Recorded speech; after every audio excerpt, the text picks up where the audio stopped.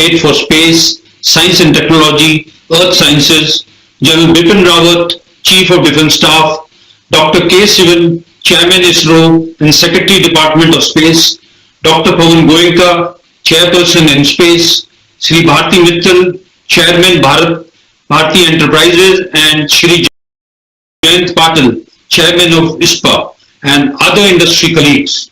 On behalf of Indian Space Association, in short ISpA, I welcome you all for this inaugural launch. It's a great honor that the launch of ISpA is being graced by our Honorable Prime Minister and most eminent guests. Post the historic decision of the Honorable Prime Minister to open space to private industry, he, in an interaction with space industry captains in December 2020, advised them to have a common platform to advocate and facilitate their aspirations, triggering the creation of ISpA. We in ISpA, with the stalwarts of space industry as our founding members, aspire to fulfill our Prime Minister's vision of a technologically enabled and Atmanirbhar Bharat. We will work with all stakeholders, service providers, manufacturers, startups, MSMEs, and collaborate with InSpace, Department of Telecommunications, ISRO, TRI, and the Ministry of Defence, and others, especially in the field of policy advocacy, to create an enabling environment.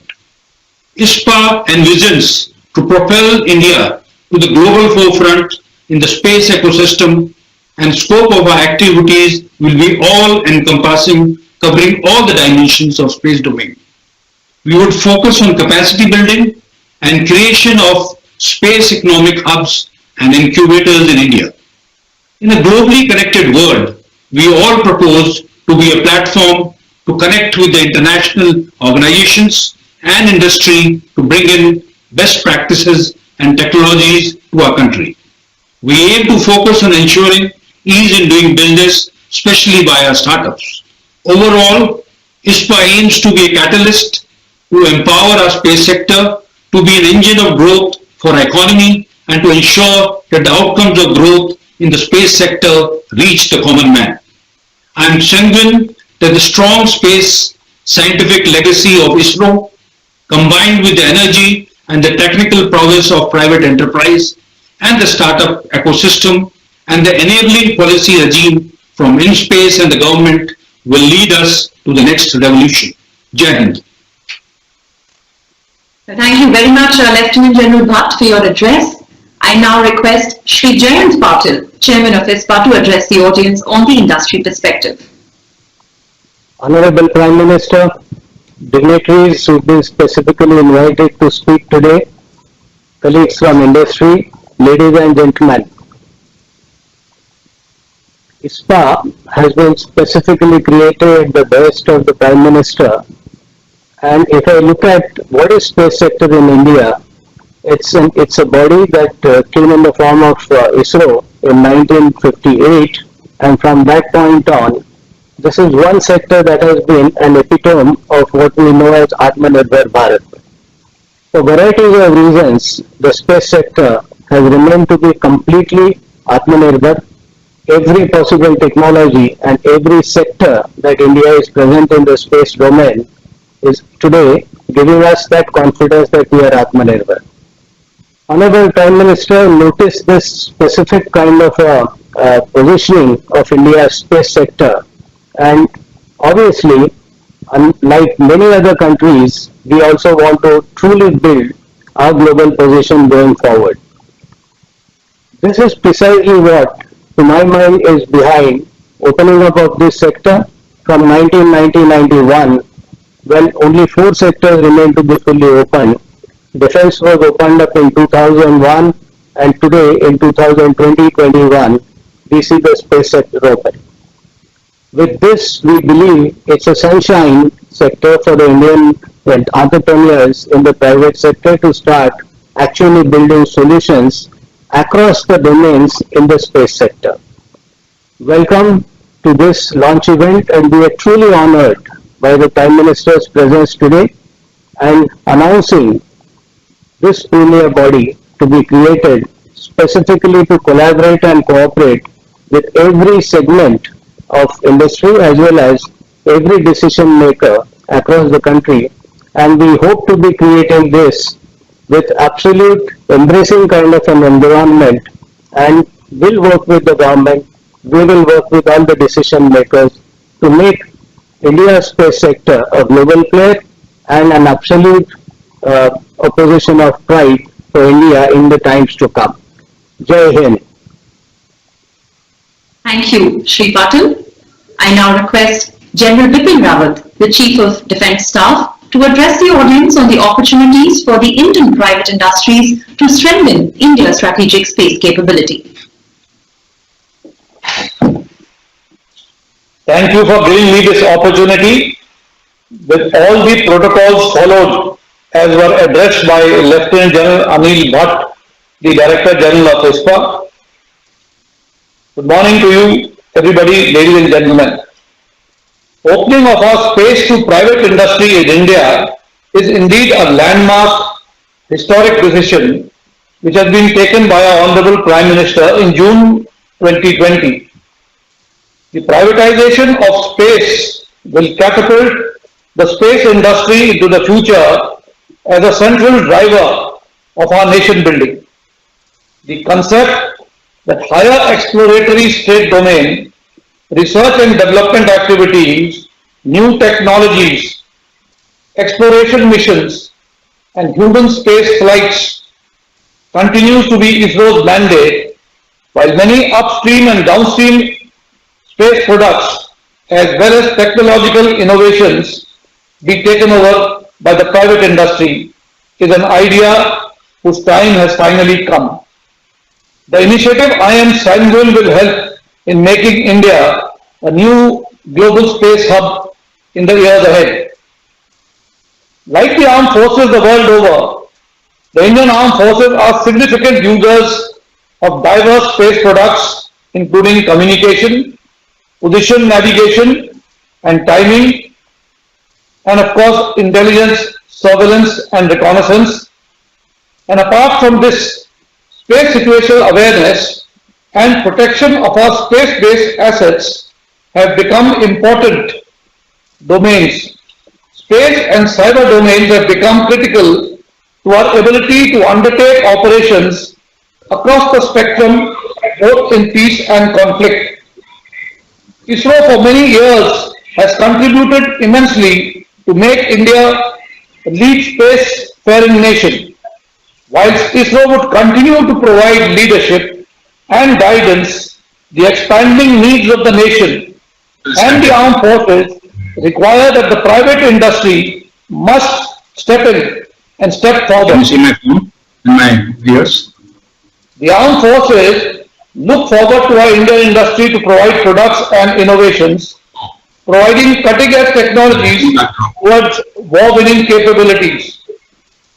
My congratulations, felicitations and best wishes to Indian Space Association, the ISpA, and all its members and office bearers, especially the chairperson, Shri Jayant Patil, Mr. Sunil Bharti Mittal, Chairman of Bharti Airtel, and Lieutenant General Anil Bhatt, retired, the newly appointed Director General, and his team on this occasion. Wishing you all the best. Thank you and Jai Hind. Thank you very much, sir, for addressing us all. Before I proceed, I'm going to request all the speakers to kindly keep their audio on mute when they are not speaking. Thank you. It is now time for me to invite Shri Sunil Bharti Mittal, Chairman of Bharti Enterprises, to address the audience on the space services potential.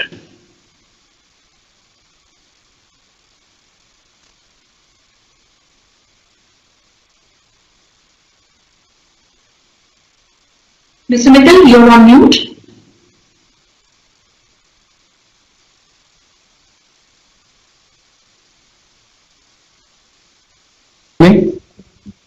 Yes, we can hear you now. Honorable Prime Minister, Minister of Telecommunications, Minister in Prime Minister's Office, National Security Advisor, my fellow travelers in the space industry, and other dignitaries who have joined us here today. I am delighted to be part of this launch ceremony for ISpA a vision which was shown to us by the Honorable Prime Minister, and I'm glad that we have been able to pull in all the players of the space industry together under one roof of ISpA. I will talk briefly about the potential of India's space industry, but I would like to lay out some of the fundamental factors that are in play today globally. I've been associated with this industry for nearly a year and a half now, and I can say with a great deal of certainty that the space race has truly begun. And this race is getting accelerated every day, wherein we are seeing that very, very large, powerful countries, along with private sector, are moving their agenda at a very fast pace. Without the support of the governments, this becomes almost impossible.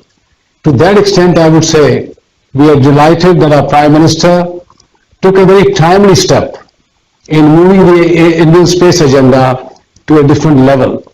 It's been a timely intervention, and we are greatly in support of the India's space vision that has been laid out. We are fortunate in India that we have an agency like ISRO and now NCL, which have had an illustrious career in manufacturing our own satellites, putting our rockets together, and importantly becoming one of the handful of nations which has its own launch capabilities. With this platform in place, it is time for private sector now to take advantage and ensure that India remains at the cutting edge of space industry. New technologies, R&D, where billions of dollars are being spent, are upending the old technologies. It is therefore time for us to move. In the next 3 to 5 years, the space industry will dramatically alter. And I'm glad that my own company, Bharti Airtel, through its investment by Bharti Enterprises and OneWeb, are joining this race at a very fast pace. OneWeb will be bringing in connectivity to the nation and ensuring that we provide connectivity to every square inch of our country. I was delighted to hear General Bipin Rawat talking about PNT services, connecting the remotest parts of our country, and OneWeb, which has got already 322 satellites in space, will be providing those services in the middle of next year to the entire country, oceans, deserts, forests, and importantly the rural hinterland. I'm also very glad to announce that the collaboration between OneWeb and ISRO is moving at a very fast pace. I'm glad to share with all of you today that we have entered into an arrangement to use the workhorse of ISRO, the PSLV, and importantly, the new rocket that they are bringing out of a very large payload capacity, GSLV Mark III, to launch OneWeb satellites from the Indian soil. This is a very proud moment for all of us in India that OneWeb will be the first customer which starts to bring in commercial position into the Indian space market. With this new initiative that we have taken, I am sure that more and more international customers will come at the doorstep of ISRO and NCL. In closing, I would say we have a great future ahead of us. Our Prime Minister has shown us the way. It is time for us in the industry to respond. Thank you. Well, thank you very, very much, Mr. Mittal, for sharing with us your thoughts and perspective. And I now request Dr. Pawan Goenka, the chairperson in space, to kindly address the audience about the space ecosystem of India. Good morning to all the dignitaries present, ladies and gentlemen. It appears that my video is frozen. I don't know what has caused that. I cannot fix it, but we'll continue. Today is a momentous day in the space journey of India with the launch of Indian Space Association by our Prime Minister. In India's space journey, I am, as they say, the newest kid on the block, having been recently appointed as the chairperson of InSpace. But in short 4 weeks, I have developed an admiration for what India has achieved in space, the ecosystem that has been created, and the opportunities that lie ahead of us. ISRO and other labs and centers under Department of Space are clearly valuable assets that our country has. I've had an opportunity to see some of the work that has been done and is in the pipeline, and I'm truly impressed The infrastructure for design, testing, development, manufacturing and launch that has been created over the last 6 decades with a very humble beginning will make most spacefaring countries envious of India. I've also been exposed to some of the cutting-edge R&D work that is being done in academic institutions like IISc and IITs. I've talked to some of the long-time suppliers of ISRO such as L&T, L&W, Anand Technologies, and most importantly, I have talked to many of the startups formed in the last 5 years, and this is where the big opportunity lies for India in space.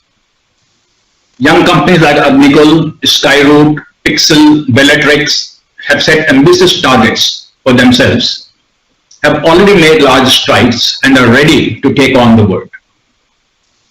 Having said the above, the fact remains that India still has a very small share of global space economy, at just about 2%. And in a sense, time has come for us to transition to Indian Space 2.0. Government of India, under the leadership of our Prime Minister, has taken a key decision in 2019 to promote space in private sector. Formation of InSpace was announced in June 2020 and ISpA was conceived in December 2020. All of this has been done with a view to usher in an enabling regulatory environment for space activities and to make it easier for the private enterprises to participate in this sector. Work has already begun. NSIL is close to signing contracts with private sector consortiums of companies to manufacture PSLV. ISRO has signed MOUs with 3 startups. The pace, however, has to pick up. And I do believe that ISPA and InSpace will help accelerate that pace. We clearly need to substantially increase our space capacities and activities. Today we are doing perhaps 4 to 5 launches a year. I believe we have to triple that number in the midterm. We need to quickly have small launch vehicles operational both from ISRO and private sector. Our startups need to develop multiple downstream applications. Our ability to design and manufacture satellites, both small and large, has to multiply several fold. Also, satellite constellation-based web services, as Sunil talked about, must come to India very soon. We have all the ingredients for these to happen. All the stakeholders, the full ecosystem of space, ISRO, NSIL, academic institutions, the suppliers and manufacturers, the startups, ISPA and InSpace, all have to work together to realize opportunities in space and make the dream of our Prime Minister a reality. I will personally be delighted to play a small role in this important journey, a journey that will be a very exciting one for all players in this sector. I congratulate Mr. Jayant Patil and Lieutenant General Bhatt on this occasion of the launch of ISPA and look forward to working with them and other members of the space ecosystem. Thank you very much. Thank you, Dr. Goenka, for your address. It is time for me to now invite Dr. K. Sivan, Chairman of ISRO and Secretary, Department of Space, to address the audience on the space activity challenges of India. Respected Honorable Prime Minister, Honorable NSA Sri Dowal Ji, Honorable Minister Dr. Jitendra Singh Ji, Honorable Minister Ashwin Vaishnav Ji, General Bipin Rawat, Dr. Goenka, Sri Sunil Mittal Ji, Sri Jain Ji, Sri Chirag Ji, senior dignitaries, office bearers of ISPA, my friends from industry, startups, academia and Department of Space. A very good morning to all of you. This is a great moment to be part of this momentous occasion of bringing together the industries in India under the umbrella of Indian Space Industry Association. I am extremely grateful to the Honorable Prime Minister in mooting this idea a year ago while interacting with the Indian industries soon after space sector reform. I appreciate my dear friends from industry to quickly assemble together and form this association to participate in this high-end technology endeavor encompassing stakeholders of the entire space domain. We all joined hands together to make it happen, and I am delighted to observe that finally today, on this auspicious day of Navaratri Puja, it culminated into the inauguration of this important event by our beloved Prime Minister. Since the announcement of space sector reforms in June 2020, Department of Space, with great pride, had eagerly taken forward the vision set by the Honorable Prime Minister. The enthusiasm and response shown by the industry was given due importance, and each and every proposal and request was taken care of and processed to appropriate levels. The total number of response to space sector reforms announcement has increased as much as 42 numbers. You can understand the enthusiasm. Now, InSpace is constituted and the baton will be taken forward with the same vigor and enthusiasm towards enabling private industry to contribute to world space economy in a major way.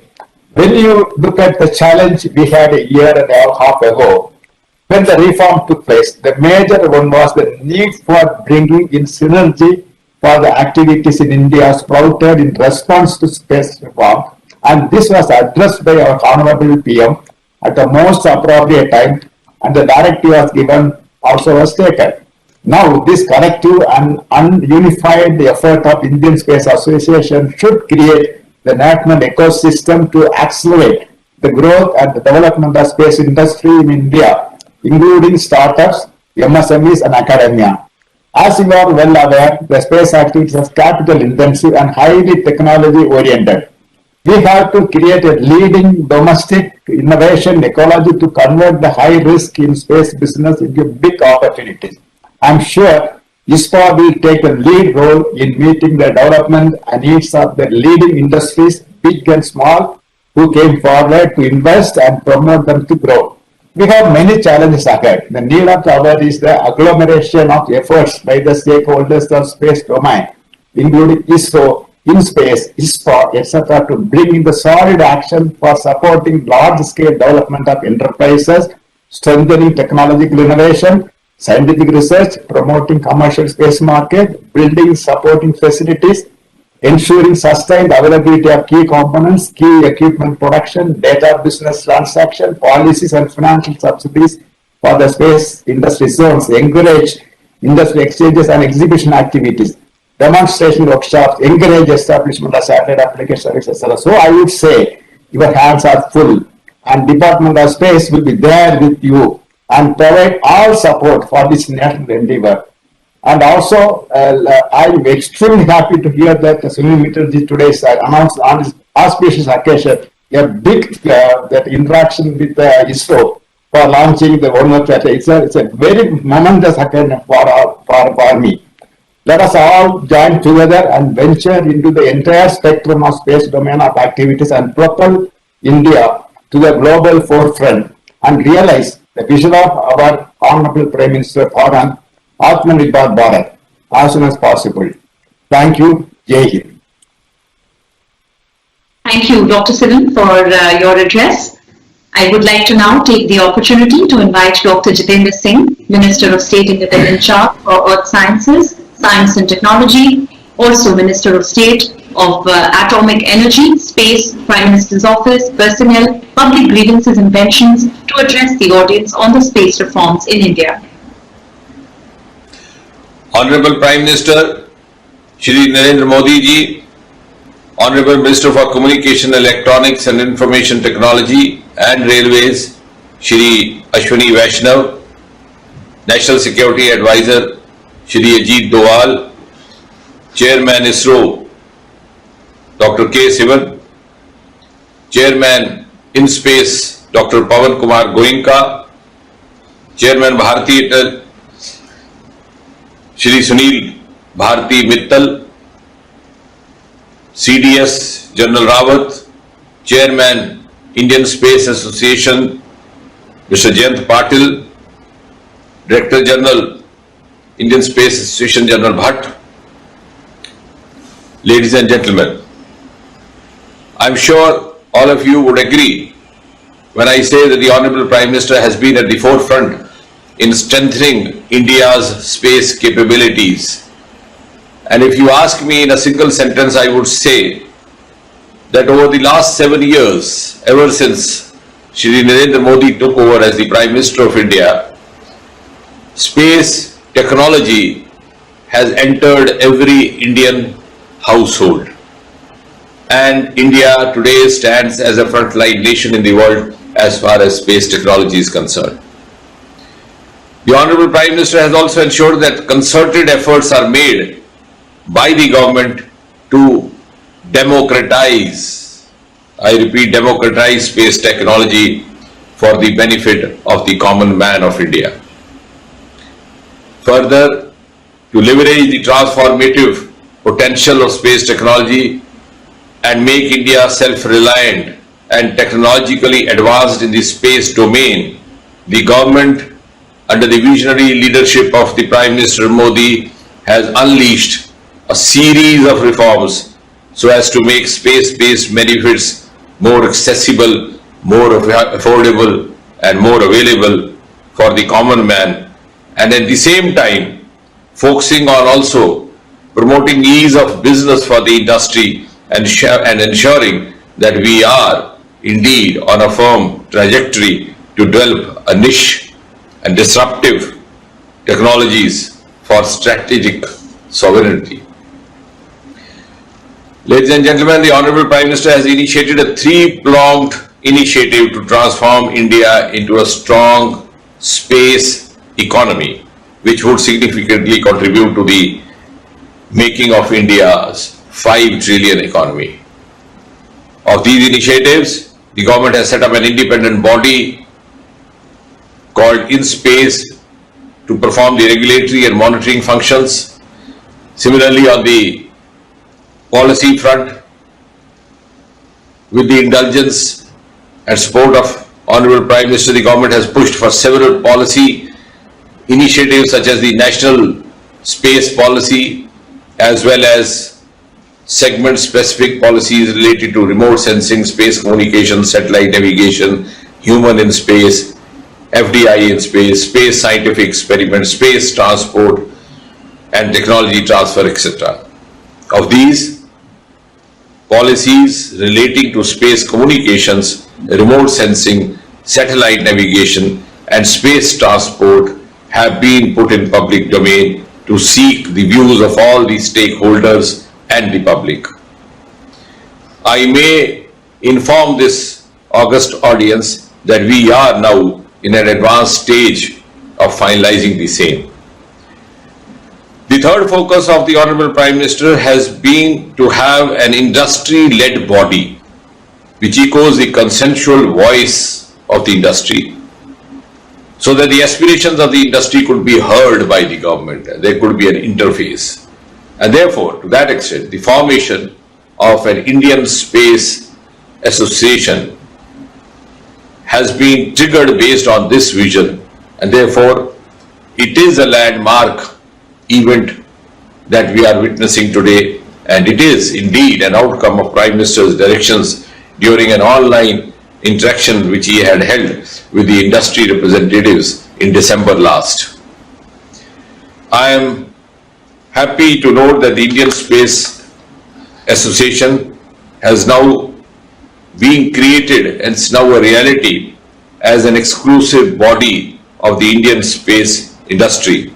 And I'm sure that the Department of Space, the INSpace, the ISRO, the NSIL and all the other related government departments would work closely with the Indian Space Association to implement Honorable Prime Minister's Atmanirbhar Bharat through policy advocacy as well as engagement with all the stakeholders in the domain of Indian space technology, including the government and its agencies, so that all of us join together to make India self-reliant, technologically advanced and a leading player in the world space arena.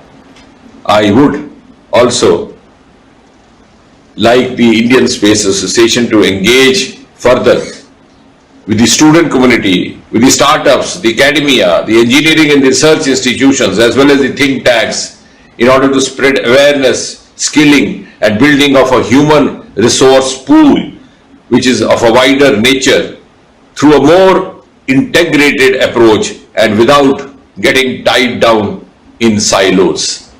Thank you, ladies and gentlemen, and all the very best for this new beginning. Thank you, sir, for your address. May I now request Shri Ajit Doval, the National Security Advisor, to address the audience on the significance of the private sector involvement in India's future space initiatives. Honorable Prime Minister of India, Shri Narendra Modi ji, Dr. Jitendra Singh ji, Shri Ashwini Vaishnav ji, General Vipin Rawat, Dr. K. Shivam, Sri Sunil Bharti Mittal ji, Shri Pawan Goenka ji, Lieutenant General A.K. Bhatt, ladies and gentlemen. It is indeed an honor and privilege for me to be present at the launch ceremony of the Indian Space Association. Nation building is a participatory effort which involves bringing together the collective energies of individuals, structures and systems to maximize national interests. Today's fast evolving world is marked by rapid changes in technology, greater interconnectedness and new methodologies of global production. Economic growth and technology development are the most important ingredients of national power. In such an environment, national governments can no longer be the only stakeholders in evolving policies for national security and development. Private sector is an equal stakeholder in nation building. Hitherto, exclusive domains like space that were dominated by the public sector therefore need to be opened up to the private sector to ensure that we remain ahead of the curve. Rapid strides have been made by the private sector in development of niche technologies. Many of these technologies are dual use. They have revolutionized activities in several areas including navigation, remote sensing, weather monitoring, agriculture, satellite communications and broadband internet. According to some estimates, the global space industry is poised to grow exponentially. With appropriate policies and regulations, Indian private sector can become a co-traveler in India's space journey. The excellent work done by ISRO to develop an ecosystem of high-quality suppliers provides India a solid base on which to upscale the involvement of private sector in space domain. In this context, Honorable Prime Minister Shri Narendra Modi ji's historic decision to open up India's space domain to private industry is both timely and forward-looking. It complements Honorable Prime Minister's vision of Atmanirbhar Bharat. Private investments in the space sector will generate high-tech jobs, facilitate technology absorption and ensure involvement of foreign partners through joint ventures. These steps will make India a manufacturing hub of space assets. The Indian Space Association can play a crucial role by helping private sector companies organize themselves in a proactive manner to take full advantage of future opportunities. A strong private sector industry will also contribute to meeting our growing security challenges. India needs to focus on augmenting capacities in several areas such as alternate space launch options, commercially available indigenous satellite communication solutions, R&D into futuristic technologies, tracking capabilities across geographies and protection of space assets. Creating an appropriate regulatory environment to address safety, security and legal liability issues will be central to this effort. In this backdrop, establishment of the Indian Space Association is a welcome step. Given its comprehensive charter, I am confident that ISPA will play a critical role in strengthening our comprehensive national space capability. I wish ISPA all the success. Thank you and Jai Hind. Thank you, sir, for sharing with us your thoughts and insights. It is time for me to now invite Shri Ashwini Vaishnav, the Honorable Minister for Communications, Electronics and Information Technology and Railways, to address the audience on the communication opportunities utilizing the space domain. Thank you. Honorable Prime Minister Shri Narendra Modi ji, my senior colleague Dr. Jitendra Singh ji, Shri Ajit Doval, dignitaries from space, telecom, defense, electronics and other sectors, I wish you all a great success and congratulations for achieving this seminal milestone in the space industry. Honorable Prime Minister's vision of opening up space sector is being realized through this initiative and many more initiatives that other dignitaries have mentioned in this conference. With launching of Indian Space Association, new opportunities will open up for industry, for research organizations, for academia, for startups, for manufacturers, for service organizations like railways and for other government organizations. Indian Space Association will evolve into an effective forum to give shape to this evolving space sector. So many things are changing, so many technologies are coming up. This is the time when we need a body which can really think through, sit together, deliberate and come up with policy recommendations which can help in the long-term development of this sector. This organization will also help us harness the technology and talent for solving some of the most difficult problems that we are facing today. Our government, under the leadership of Prime Minister Narendra Modi ji, believes in the philosophy of Antyodaya, inclusive development, development of the last person in the society, development of the marginalized sections. You must have all noticed all initiatives, programs and technologies that our government makes under Prime Minister's leadership must make a difference in the lives of the poor, the marginalized, the tribal, the farmers and the most vulnerable sections of the society. I hope the space and telecom combined will contribute a big way in achieving the Antyodaya mission, achieving the vision of reaching out to the marginalized sections. It's very obvious that space and telecom combined can help us reach to the areas which are conventionally not reachable. For example, the forested areas, the tribal areas which are in very remote places, the northeast parts of our country, the Himalayan sections, the desert areas, many of these sections where conventional methods could not take digital services. I hope with space technologies we'll be able to reach those areas. We all know that space and telecom are organically connected sectors, especially when it comes to managing the spectrum.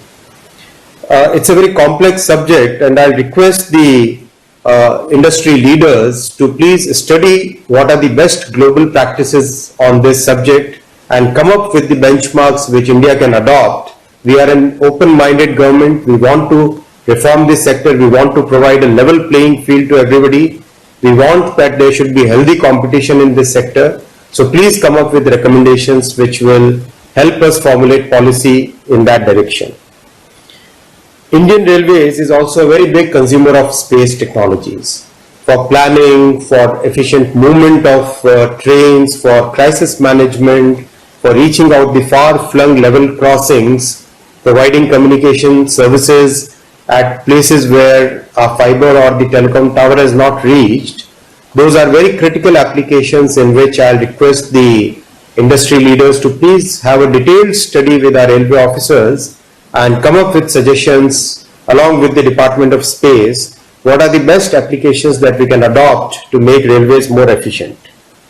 These are some of the thoughts with which I thought that let me congratulate once again, and I wish all the industry participants, academia, research organizations, government organizations, defense organizations, space research, you have all made us proud through all your initiatives, and I hope Indian Space Association will continue to take this initiative forward. Thank you. Namaste. Thank you very much, sir, for your address, and thank you for talking to all of us here. We will now await the arrival of the Honorable Prime Minister, who will be joining us shortly. And I will request everyone, all our speakers, to kindly keep their cameras on at all times and audio on mute. Thank you.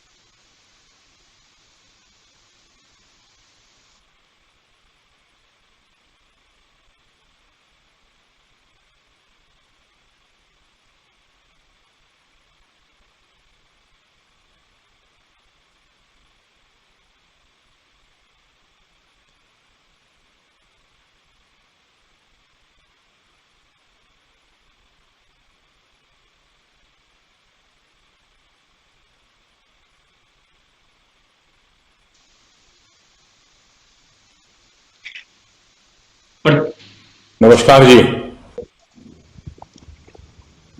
आदरणीय प्रधानमंत्री श्री नरेंद्र मोदी जी, जय हिंद, नमस्कार। नवरात्रों के शुभ सप्ताह के दौरान हमारे संगठन के शुभ आरंभ के अवसर पर आपका हमारे बीच में आना हम सभी के लिए और खासकर अंतरिक्ष समुदाय और भारतीय अंतरिक्ष संघ के सभी सदस्यों के लिए बहुत सम्मान और गर्व की बात है। प्रधानमंत्री जी, आपने अंतरिक्ष के क्षेत्र में हमारे देश को एक लंबी उड़ान के लिए आधार तैयार कर दिया है। अंतरिक्ष के क्षेत्र में ये ऐतिहासिक सुधार जो जून 2020 को आपकी साहसिक नीतिगत पहल के साथ शुरू हुए, जिससे अंतरिक्ष क्षेत्र को निजी उद्योग के लिए खोल दिया गया। उसके बाद अक्टूबर और नवंबर में स्पेसकॉम नीति और रिमोट सेंसिंग नीति को आपको को जारी किया गया और इन स्पेस का भी क्रिएशन हुआ। दिसंबर 2020 में अंतरिक्ष उद्योग के सदस्यों के साथ बातचीत के दौरान आपने विचार रखा कि अंतरिक्ष उद्योग को अपना एक संघ होना चाहिए जिससे वो अपनी आकांक्षाओं को पूरा करने के लिए एक मंच हो। इस कल्पना को प्रतिरूप अब इंडियन स्पेस एसोसिएशन के माध्यम से किया गया है। आदरणीय प्रधानमंत्री जी, आज यहां आपकी उपस्थिति अंतरिक्ष और अंतरिक्ष सुधार को लेकर आपकी प्रतिबद्धता को दर्शाती है। हम और हमारे सभी साझीदार आपकी साहसिक और निर्णायक विजन को पूरा करने के लिए पूरे जोश के साथ काम करेंगे और इस सरकार द्वारा किए गए सारे सुधारों को सही मायने में लागू करेंगे। आपके मार्गदर्शन और विजन के मुताबिक हम सब मिलकर भारत को एक आर्थिक अंतरिक्ष ताकत बनाने के लिए काम करेंगे और यह सुनिश्चित करेंगे कि अधिक से अधिक अंतरिक्ष प्रोडक्ट्स आम आदमी तक पहुंच जाए। अब मैं आदरणीय प्रधानमंत्री से ISPA वीडियो को जारी कर ISPA का उद्घाटन करने के लिए निवेदन करूंगा।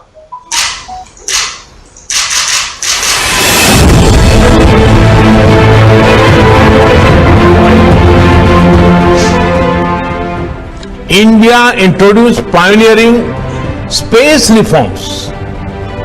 These reforms provide opportunities for both industry and academia.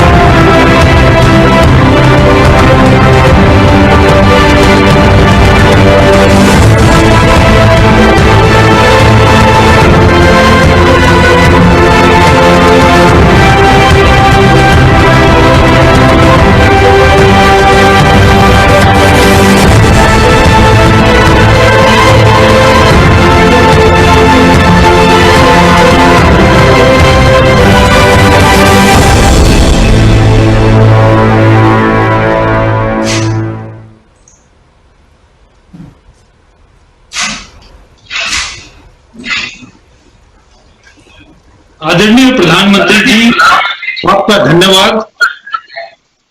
अब मैं आपको दर्शकों को संबोधित करने के लिए अनुरोध करता हूं।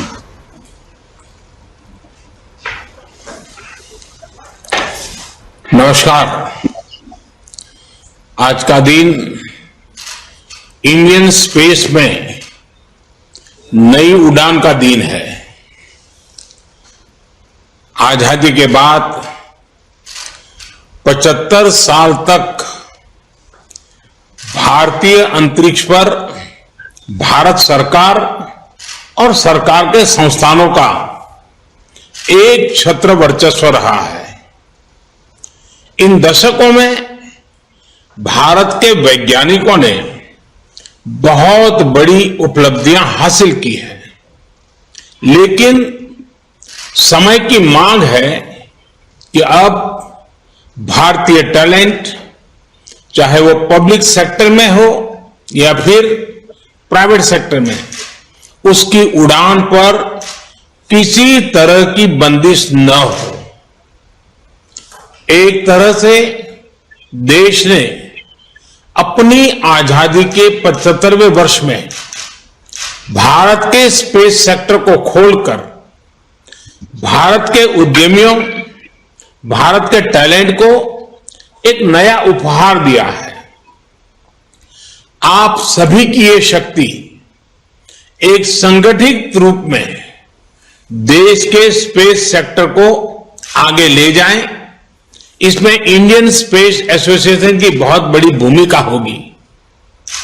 मैंने स्पेस सेक्टर में बड़े रिफॉर्म्स के बाद पिछले साल दिसंबर में आपसे बातचीत के दौरान इस एसोसिएशन का सुझाव दिया था। आप सभी ने इतने कम समय में ISPA का गठन भी कर लिया है और काम भी शुरू किया है। आज का ये आयोजन इस दिशा में बहुत महत्वपूर्ण है। साथियों, आज यहां उद्योग जगत के दिग्गज भी हैं और हमारी इंडस्ट्री के फ्यूचर, हमारे स्टार्टअप भी हैं। स्पेस टेक से आत्मनिर्भर भारत के निर्माण के लिए गरीब से गरीब के जीवन में सार्थक बदलाव के लिए सबका प्रयास ही देश को नई ऊंचाई पर ले जाएगा। स्पेस सेक्टर और स्पेस टेक्नोलॉजी से जुड़े इनोवेशंस को लेकर जो उत्साह आज दिख रहा है वो सच में अद्भुत है। मैं आपके विचार, आपका रोड मैप और आपके सुझाव जानने के लिए उत्सुक हूं। माननीय प्रधानमंत्री जी, इस अवसर पर आपने अपना महत्वपूर्ण समय हमें दिया, इसके लिए धन्यवाद। मैं आपके सामने कुछ यंग एंटरप्रेन्योर और कुछ दिग्गजों का संयोजन प्रस्तुत करूंगा। ये अपने विचार प्रस्तुत करेंगे रिफॉर्म्स के बारे में, ये क्या काम कर रहे हैं और आगे क्या देखना चाहते हैं। तो सबसे पहले मैं आमंत्रित करता हूं श्री सुनील भारती मित्तल को। भारतीय एंटरप्राइजेज ने एक बहुत ही महत्वाकांक्षी योजना अपने जॉइंट वेंचर OneWeb के साथ बनाई है ग्लोबल लियो सैटेलाइट कंस्टलेशंस को लॉन्च करने के लिए, और OneWeb एडवांस टॉक्स में है अभी इसरो के साथ एक साझेदारी के लिए। सुनील जी। नमस्कार। आदरणीय प्रधानमंत्री जी, आपका बहुत बहुत धन्यवाद। आपने जो हमें एक नई दिशा दी है, इस देश को एक नई दिशा दी है, और आपके मार्गदर्शन और दूरंदेशी की वजह से आज हम यहाँ इकट्ठे हुए हैं। दुनिया में एक होड़ लग गई है। पिछले करीब 1.5 साल में मैं इस तरह से जुड़ा हूँ। जो मेन नेशंस हैं वो तो लगे ही हुए हैं, अमेरिका, रूस, भारत, यूरोपियन स्पेस एजेंसी, पर छोटे छोटे देश भी अब इसमें कूदना शुरू कर रहे हैं और बिलियंस ऑफ डॉलर्स इसमें लग रहे हैं। और जो आपने इंडियन इंडस्ट्री को जो इस वक्त तक थी दशकों की, उसको सहारा है, पर साथ में आपने एक बड़ी बात आज कही है कि एक नई उड़ान, ये जो आपने बोला है ये बिल्कुल टाइमली है, क्योंकि एक डायरेक्शन चेंज हो रहा है इस इंडस्ट्री का, और इस होड़ में R&D के लिए पैसा, इनोवेशन के लिए पैसा और नई टेक्नोलॉजीज के लिए पैसा जो लग रहा है, अगर इसको हम अडॉप्ट नहीं करेंगे तो ये हमारा देश पीछे पड़ सकता था।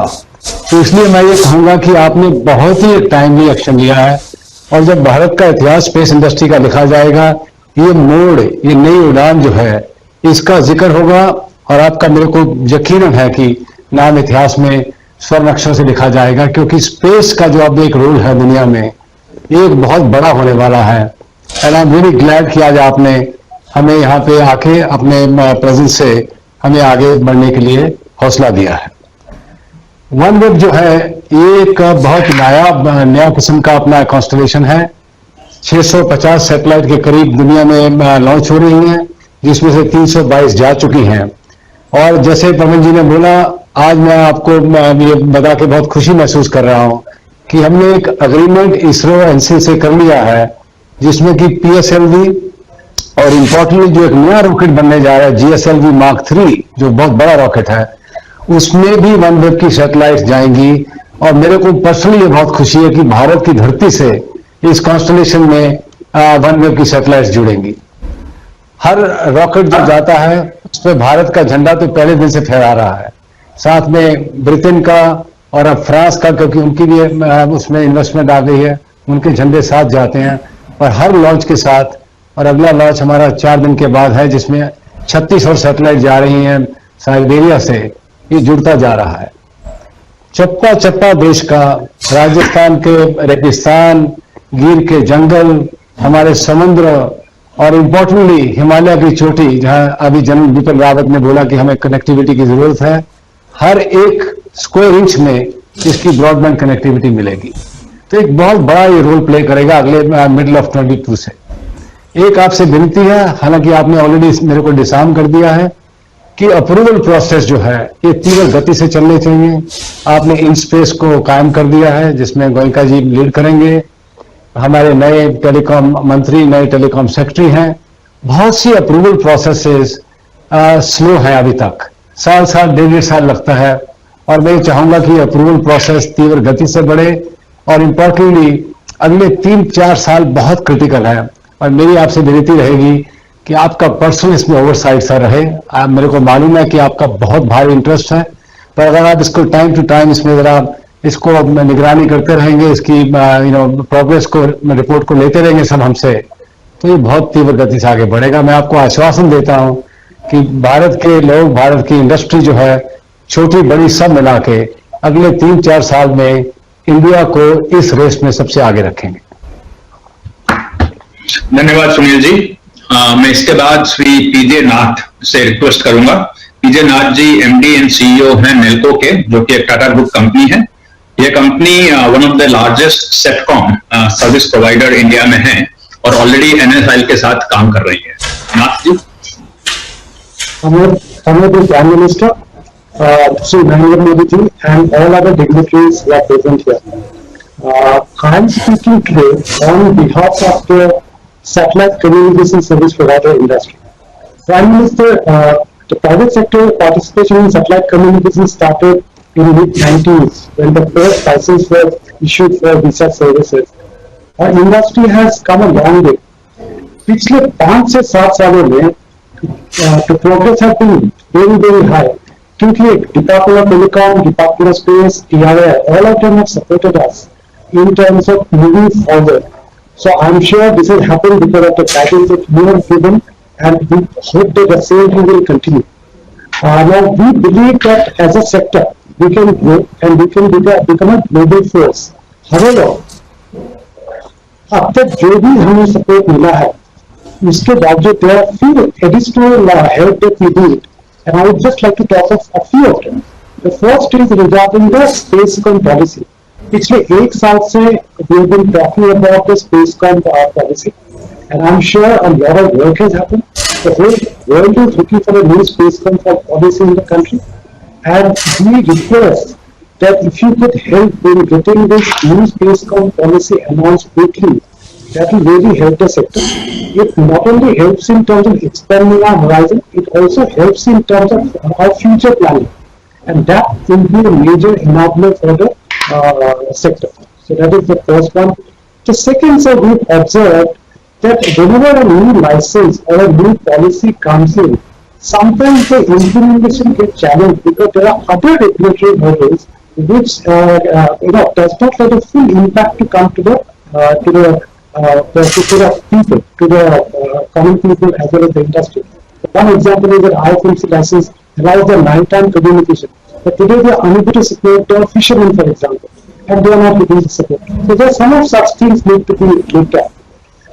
Since I talked about the IFMC license, that was a big initiative that had to be taken by the government. It's a landmark license, but it allows mobility for satellite communication for ever and nighttime. लेकिन land mobility अभी तक allow नहीं किया है, and as we have already heard that there are a lot of areas in the country where it is important to have satellite communication or even land mobility. So that can be another, the industry can really do a lot of work around that. We also request the government to open the flexibility to all the satellite communication service providers for using any frequency band which is available for satellite communication. Now some of our licenses, particularly the research licenses, more than 20 years old, and some of the policies frameworks were valid at that time. But with a lot of new technology happening globally as well as in the country, some of these flexibilities need to be brought in now, and we request the government to look at some of these aspects and make the policy more current in today's context. The other very important part of the we need to move on, please. Yeah, so the only other one point is that we are looking for able to sell freely to customers beyond India as well, and also be able to buy any technology that we require freely, so that we, as satellite communication service providers in the country, can become a global industry. So with this request, I would say that we are poised for growth, and with your support, we will be able to become a global force. Dhanyavad, Jai Hind. Thank you, Mr. Nath. May I request all the speakers to strictly stay within 2 minutes. इसके बाद मैं आमंत्रित करता हूं श्री चिराग दोषी को. चिराग दोषी वॉलचंद नगर industries के सीईओ हैं. वॉलचंद नगर परहैप्स सबसे पहली पार्टनर इसरो की थी. इन्होंने मिड 60s में इसरो को सप्लाई शुरू की थी और ये कुछ क्रिटिकल पार्ट्स बनाते हैं लॉन्च व्हीकल्स के लिए, और प्राय सभी स्पेस प्रोग्राम्स में इनका सिस्टम सप्लाई हुआ है. श्री दोषी जी. Namaste, Honorable Prime Minister Ji. At the outset, I would like to express my deepest respect and appreciation for the visionary leadership that you have shown and the reforms taken by you and your government over the past few years. And this has really laid the foundation for what is going to be the exponential growth of our space industry. The formation of InSpace as the nodal agency under Dr. Pawan Goenka, the development of a new space communication policy, the encouragement for more private sector participation in the space program, and I think most importantly, allowing the use of government facilities for startups so they don't have to spend money recreating these facilities are some of these new initiatives that have been set in motion. Humne Walchnagar Industries is honored that we have been the primary private sector company to have partnered with ISRO at the inception of our space program as far back as 1973 when the first launch happened. We have participated in the manufacture of all launch vehicles from 1973 to 2021 and will continue to do so going forward. Our commitment to the nation is to continue to expand our facilities to cater to the growing needs of ISRO and now hopefully our private partners. Now that we have formed ISpA, my request would be that we may be able to work jointly with the Ministry of Finance, with Department of Space and your office to possibly create an opportunity for small and medium firms like ourselves to get access to cost-effective capital and potential subsidies for expansion. Similar to those given for other manufacturing industries under the PLI schemes. I believe that if we aspire to ultimately be the leading space program country in the world, it is going to require many of us to invest large amounts of capital to enhance our manufacturing facilities, especially with ISRO having already laid out their ambitious plans for the next decade. My second thought and suggestion is we need to have a much deeper engagement between government, industry and our leading academic institutions, not just from a skilling perspective, but also from a research and development perspective in order for our country to develop intellectual property going forward. And this will further encourage private industry to take bigger risks in technology development. Thank you for giving me the time. Jai Hind. धन्यवाद चिराग जी. इसके बाद मैं professor B Kamakoti को आमंत्रित करता हूं.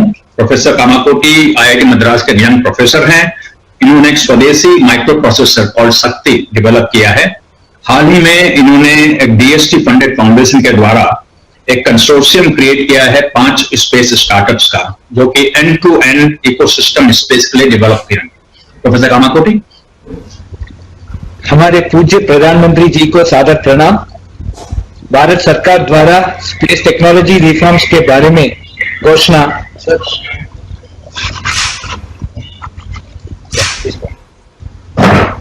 हमारे पूज्य प्रधानमंत्री जी को सादर प्रणाम. भारत सरकार द्वारा स्पेस टेक्नोलॉजी रिफॉर्म्स के बारे में घोषणा बहुत ही सामयिक है और निस्संदेह निकट भविष्य में स्टेट ऑफ द आर्ट आत्मनिर्भर टेक्नोलॉजी में बड़े पैमाने पर विकास की ओर ले जाएगी. भारतीय एकेडमिया, इंडस्ट्री और विशेष रूप से यंग स्टार्टअप कंपनीज इस रिफॉर्म्स को बहुत उत्साह के साथ स्वागत करती है। मैं इस अवसर पर इस रिफॉर्म्स को सक्षम करने के लिए माननीय प्रधानमंत्री जी को धन्यवाद देता हूं। इस घोषित रिफॉर्म से प्रेरित होकर आईआईटी मद्रास ने India space technology and applications consortium design bureau ISpA.db नामक एक कंसोर्शियम लॉन्च शुभारंभ किया है। इस कंसोर्शियम में वर्तमान में 5 young startup companies Agnikul, Dronavayu, GalaxEye, Mindgrove technologies और रेसिडियो लैब्स शामिल है। एक कंसोर्शियम का कोऑर्डिनेशन आईआईटी मद्रास द्वारा होस्ट की गई एक सेक्शन 1 कंपनी IITM प्रवर्तक टेक्नोलॉजीज फाउंडेशन द्वारा किया जाता है। DST के national mission on cyber physical systems द्वारा इस सेक्शन 1 कंपनी का निर्माण हुआ था। हम निकट भविष्य में कई और कंपनियों के साथ इस कंसोर्शियम में शामिल होने का उम्मीद करते हैं। हमारा टीम आत्मनिर्भर, लाइट वेट, मीडियम वेट और सुपर हेवी रॉकेट और सैटेलाइट्स का डिजाइन और मैन्युफैक्चर, इसके लिए 3D प्रिंटिंग टेक्नोलॉजी का उपयोग, रैपिड मोबाइल लैंड, एयर और सी लॉन्च द्वारा एंड यूजर के आवश्यकताओं के अनुसार लॉन्च फ्रॉम एनीवेयर टेक्नोलॉजी और सैटेलाइट से मिलने वाले डेटा को प्रोसेस करना, ये सभी बिल्डिंग ब्लॉक्स में काम करेंगे। इस स्पेस कार्यक्रम में ह्यूमन कैपेसिटी बिल्डिंग एक जरूरी अंग है। हमारे कंसोर्शियम द्वारा launch vehicles, satellite, sensors, next generation computing, 5G, 6G और आगे डेटा और इमेज एनालिटिक्स, मैन्युफैक्चरिंग और सिस्टम इंटीग्रेशन, ये सभी टॉपिक्स में टारगेटेड ट्रेनिंग प्रोग्राम्स का व्यवस्थित किया जाएगा। ये आत्मनिर्भर बिल्डिंग ब्लॉक्स को उपयोग करके दिसंबर 31, 2023 के पूर्व एक स्ट्रैटेजिक और एक कमर्शियल लॉन्च करना हमारा इच्छा है। कंसोर्शियम के सदस्यों की ओर से मैं आश्वासन देता हूं कि हम स्पेस और डीप स्पेस के क्षेत्र में हमारे माननीय प्रधानमंत्री जी के आत्मनिर्भर भारत के लक्ष्य को हासिल करने के लिए इसरो, इनस्पेस, इंडियन स्पेस एसोसिएशन और अन्य सभी भाग लेने वाले मंचों के साथ मिलकर काम करेंगे। एक अवसर प्रदान करने के लिए धन्यवाद। नमस्कार। Thank you, Professor. I once again request everyone to stay within 2 minutes. इसके बाद में श्री अवैस अहमद पिक्सल के फाउंडर को आमंत्रित करता हूं। पिक्सल सिर्फ 2 साल पुरानी कंपनी है और अवैस जी की उम्र केवल 23 साल है। इन्होंने काफी एम्बिशियस प्लान बनाया है कि ये वर्ल्ड का first constellation of hyperspectral image satellite बनाएंगे, जिसकी की बहुत ही ऊंची इमेज रेजोल्यूशन होगी। ये फर्स्ट सैटेलाइट इसरो के द्वारा शायद 2-3 महीने में लॉन्च होने वाला है। श्री अवैस अहमद जी। नमस्कार आदरणीय प्रधानमंत्री जी, आपसे फिर से इंटरैक्ट करने के लिए, अपॉर्चुनिटी देने के लिए मेरा बहुत बहुत धन्यवाद। पिक्सल दुनिया का सबसे पहला हाइपरस्पेक्ट्रल सैटेलाइट कॉन्स्टलेशन लॉन्च कर रहा है, जो आज के डेटा से 50 गुना ज्यादा इंफॉर्मेशन देगा। हमारा पहला सैटेलाइट मैन्युफैक्चर हो चुका है और कुछ महीनों में इसरो के द्वारा ही लॉन्च होगा। ये सैटेलाइट पहले रशिया से लॉन्च होने वाला था, लेकिन गवर्नमेंट के अनाउंसमेंट के बाद InSpace के पास करके हमने इस लॉन्च को इंडिया शिफ्ट किया है। ये हमारे लिए गर्व की बात है कि इंडिया का सबसे पहला प्राइवेट इमेजिंग सैटेलाइट इंडिया के ही रॉकेट में लॉन्च होगा। अगले 2 साल में हम 30 और सैटेलाइट लॉन्च करेंगे, जो सारी दुनिया को डेटा प्रोवाइड करेगा, और उम्मीद है कि इसे भी हम इसरो से ही लॉन्च करेंगे। इस फर्स्ट सैटेलाइट के लॉन्च को पॉसिबल करने के लिए InSpace, इसरो और डिपार्टमेंट ऑफ स्पेस ने हमारा ज्यादा से ज्यादा सपोर्ट किया है। लाइसेंसिंग सपोर्ट से लेकर लॉन्च के लिए GST वेव करने तक, इसरो के टेस्टिंग फैसिलिटीज को एक्सेस देने से लेकर लॉन्च कॉन्ट्रैक्ट को जल्दी साइन करने तक, पिछले 1 साल में हर जगह हमें हेल्प मिली है। जो रिफॉर्म्स के लिए, इस सब के लिए हम आपका और डिपार्टमेंट ऑफ स्पेस का बहुत आभारी है। जो इसरो ने पिछले 50 साल में किया है, हम उस फाउंडेशन के ऊपर बिल्ड करके ट्रूली ग्लोबल स्टार्टअप बना के दिखाना चाहते हैं। इससे हमारा देश स्पेस टेक्नोलॉजी में भी आत्मनिर्भर होगा और सारी दुनिया के लिए भी सॉल्यूशंस प्रोवाइड करेगा। एक सजेशन है कि रेगुलेटरी अप्रूवल प्रोसेस जो है, अगर मंथ से वीक्स को स्पीड अप कर दिया जाए तो हम और गति से आगे बढ़ सकते हैं। आपके इस विजन और इनिशिएटिव के लिए हमारा बहुत धन्यवाद, और हम इस विजन को रियलिटी में बदलने के लिए पूरी कोशिश कर रहे हैं और करते रहेंगे। पिक्सल और अदर स्टार्टअप्स जो है made in India for the world है, और हम इस देश का नाम पूरे ग्लोब में रोशन करना चाहते हैं। धन्यवाद।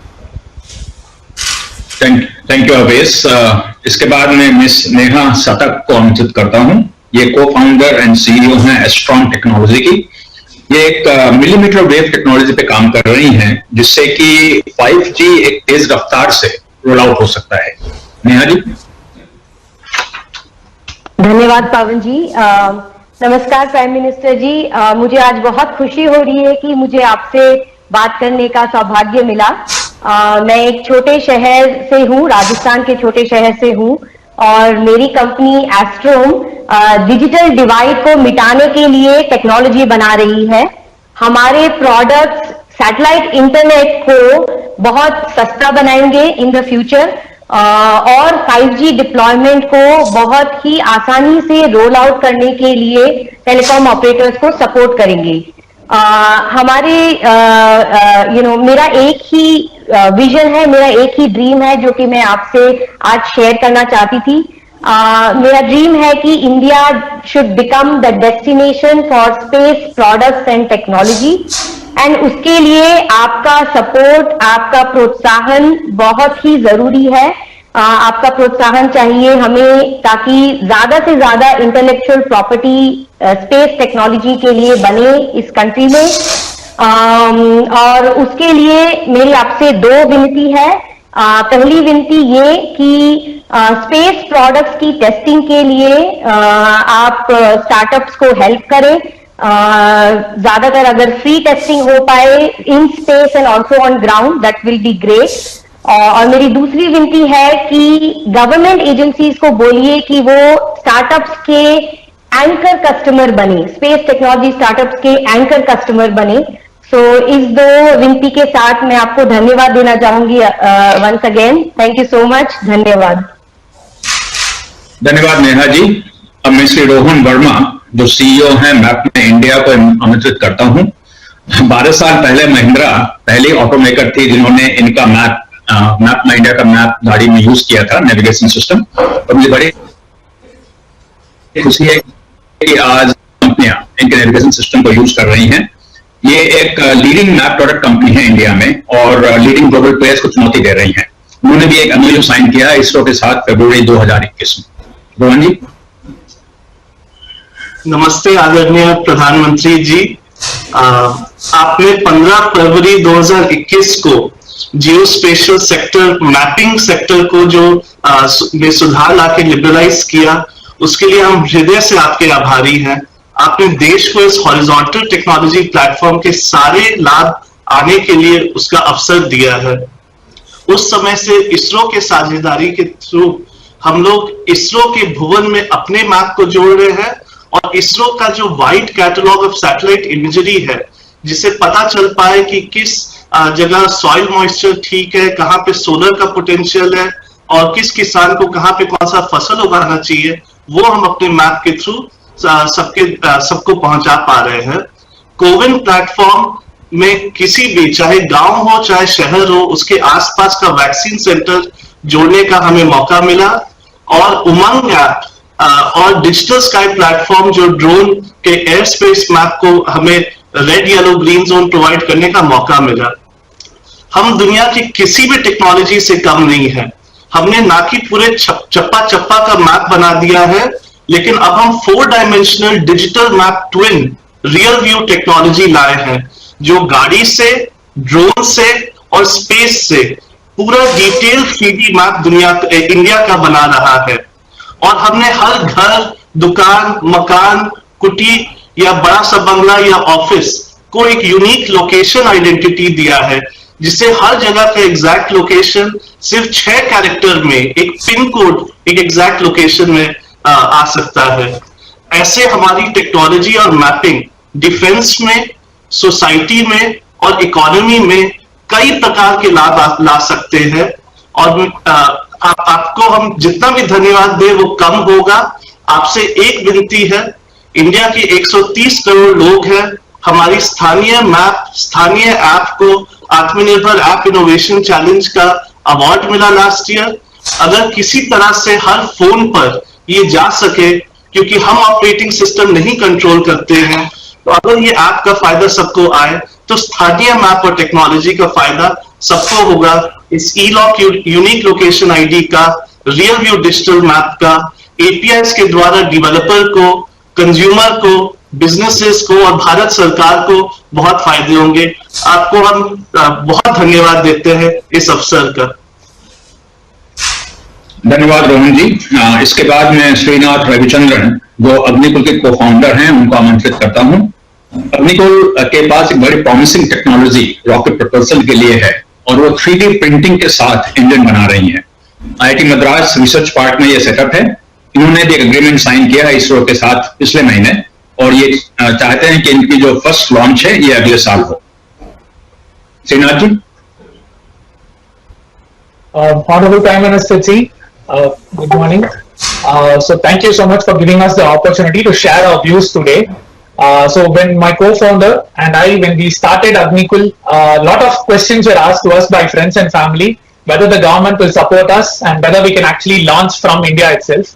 Now recently with Dr. Pawan Goenka's and Dr. Sivan's support, we have actually been able to sign an MOU to use ISRO's facilities to test our engines and our avionic packages. So we're extremely thankful to you for enabling that, because without InSpace, none of these things would have happened, sir.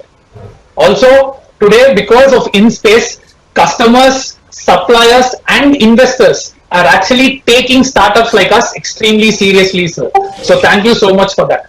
Also, in our company today, we have 100 engineers who are all developing new technology in India, and they are also trusting us because the government is directly supporting us.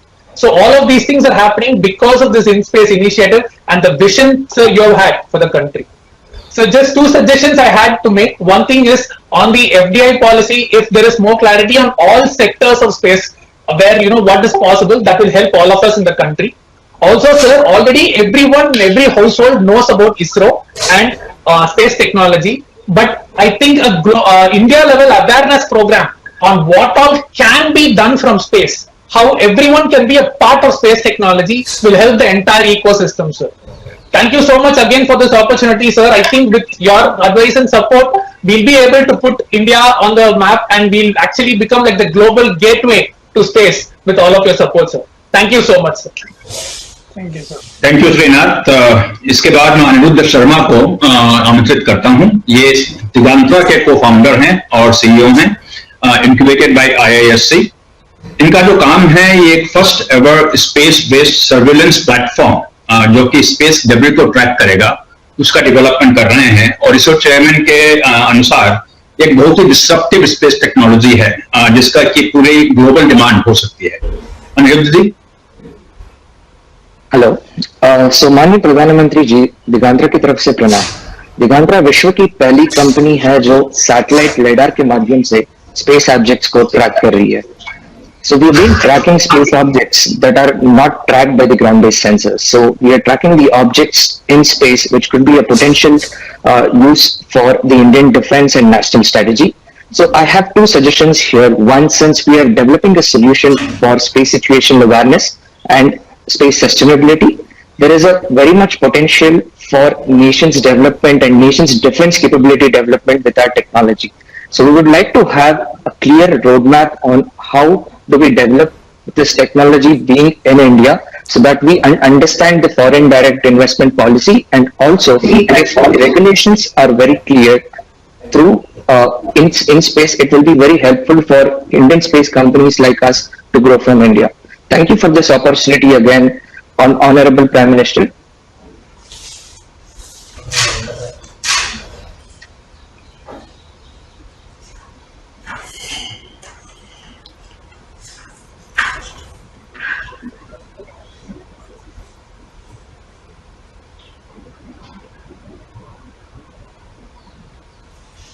मैं अगले वक्ता को निवेदन करूंगा कि वो बोले। पवन Chandra.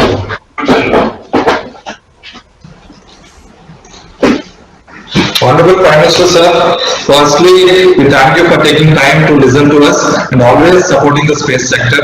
So we are Pawan and Bharat, founders of Skyroot Aerospace, National Startup Award winning space startup, building next generation rockets for launching satellites to space. We are using 3D printing, advanced carbon fiber technology, and building rockets that can be assembled and launched in few days. Our startup is a major beneficiary of the space reforms, sir, brought by you, and we all are able to build our own rockets and soon be able to enter the international multi-billion-dollar space launch market starting next year. Thanks to the reforms, we recently became the first space startup to sign an MOU with ISRO with Dr. Shivan's help and using the ISRO's facilities and launch facilities. And we are working with them very closely. Thanks for this facility sharing and expertise of ISRO will save a lot of cost with us and help us compete globally by offering lowest cost solutions to the international space launch market. Dear sir, we believe the following two additions to the current reforms would benefit the private space industry to even greater extent. The first one is the creation of a space fund, as strategic capital is very necessary to scale a startup to a level where we can compete globally. The other one is to allow national space missions like building future reusable rockets, satellites, and our interplanetary missions can be given to select startups or industry consortiums under the administration of ISRO. Thank you again, sir, for opening doors with the new space reforms, which gives us an opportunity to build world-leading space solutions for India and also contribute to our nation's space ambitions. Thank you. Jai Hind.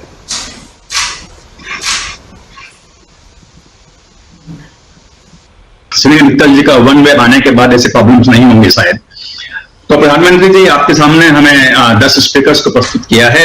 जैसा आपने सुना कि इनकी 3 primary चीजें ये अपने सामने आपके सामने रख रहे हैं। सबसे पहला पॉलिसी की लॉन्च होना जितनी जल्दी हो सके, रेगुलेटरी अप्रूवल प्रोसेस पास होना, और तीसरा टेस्टिंग एंड डेवलपमेंट की फैसिलिटीज जो इनको अप्रूव इनके लिए अवेलेबल करना।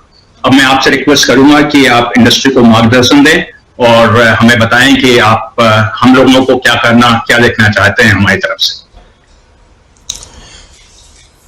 आपके प्लान्स, आपके विजन को सुनकर, आप सभी का जोश देखकर मेरा उत्साह भी और बढ़ गया है।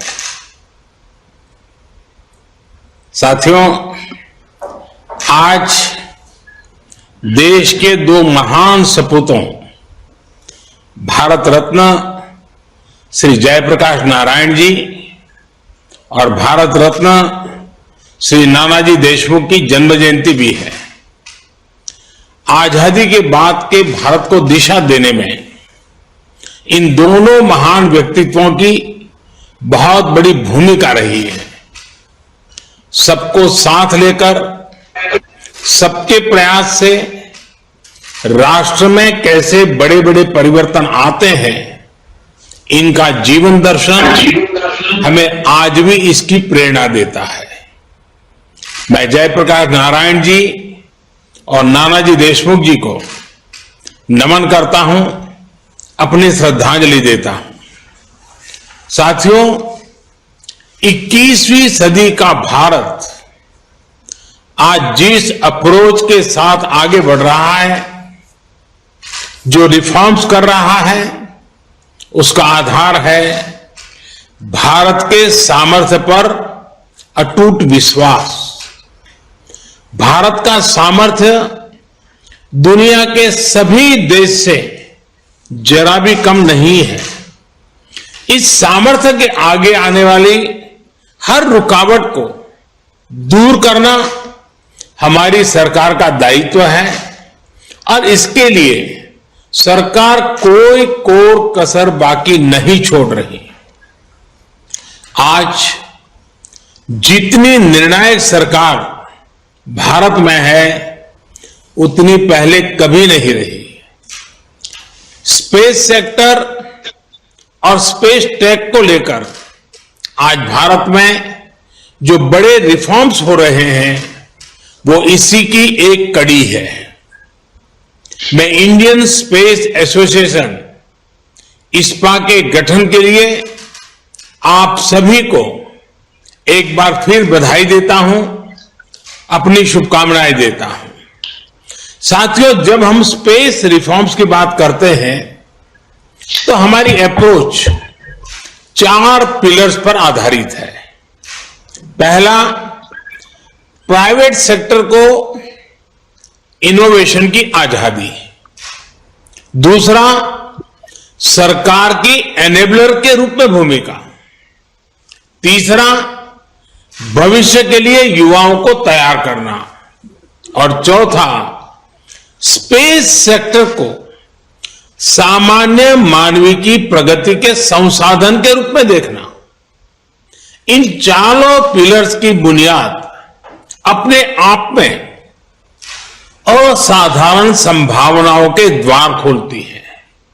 साथियों, आप इस बात को भी मानेंगे कि पहले स्पेस सेक्टर का मतलब ही होता था सरकार, लेकिन हमने पहले इस माइंडसेट को बदला और फिर स्पेस सेक्टर में इनोवेशन किए। सरकार, स्टार्टअप एक दूसरे से सहयोग और स्पेस का मंत्र दिया। ये नई सोच, नया मंत्र इसलिए जरूरी है क्योंकि भारत के लिए अब ये लीनियर इनोवेशन का समय नहीं है। ये समय एक्सपोनेंशियल इनोवेशन का है और ये मुमकिन तब होगा जब सरकार हैंडलर की नहीं, एनेबलर की भूमिका निभाएगी। इसलिए आज डिफेंस से लेकर स्पेस सेक्टर तक सरकार अपने एक्सपर्टाइज को साझा कर रही है। प्राइवेट सेक्टर के लिए लॉन्च पैड उपलब्ध करवा रही है। आज इसरो की फैसिलिटीज को प्राइवेट सेक्टर के लिए ओपन किया जा रहा है। अब यह सुनिश्चित किया जाएगा कि इस क्षेत्र में जो टेक्नोलॉजी मैच्योर हो चुकी है उसे प्राइवेट सेक्टर को भी ट्रांसफर किया जाए। हमारे जो यंग इनोवेटर्स हैं उन्हें इक्विपमेंट खरीदने के लिए समय और ऊर्जा न खर्च करने पड़े, इसलिए सरकार स्पेस एसेट और सर्विसेज के लिए एग्रीगेटर की भूमिका भी निभाएगी। साथियों, प्राइवेट सेक्टर के पार्टिसिपेशन को फैसिलिटेट करने के लिए देश ने इन स्पेस की स्थापना भी की है। इन स्पेस सेक्टर से जुड़े सभी मामलों में एक सिंगल विंडो इंडिपेंडेंट एजेंसी के तौर पर काम करेगी। इससे प्राइवेट सेक्टर के प्लेयर्स को, उसके प्रोजेक्ट्स को और गति मिलेगी। साथियों, हमारा स्पेस सेक्टर 130 करोड़ देशवासियों की प्रगति का एक बड़ा माध्यम है। हमारे लिए स्पेस सेक्टर यानी सामान्य मानवीय के लिए बेहतर मैपिंग, इमेजिंग और कनेक्टिविटी की सुविधा। हमारे लिए स्पेस सेक्टर यानी एंटरप्रेन्योर्स के लिए शिपमेंट से लेकर डिलीवरी तक बेहतर स्पीड। स्पेस सेक्टर यानी किसानों और मछुआरों के लिए बेहतर फोरकास्ट, बेहतर सुरक्षा और आमदनी। हमारे लिए स्पेस सेक्टर का मतलब इकोलॉजी की, पर्यावरण की बेहतर निगरानी, प्राकृतिक आपदाओं की सटीक भविष्यवाणी, हजारों लाखों लोगों के जीवन की रक्षा। देश के यही लक्ष्य अब इंडियन स्पेस एसोसिएशन के भी साझा लक्ष्य बन गए हैं। साथियों, आज देश एक साथ इतने व्यापक रिफॉर्म्स देख रहा है क्योंकि आज देश का विजन स्पष्ट है। ये विजन है आत्मनिर्भर भारत का। आत्मनिर्भर अभियान सिर्फ एक विजन नहीं है, बल्कि एक well thought, well plan, integrated economic strategy भी है। एक ऐसी स्ट्रेटेजी जो भारत के उद्यमियों, भारत के युवाओं के स्किल की क्षमताओं को बढ़ाकर भारत को ग्लोबल मैन्युफैक्चरिंग पावर हाउस बनाए। एक ऐसी स्ट्रेटेजी जो भारत के टेक्नोलॉजिकल एक्सपर्टीज को आधार बनाकर भारत को इनोवेशंस का ग्लोबल सेंटर बनाए। एक ऐसी स्ट्रेटेजी जो ग्लोबल डेवलपमेंट में बड़ी भूमिका निभाए, भारत के ह्यूमन रिसोर्सेज और टैलेंट की प्रतिष्ठा विश्व स्तर पर बढ़ाए। और इसलिए भारत आज अपने यहां जो रेगुलेटरी एनवायरनमेंट बना रहा है उसमें इस बात का बहुत ध्यान रख रहा है कि देश हित और स्टेक होल्डर के हित दोनों को प्राथमिकता दी जाए। आत्मनिर्भर भारत अभियान के तहत भारत ने डिफेंस, कोल और माइनिंग जैसे सेक्टर पहले ही खोल दिए हैं। पब्लिक सेक्टर एंटरप्राइज को लेकर सरकार एक स्पष्ट नीति के साथ आगे बढ़ रही है और जहां सरकार की आवश्यकता नहीं है ऐसे ज्यादातर सेक्टर्स को प्राइवेट एंटरप्राइज के लिए ओपन कर रही है। अभी एयर इंडिया से जुड़ा जो फैसला लिया गया है वो हमारी प्रतिबद्धता और गंभीरता को दिखाता है। साथियों, बीते वर्षों में हमारा फोकस नई टेक्नोलॉजी से जुड़ी रिसर्च एंड डेवलपमेंट के साथ ही उसको सामान्य जन तक पहुंचाने पर भी रहा है। पिछले 7 साल में तो स्पेस टेक्नोलॉजी को हमने last mile delivery, leakage free और ट्रांसपेरेंट गवर्नेंस का अहम टूल बनाया है।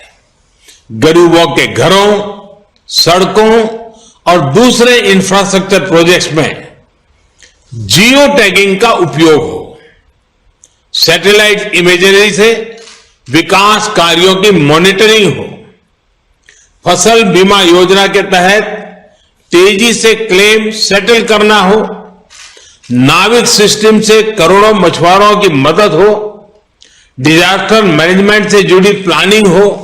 हर स्तर पर स्पेस टेक्नोलॉजी गवर्नेंस के प्रोएक्टिव और ट्रांसपेरेंट बनाने में मदद कर रही है।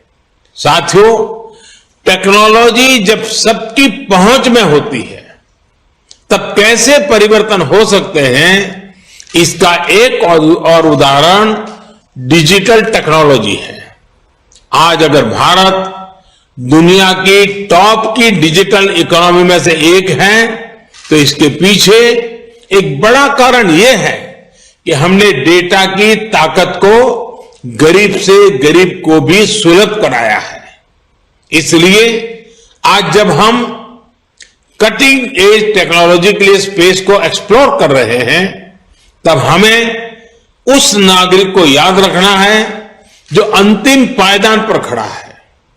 हमें याद रखना है कि भविष्य की टेक्नोलॉजी से हमें दूर सुदूर के गांव में गरीब से गरीब को उत्तम रिमोट हेल्थ केयर, बेहतर वर्चुअल एजुकेशन, नेचुरल डिजास्टर से बेहतर और प्रभावी सुरक्षा, ऐसे अनेक समाधान देश के हर वर्ग, हर कोने तक पहुंचाने हैं।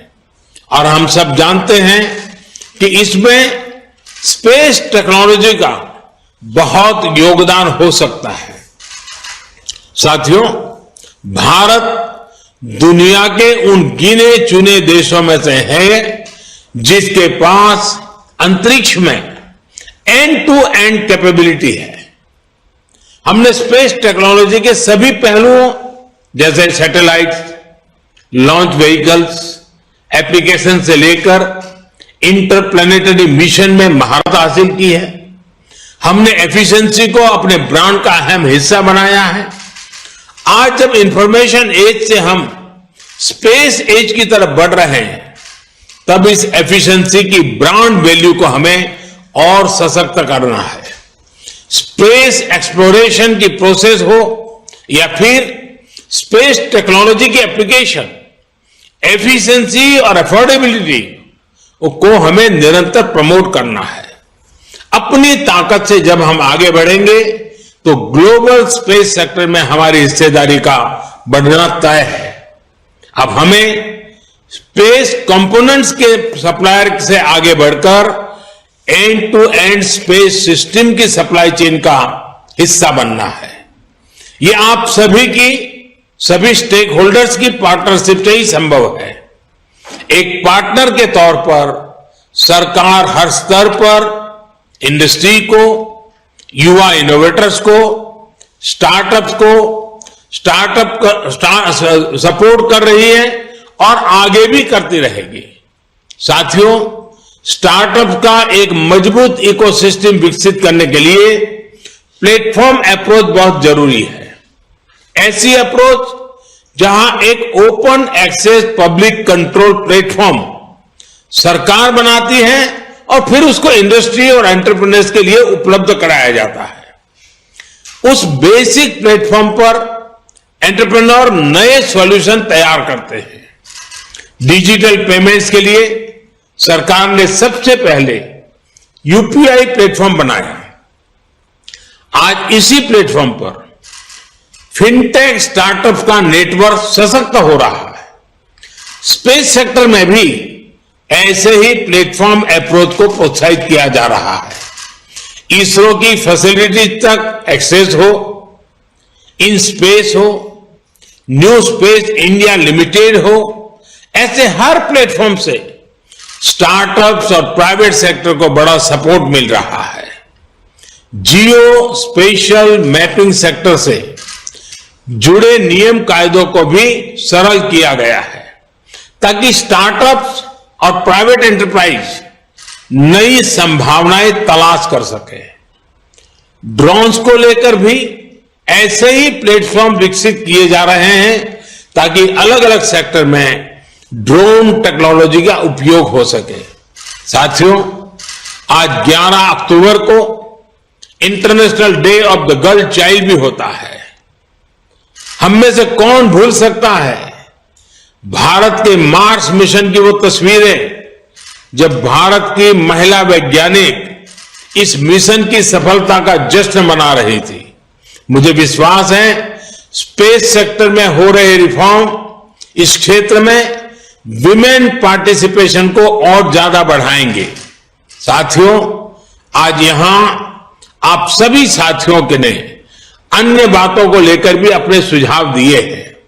आपके इनपुट्स और सजेशंस ऐसे समय में आए हैं जब स्पेस कॉम पॉलिसी और रिमोट सेंसिंग पॉलिसी को फाइनलाइज करने का काम आखिरी चरण में है।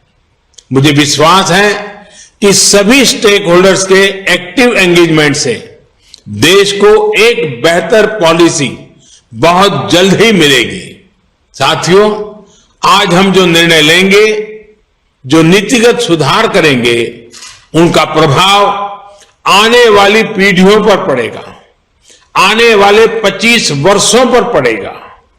हमने देखा है कि 20वीं सदी में स्पेस और स्पेस पर राज करने की प्रवृत्ति ने दुनिया के देशों को किस तरह विभाजित किया। अब 21वीं सदी में स्पेस दुनिया को जोड़ने में, यूनाइट करने में अहम भूमिका निभाए, ये भारत को सुनिश्चित करना होगा। जब भारत अपनी आजादी के 100 वर्ष मनाएगा तो भारत जिस ऊंचाई पर होगा उसमें आप सभी का, हम सभी का योगदान महत्वपूर्ण होगा। इस एहसास, इस दायित्व बोध, सेंस ऑफ रिस्पॉन्सिबिलिटी के साथ ही हमें आगे बढ़ना है। सबके प्रयास से ही जनहित और राष्ट्रहित में कटिंग एज टेक्नोलॉजी के लिए अंतरिक्ष की असीम संभावनाओं को हम नए आकाश तक लेकर जाएंगे। इसी विश्वास के साथ आपको बहुत बहुत शुभकामनाएं। धन्यवाद।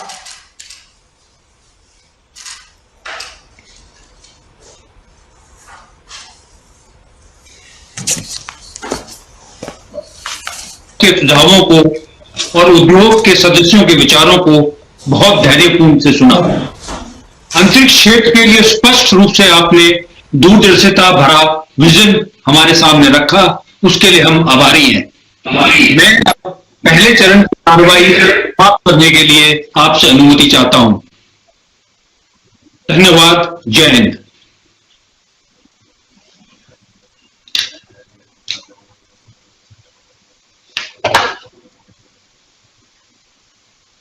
Gentlemen, the next session will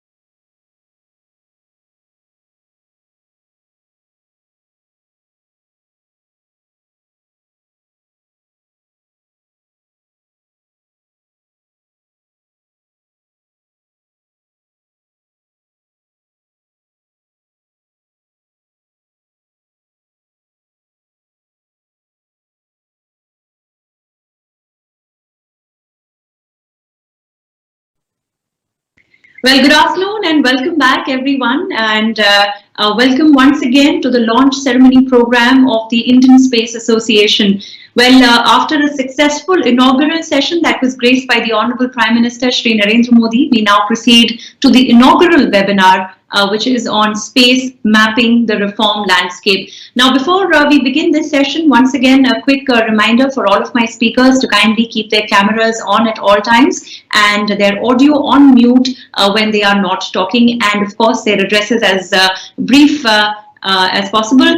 I am going to start by introducing you to a distinguished panel of speakers we have with us amongst us this afternoon. We have with us once again Lieutenant General A.K. Bhatt, who is Director General at the Indian Space Association. Dr. P.D. Vaghela, who is the Chairman of TRI, is also joining us this afternoon. Shri K. Rajaraman, Secretary, Department of Telecommunications, also amongst us this afternoon. Padma Shri Professor K. Vijay Raghavan, who is the Principal Scientific Advisor to the Honorable Prime Minister.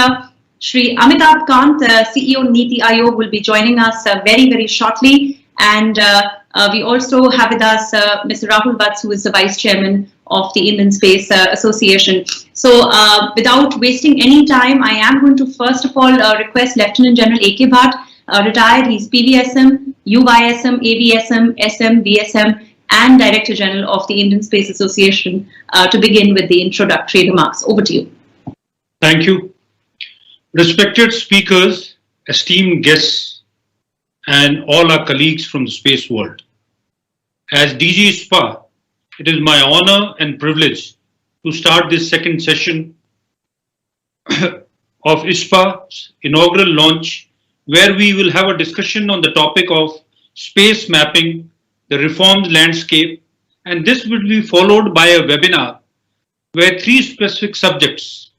The first one, opportunities for the Indian space industry. The second one, new regulatory landscape for the space industry, opportunities and challenges, will be lastly followed by a discussion on measures to empower the new space opportunities in India. The historic and visionary decision of our Honorable Prime Minister to open space sector to private industry has resulted in a paradigm shift, increasing the opportunities in this growing sector. Today, the Honorable Prime Minister has laid down the four pillars, namely freedom of innovation to private sector, Government of India to be an enabler only, future-ready talent to be created, and space as a resource for common man's progress. We are confident that these reforms will provide a significant increase in our share of the global space economy, which presently is at a meager 2% or a little more. New disruptive technologies, AI, miniaturization of sensors and satellites, as well as use of reusable rockets, has revolutionized the use of space as a cost-effective option to further enhance our capabilities. Space today touches all domains of our life. Its downstream usages today are there in communications, agriculture, forestry, weather, fisheries, navigation, IoTs, disaster management, in fact, in every facet. Notwithstanding, of course, the critical usage in the strategic security domain, where ISR, PNT, that is position, navigation and timing, communications and MET are always there, and lately space domain awareness and also marine domain awareness have become essential usages. I am also sure that the development in space downstream usages will provide ubiquitous communication to the far-flung areas such as the Andamans, the Ladakh region, and other unconnected areas of our country. Overall, it will help in empowering every Indian by bridging the digital divide between rural and urban India. In the end, I would say that the strong space legacy of ISRO, created in the last 60 years, combined with the drive and the intellectual prowess of our youth, and of course, the enterprise of our industry, supported by the firm resolve of our government, reflected in the reforms, will propel us to a more prosperous future.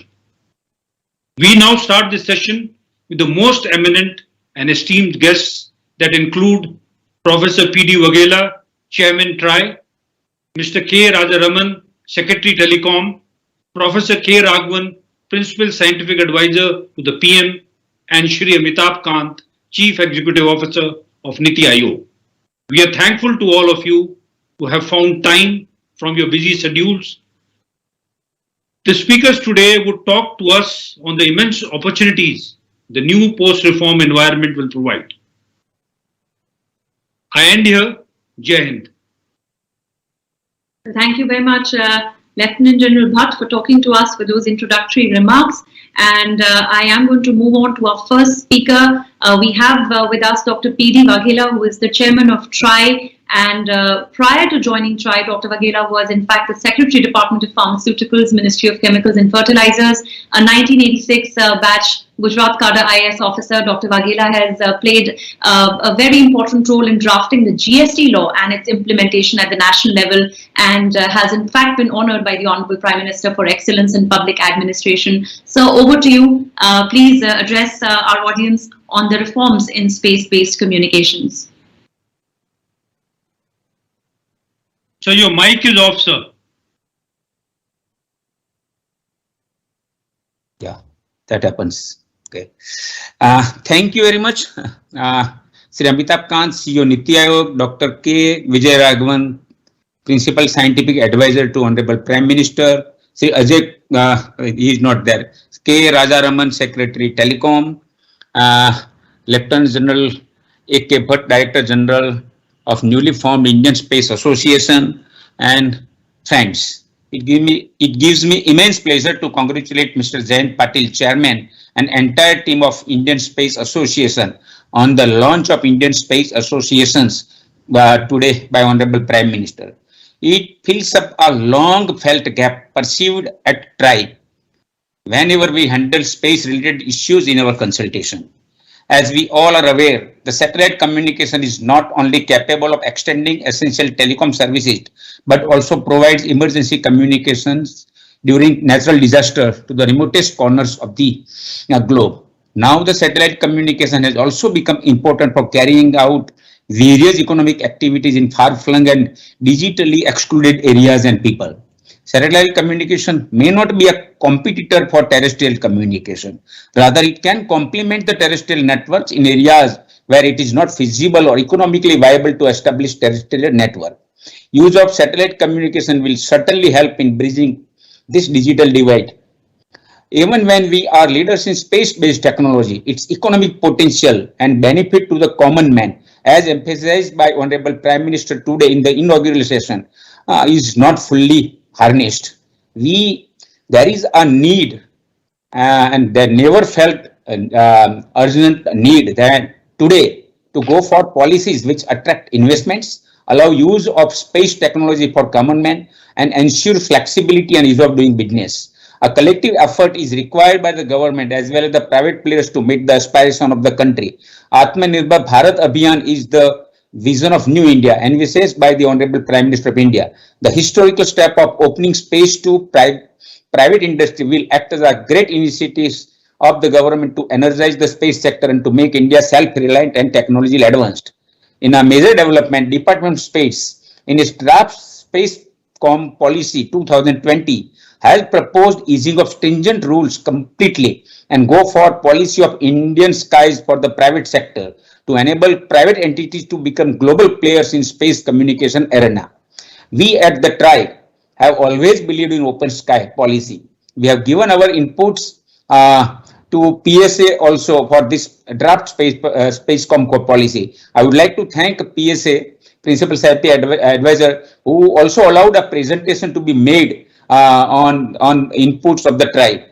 We have recently forwarded recommendations on licensing framework for satellite-based connectivity for low bit rate applications, which deals with providing of satellite-based connectivity for the IoT and low bit applications and this will allow economic activities even in inaccessible and remote areas, and can transform agriculture, mining, fisheries, healthcare, transportation, disaster warning, etc. TRAI has recommended that the government may, based on their technical and security evaluation, publish a list of approved foreign satellites from whom the service licenses can procure the satellite capacities. The licenses should be permitted to lease the satellite capacity directly from the chosen foreign satellite system, instead of the present practice of Department of Space hiring foreign capacity, and that too only for 3 years, and in addition charging 5% as administrative expenses. I hope this recommendation will be considered at the earliest, as this will allow Indian licensees to access foreign satellite capacities, including Ku-band satellites, at a very reasonable rates. We are also in the process of releasing a consultation paper for licensing framework for satellite earth station gateways, another areas which requires complete transformation, so as to facilitate the establishment of earth stations by any satellite operators. At present, only service licenses are permitted to establish earth stations. We believe there is a need to allow multi-stakeholders to set up earth stations so as to attract investment and increase satellite capacities. We are going to make a complete recommendation on this issue very soon. We are also in the process of issuing a consultation paper for developing a comprehensive single window online common portal, having interdepartmental linkages for transfer of application and information for parallel processing. For this includes all the agencies involved in grant of various approvals, permissions, allocations, renewal, cancellation, revocation, etc. And agencies include that is DOT, the Ministry of Information Broadcasting, and Department of Space.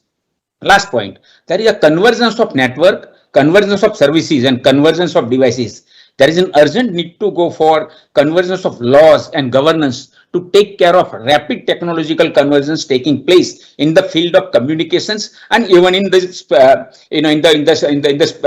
space sector. With this background, establishing Indian Space Association is timely, as it aims to be an advocate and facilitator for the participation, growth, and capacity building in India's space domain.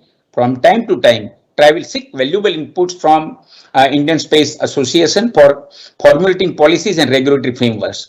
I compliment the entire fraternity of Indian Space Association and convey my best wishes for the success of the cause. Thank you very much. Thank you very much, Dr. Vakila.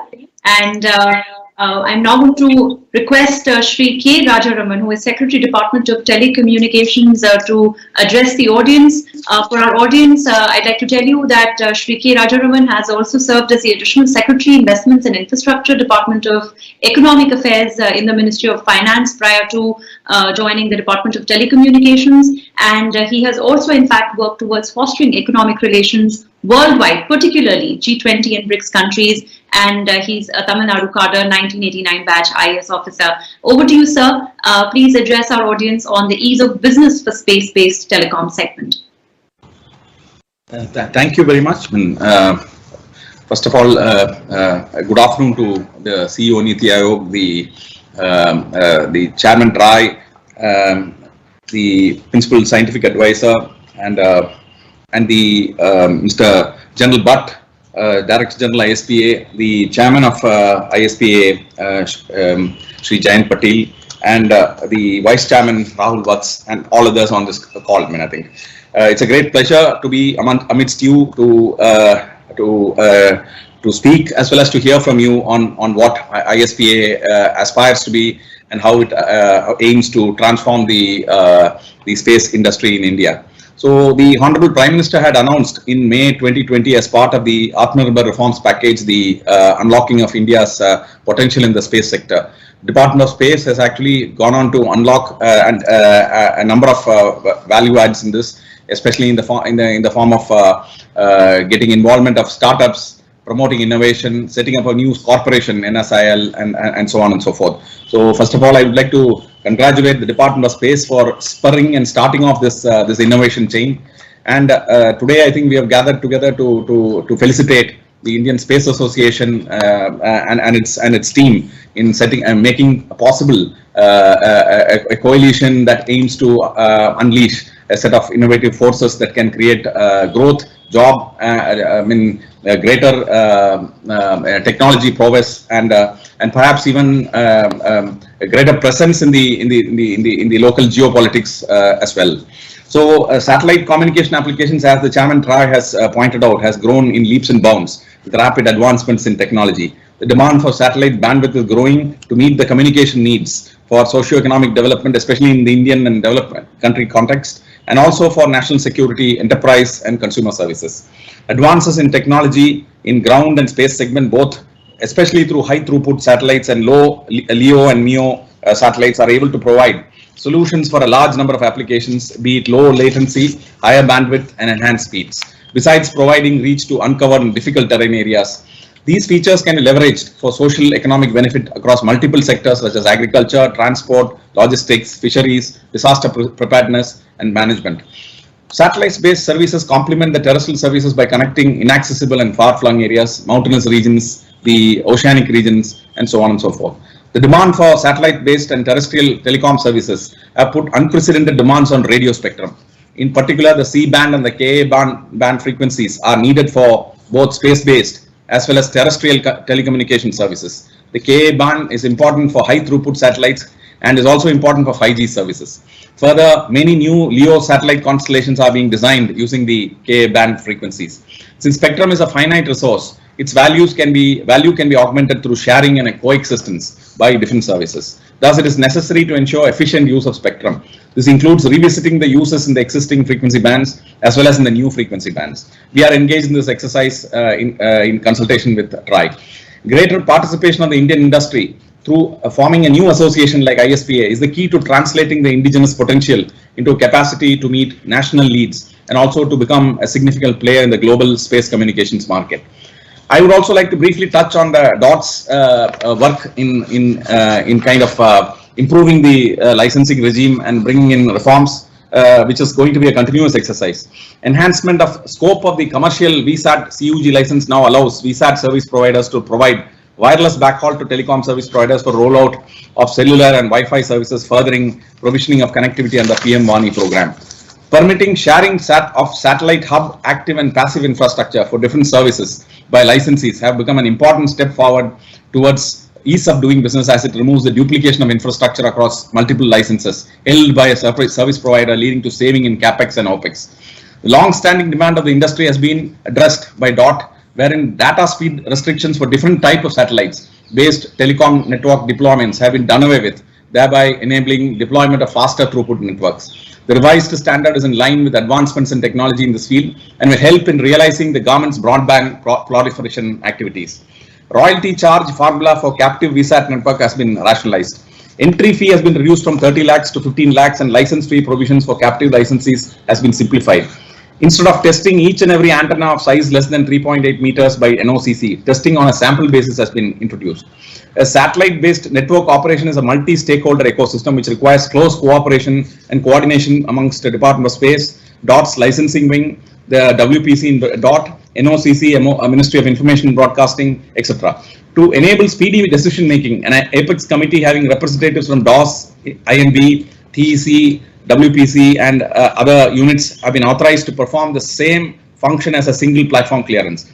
A licensee has accordingly been mandated to seek in-principle clearance from the Apex Committee for establishing a new network. So, considering the requirements of ease of doing business and keeping in mind the needs of the industry, the clearance procedure has been simplified recently. Multiple circulars on a subject have been combined into one comprehensive unified circular. The TRAI chairman has also mentioned about the licensing framework for satellite-based connectivity for low bitrate applications. We have received the recommendations on TRAI and it is under consideration. We hope to take a decision very soon. So this is likely to open up a large potential for IoT and machine-to-machine based applications. Similarly, as the TRAI chairman has mentioned, a reference has been sent to TRAI for giving its recommendations on the licensing framework for establishment of satellite gateways. So we hope that to receive the recommendations soon. So under the new framework, licensees who establish a gateway should be able to deliver services to other licensees, which in turn would render services to end users. This would obviously reduce the entry barriers and make the infrastructure shareable amongst a variety of users, actually enabling more competition and a greater amount of traction for startups and other small enterprises. Similarly, a satellite industry stakeholder conclave has been held by the Department of Technology, Department of Telecommunications, and a task force has been constituted amongst with the ministries and other agencies. So we hope that the task force is likely to submit a report shortly, based on which we hope to unlock a few more issues that would come up. So we recognize in the Department of Telecommunications the importance of satellite communications as a tool for spawning innovation, growth, and new age jobs in India, as well as bridging the digital divide. So we look forward to the inputs from ISpA in the months ahead and active cooperation with you. Thank you very much. Well, thank you very much, Shri Rajaraman, for your address. My next speaker is Padma Shri Professor K. Vijay Raghavan, who is the Principal Scientific Advisor to the Government of India, a distinguished professor in the field of developmental genetics, and the former director of the National Center of Biological Sciences. He's also served as the Secretary, Department of Biotechnology, Government of India, and his fields of specialization, in fact, include developmental biology, genetics, and neurogenetics. I'd like to request you, Professor Vijay Raghavan, to now kindly address our audience on the government initiatives to embed space technologies. Thank you very much.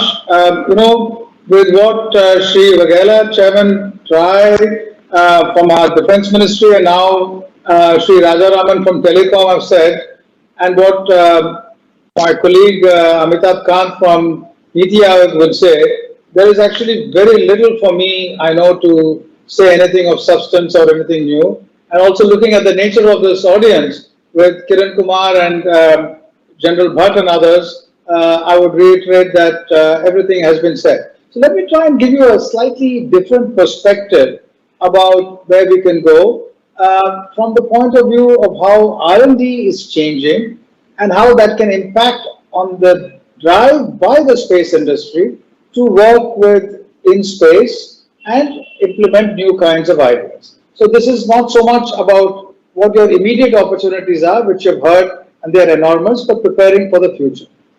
Now, I think we need to take a little hard look here while we admire the extraordinary successes of the Indian space program and the extraordinary reform which has taken place, the creation of InSpace and the opening up of industry, to look at the real and potential competition coming over the next few years. And strategically, what are the ways by which R&D can help diminish this competition so that Indian industry have an edge both nationally and globally. Now, let me give you, first of all, a very brief overview of what InSpace and how it facilitates that. InSpace, the roles and responsibilities of InSpace, the new structure, is that it's a single window nodal agency with its own cadre, which will permit and oversee space activities, including building of launch vehicles and satellites, and providing space-based services as per the definition of space activities. In other words, industry now has got the capability to get into not only the development of satellites and payloads of satellites, but should plan to be competitive with the Teslas of the world in building launch vehicles also. Secondly, the space infrastructure of ISRO is available to industry to share. ISRO will focus on R&D, but its infrastructure and premises under the control of ISRO is available for industry with due consideration for ongoing activities. Third, establishment of temporary facilities by ISRO, by industry within the premises of ISRO based on safety norms and feasibility is possible. In other words, industry has capital, but industry does not have risk capital. And that risk is enormously mitigated by your flexibility now of being able to invest inside ISRO premises using all their resources. Industry can initiate launch campaign and launch based on readiness of launch vehicle and spacecraft systems and ground and user segment. You can build, operate and control spacecraft for registration as an Indian satellite by NGPAs and all the associated infrastructure. You can use spacecraft data and rolling out of space-based services and all the association infrastructure. And therefore, this integrated approach is something which industry can take, and this should allow the growth of big Indian players, medium Indian players, and small industries into ecosystems of high value.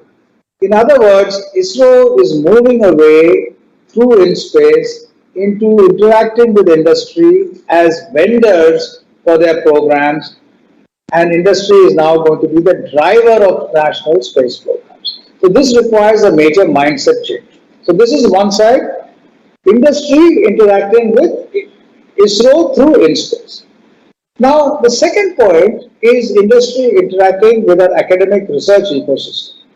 Now, for a variety of reasons, space research per se has been done in ISRO laboratories and not in the academic ecosystem.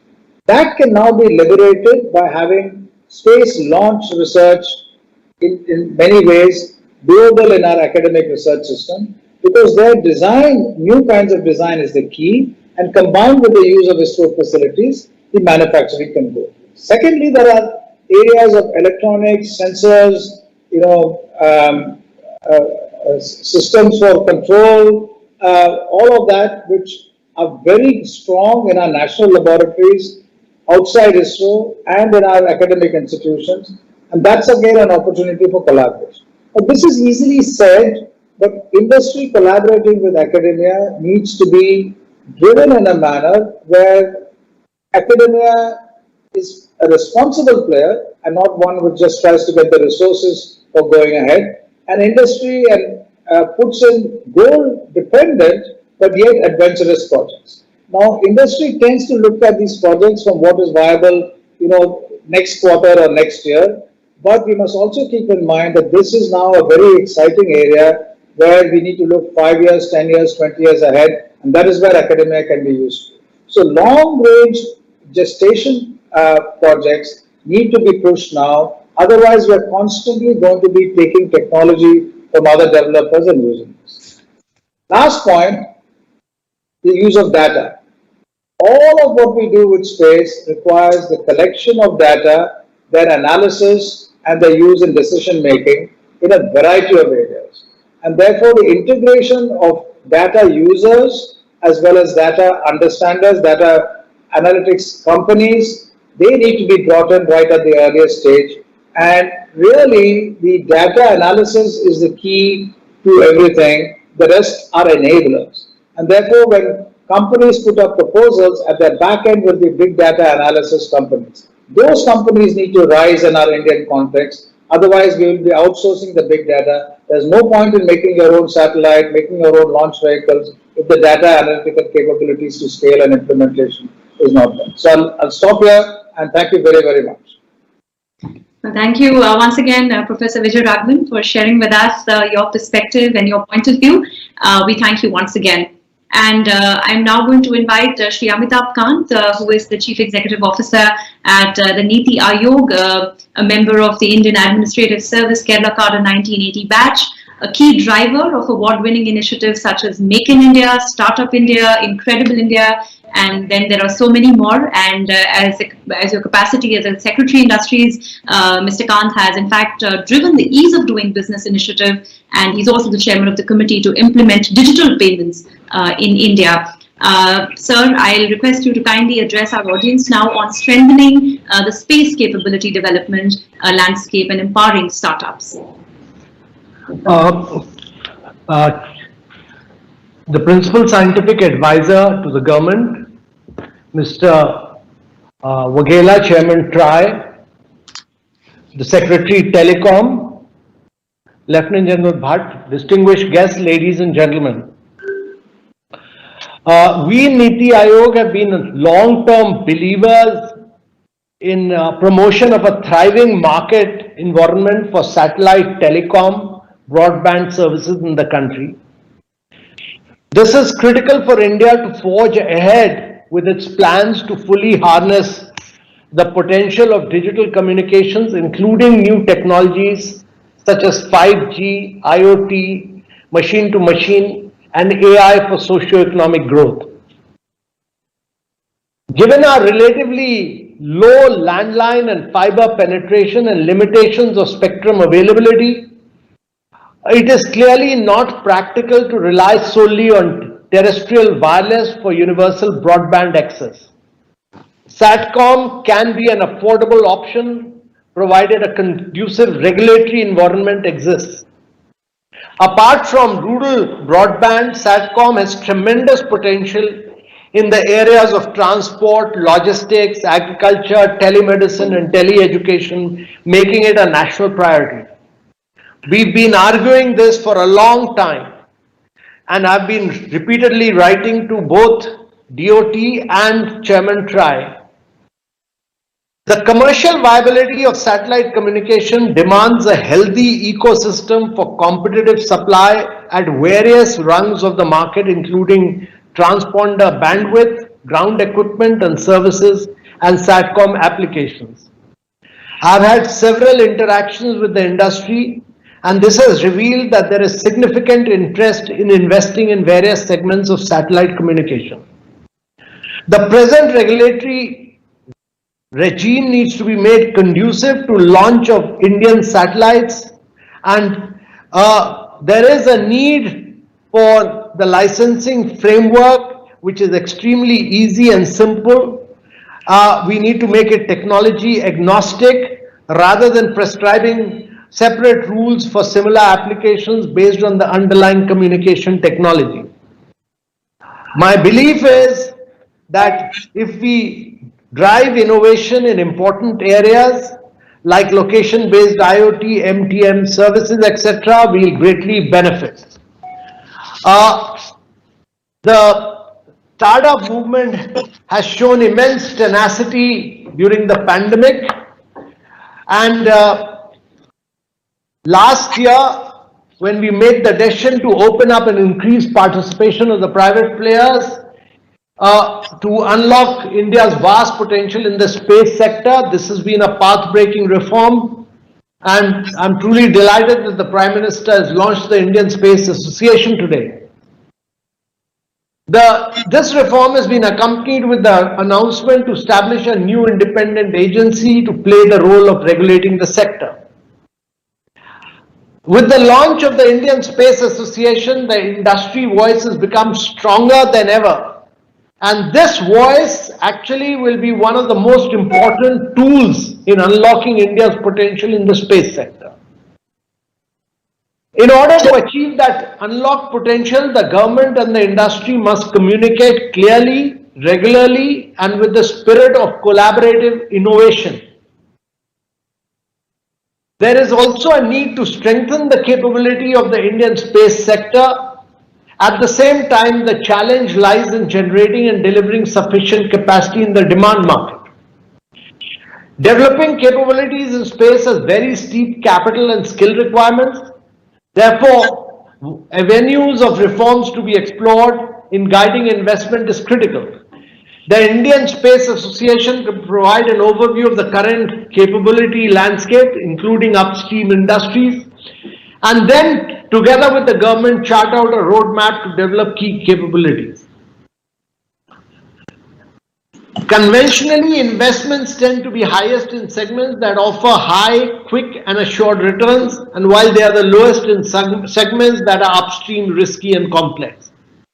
The idea behind guided investment is that if investments can be spread across the board of that roadmap, the resources of the nation will be put to better use. Most importantly, this will create a robust domestic ecosystem generating growth along the entire value chain. Another avenue of reforms is in enabling innovation. When it comes to space technology, the technology readiness level scale is the go-to metric to measure and develop capabilities. To develop space capabilities, our technology needs to reach TRL 7 and above, which means actual space missions. At such a time, regulatory measures should enable innovation, and taking advantage of Resolution 32 of WRC 19, the World Radio Communication Conference 19, the new ITO regulations for non-geostationary short-term missions, India should leapfrog the initial phase by creating an experimental and technology demonstration license aligned with these regulations and including ground segment clearances. This way can create an open path for our startups to turn into full-fledged international standard businesses, establish and demonstrate new and innovating technology, and enable innovation across industry and academia, and attract global investment and talent. And it's very important that we also foresee an important avenue of reforms in the establishment of a single window clearance system. I want to put it bluntly that any attempt to reform this sector without a very strong single window clearance will not work, and therefore startups are lean and fast. They need quick clearances, they need help, they need facilitation, and we need to act as catalysts with a very precise single window. And if they succeed, then India will succeed. And therefore, we should do away with all complex regulatory processes, change our mindsets, and ensure a very quick, expeditious single window. The most important aspect in these and all other upcoming and envisioned reform is the necessity to have a continuous, clear, and involved interaction with the startups, particularly the stakeholders. I'm delighted to be at the launch of a platform that promises to just do this. The Indian Space Association will be very important stakeholder in this journey, and especially for the goal of developing the nation's space capabilities, which is critical to our growth and to our progress. Thank you very much, ladies and gentlemen. I wish the Indian Space Organization all success and all prosperity. Thank you. Thank you very much, Mr. Kant, for talking to all of us here. And indeed, it is an honor and privilege for all of us to have you amongst us this afternoon. Moving on to my next speaker, Shri Rahul Vats, who is Vice Chairperson at the Indian Space Association. And Mr. Vats is the Chief Regulatory Officer at Bharti Airtel Limited and also Director of OneWeb Communications Limited. And Mr. Vats is also the telecom veteran since inception of private participation in industry in India in 1995, and comes with almost 3 decades of experience as an expert on telecom licensing, economic regulation, spectrum management, new technologies such as M2M and IoT and regulatory litigation. Over to you, Mr. Vats, for the closing remarks. Thank you. First of all, let me thank all the dignitaries who have taken time out of their busy schedules to be able to join this particular event. I would like to just summarize the key takeaways which I got from this session, starting with the Secretary DOT, Mr. Rajaraman, who told us about the multiple usages the satellite has, about how DOT plans to actually revisit the spectrum bands to see what is the best usage we can get out of satellites, the reforms which have already been initiated by the Department of Telecom on VSAT and on the speed, etc. And lastly, the creation of the task force, which is going to look further into the reform process.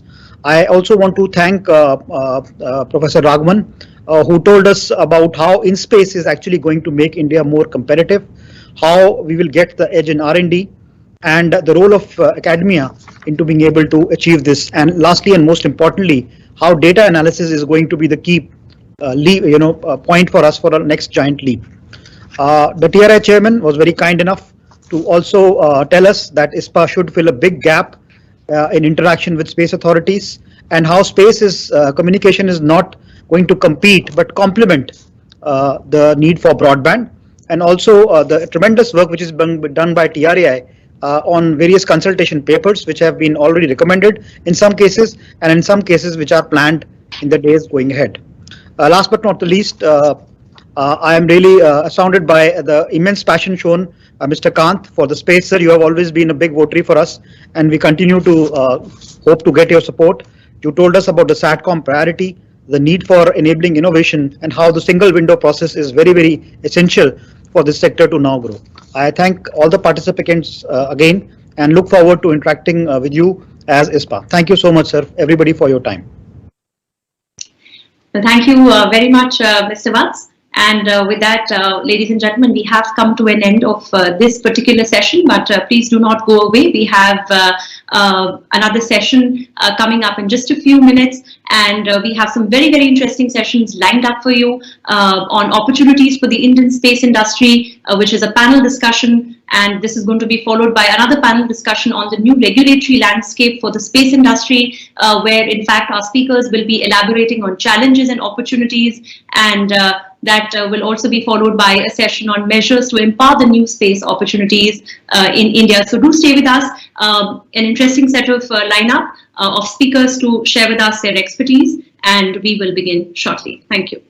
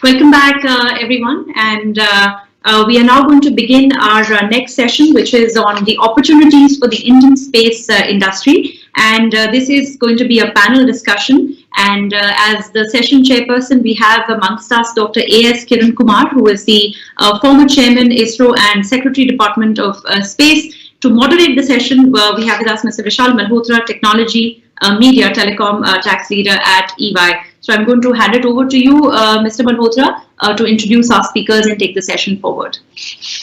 Thank you.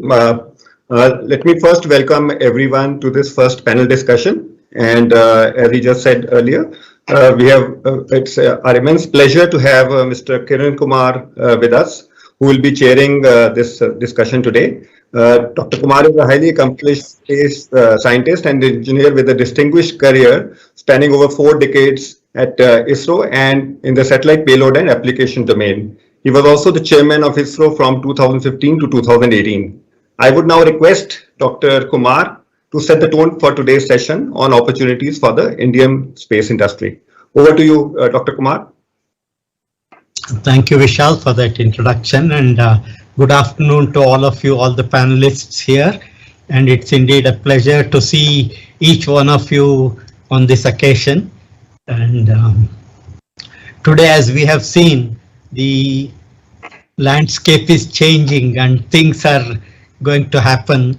And if things have to happen in the future, the emphasis and the drive has to come from the industry. And what is expected in India now is industry to do greater role, play a greater role and capture a portion of the global space economy. And today we are seeing that, like in the past, when the air sector became open, there were plenty of entrepreneurs and industrialists who took to air, and then today we see that the traveling across the globe is a very well developed industry. Now the world is moving towards similar thing for space, and we are seeing space adventure, space tourism, and also space habitation, all of that taking off with private entrepreneurs across the globe doing their bit. And it is timely that the government is looking at how India can capture a portion of this global space economy. And this is where the opportunity is there for the space industry. But at the same time, the time between the industry getting into the process of doing business in space and actually doing business in space independent of the government would take some effort and time. And here the risks that are there, and of course private enterprise is also known for risk taking, and the no risk no pay is the saying here, and risks are much more than any other sector, but primarily because the ability to control what is happening in space is not easy. So because of that, there is a significant difference. But notwithstanding all that, right now is a very opportune time for enterprises to get into this process and bring in new capabilities to the country and also become part of this global space economy. I'm sure we will have a very lively panel discussions, and I'm looking forward to the happenings in this panel. Thank you. Thank you, Dr. Kumar. From what we have heard so far from the Honorable Prime Minister and also rest of the dignitaries, including Dr. Kumar, India is most certainly at the cusp of satellite revolution with the opening of the sector for private participation. Setting the context for this session, the global space economy stood at roughly around USD $370 billion in 2020, and India's share was a very small 2.6%, comprising 0.5% of the GDP of the country. And out of this $370 billion, the satellite ground equipment segment formed roughly 50% of the total revenues. The services segment, led by telecommunications, TV, broadband, aviation, maritime, and remote sensing, including agriculture, disaster management, earth science, and space science services, was roughly around 44%. The sector is witnessing a hotbed of activity owing to demand for high bandwidth and lower latency, growth in funding, and new services driven by LEO satellites. By the end of April 2021, a total of 4,084 operating satellites were orbiting the space, a 3.2x increase in number of satellites as compared to 2014. It is primarily due to the increase in the number of small or very small satellites that we have seen such a heightened activity in the space segment. The rise of small satellites is leading to adoption of new business models and opening up revenue streams for the satellite industry. The satellite manufacturing segment accounted for only 5% of the total revenues in 2020. Scale economies in manufacturing, lower cost terminals, and improved capabilities, however, adding to an improving supply side environment. The satellite launch segment is also evolving. Although the segment accounted for approximately 2% of the total revenues in 2020, it offers immense opportunity for growth and innovation. More affordable launches, increased choices and capacities have also led to substantial rise in launch activity. India has a very well-developed space program driven by initiatives of ISRO and the policy framework recently announced by the government, which should give a much required fillip to this sector. Already, India has been very active in undertaking satellite launches, including launching private satellites, and has achieved a record of launching the maximum number of satellites in a single launch, 104 to be precise. Also, PSLV has a success rate of 94%, which is perhaps the highest in the world. Coupled with cost advantages, this is also encouraging global players, including companies such as OneWeb, we heard Sunil Mittal earlier in the day, and startups such as Pixel, planning to use ISRO facilities for launching their satellites from India. The opportunity for India, with its strong technological and R&D base and already well-developed component ecosystem, is huge, and it is now up to the regulators and all the key stakeholders to come together and partner with each other to fully unleash the potential of the sector. Now, I will start the panel discussion and start with Mr. Chirag Doshi, MD and CEO of Walchand Nagar Industries. Mr. Doshi is a managing director of the company. He extensively works on various initiatives, business development activities, and exploring new business ventures for Walchand Nagar Industries, which is one of the most active and perhaps the oldest participants in the Indian space segment. Sir, the Indian space segment is witnessing a new beginning, not only on downstream, but also in upstream segment, that is manufacturing of more advanced components and launch vehicles. With substantial increase in space activities globally, the launch segment is fast becoming a very key focus area also for startups and small and medium businesses. In this vector, what is your view are the opportunities and key challenges for India for upstream launch segment, and what needs to be done to promote holistic development of satellite equipment ecosystem in India? Yeah, thank you, Vishal. It's a pleasure to be here on this panel. I think your question is very, very relevant and sort of quite encompassing. So I'll just keep it a little bit short.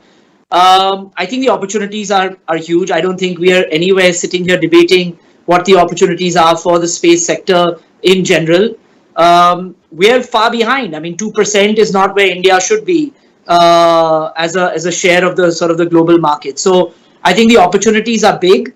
I think the challenges are really what needs to get addressed, and I think Sunil in the morning addressed it with the Prime Minister that I think the timing of privatization has been fantastic. I think we are ready. What do I see as the challenges?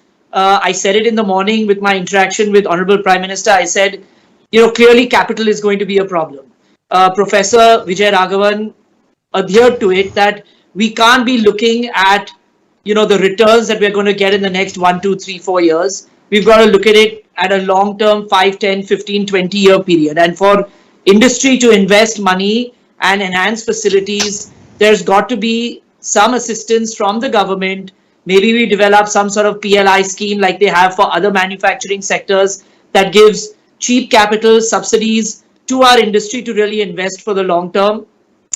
I think skill development is going to be crucial. We don't have enough engineers that can take care of our requirements for the scale up that's ultimately going to happen if we are to achieve. And I think Prime Minister Modi this morning has set all of us in industry a beautiful target where he said that when we celebrate our century of independence, we should be at the pinnacle of space research and space exploration and all that space delivers to us. So I think the challenge is on us. I think we have to work through ISpA and all the necessary bodies to engage on how we can enhance capital adequacy to all of our small and medium-sized players, how we can do skill development, how we can do research with academic institutions to create our own intellectual property.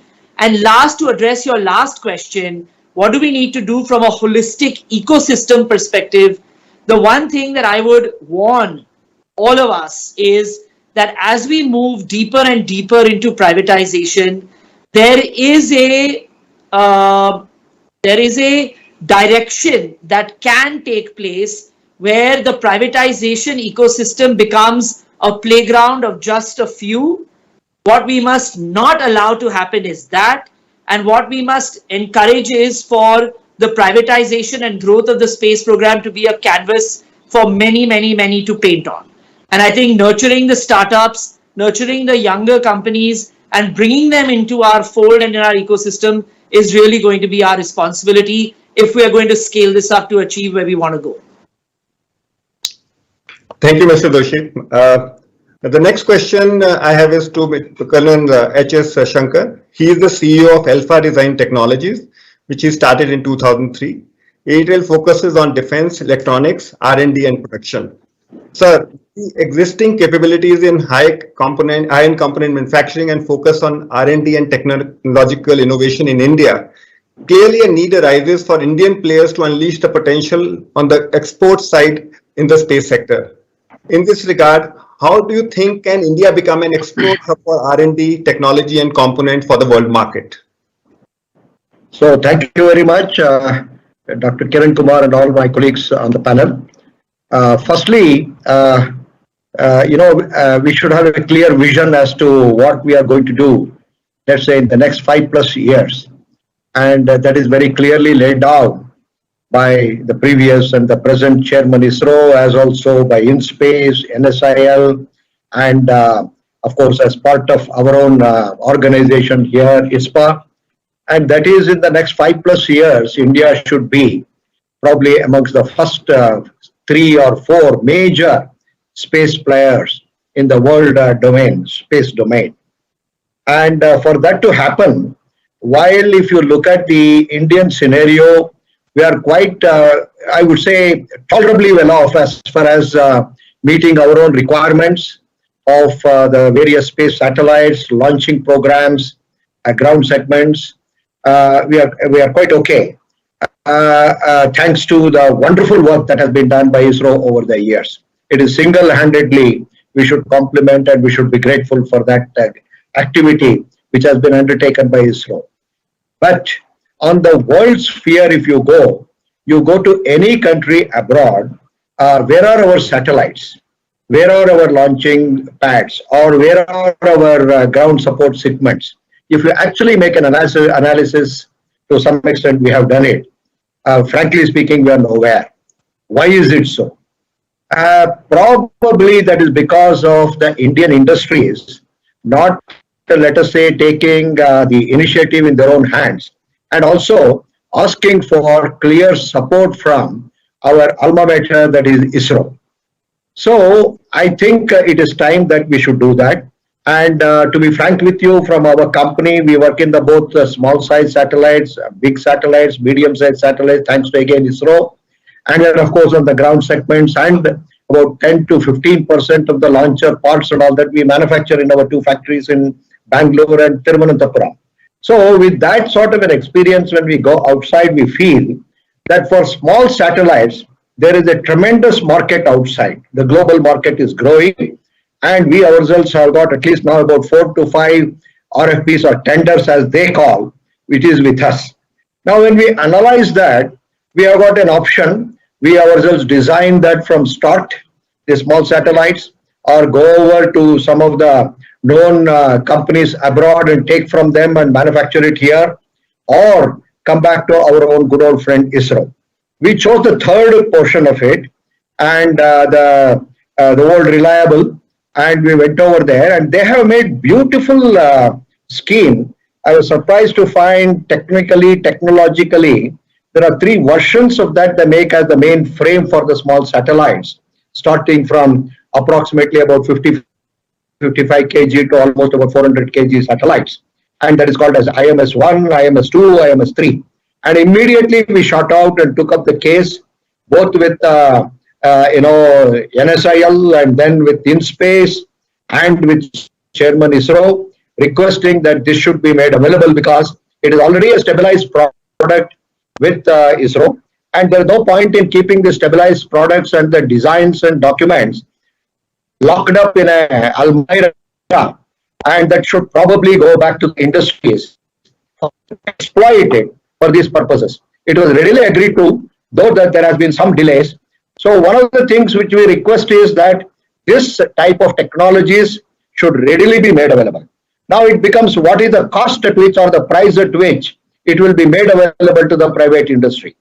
The private industry, if it has to go to the world market, then one thing that makes is that firstly the specifications, of course, in addition to that the cost competitiveness.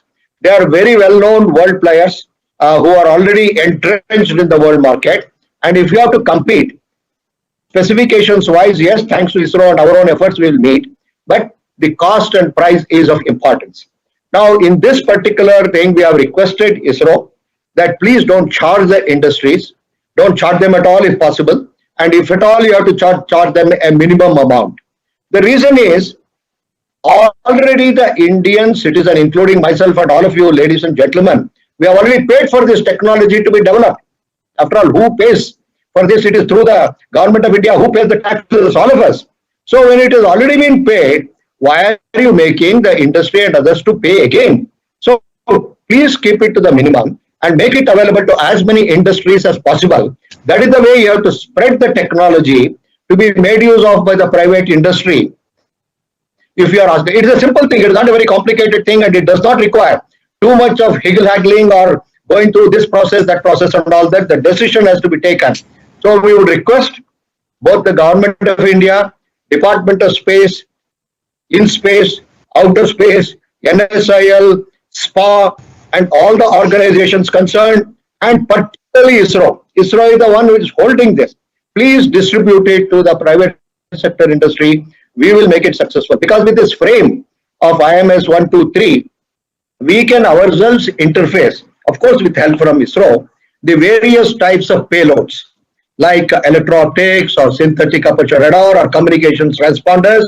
So these could be interfaced. That is the importance of these types of technology that should be spread. That is the first point for going into the world market.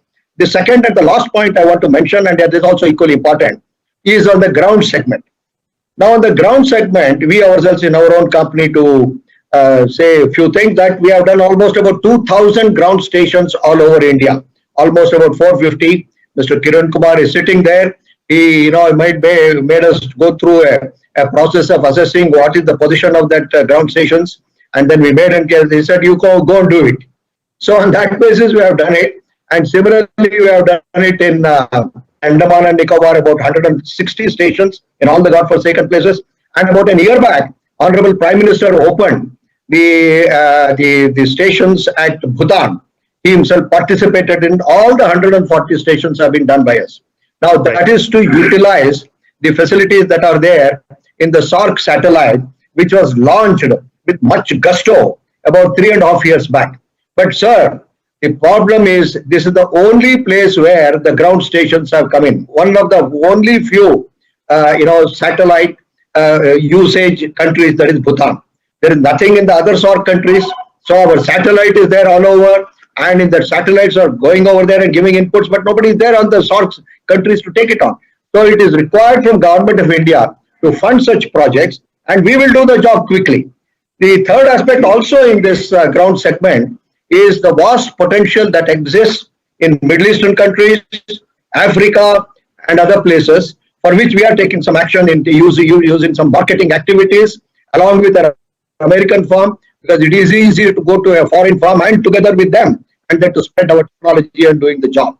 So in other words, for exports, this is the way, probably, and it's all small steps. It is not a very major steps. There is no great detailed, procedural aspects or great decision making that is required. It is a simple decision to make. I would very purposely, I stress this point to give this a try and make it successful and give and handhold the Indian industry in the simple manner. That's all I had as the exports are concerned. Anything else, please? No, sir, I think I have to go to the next, panelist. Our next panelist is Mr. Apparao Madhavan. He's the chairman of Centrum Electronics, which he founded in 1993. He is again an industry stalwart, and Centrum's product portfolio has evolved rapidly over the years to address applications in various space segments. Currently, Centrum is one of the largest electronic company suppliers to ISRO and is heavily involved in designing, engineering, and manufacturing of satellite payloads. Sir, the question to you is that with the National Space Transportation Policy likely to be notified shortly, how do you think can we promote independent launch solutions for Indian companies for satellites and other space crafts? Thank you, Vishal, and it's a real pleasure to be here today. First of all, I want to congratulate ISpA for, first of all, creating this organization, which I think will be really useful for the industry going forward. Coming to your question, the way I see it is coming to the launch vehicles. If you're looking at how do we promote launch vehicles out of India, the way I see it, as we all know, essentially launch vehicles, it depends on the weight and the orbit that you want to place it on. And luckily for us in India, there's a PSLV, there's a GSLV, and of course very soon we're going to get the SSLV also. And the nice part is that, and I think you mentioned that, PSLV has a 94% success rate, one of the best in the world. Now, if that technology is being shared with the private industry, and the private industry goes, at the end of the day, ISRO does launch satellites for other countries and companies, but that's not their primary motive. The primary motive for industry is to grow and actually go out there and scale that business. And if that technology is given to the industry and they do the right things in terms of marketing and sales, and of course, we can always improve and make it finer and use maybe new innovative methods to reduce cost. At the end of the day, one of the things that we are seeing is, I think, LEO, or the constellations are making a huge difference. I think they're really going to change the way the world moves. I believe space industry is quite parochial. One may not like that word, but that's the truth. Countries don't let space business go out of their own country. But what's really happening is with the LEO, it's becoming very competitive, whether it's the Telesat, OneWeb, any of these large constellations, they are all so competitive today. They are looking for good solutions at the end of the day, whether it's the building the LEO satellite itself or the launch vehicle. So you have, I think somebody gave some statistics on what the scale of satellites are in the last few years compared to all these years, and which means you need all these launch vehicles. The question is, where are we going to launch them from? Can India play a real role in this? And I believe we can. And like I said, if the technology exists, and I think Colonel Shankar mentioned, if ISRO is not going to charge a hell of a lot of money, which I don't think they will, I think we will become very competitive, because the cost essentially is upfront in developing technology, and if that is coming to us pretty much free, why should it cost us a lot to launch the satellites or become a very competitive marketplace? So that's really what I want to say. And I also think startups, and there's, for example, the Agnikul, they have their own launch vehicle that they want to have. You never know the kind of innovation the startups bring to the table. Sometimes I think the bigger and lazier companies don't. And you never know, they may come up with these wonderful solutions which can help India grow in the launch solutions for the rest of the world. So that's my take. Thank you. Thank you. My next question is to Mr. Lakshmesh BH. He is the head of missiles and aerospace business head at L&T. He has held several positions in L&T and has extensive knowledge of the India space segment. L&T, as we know, has been working very closely with ISRO and is extremely active in all space segments, whether it is upstream, downstream, or midstream infrastructure. My question to him is, I think there are a few questions that we want to ask him.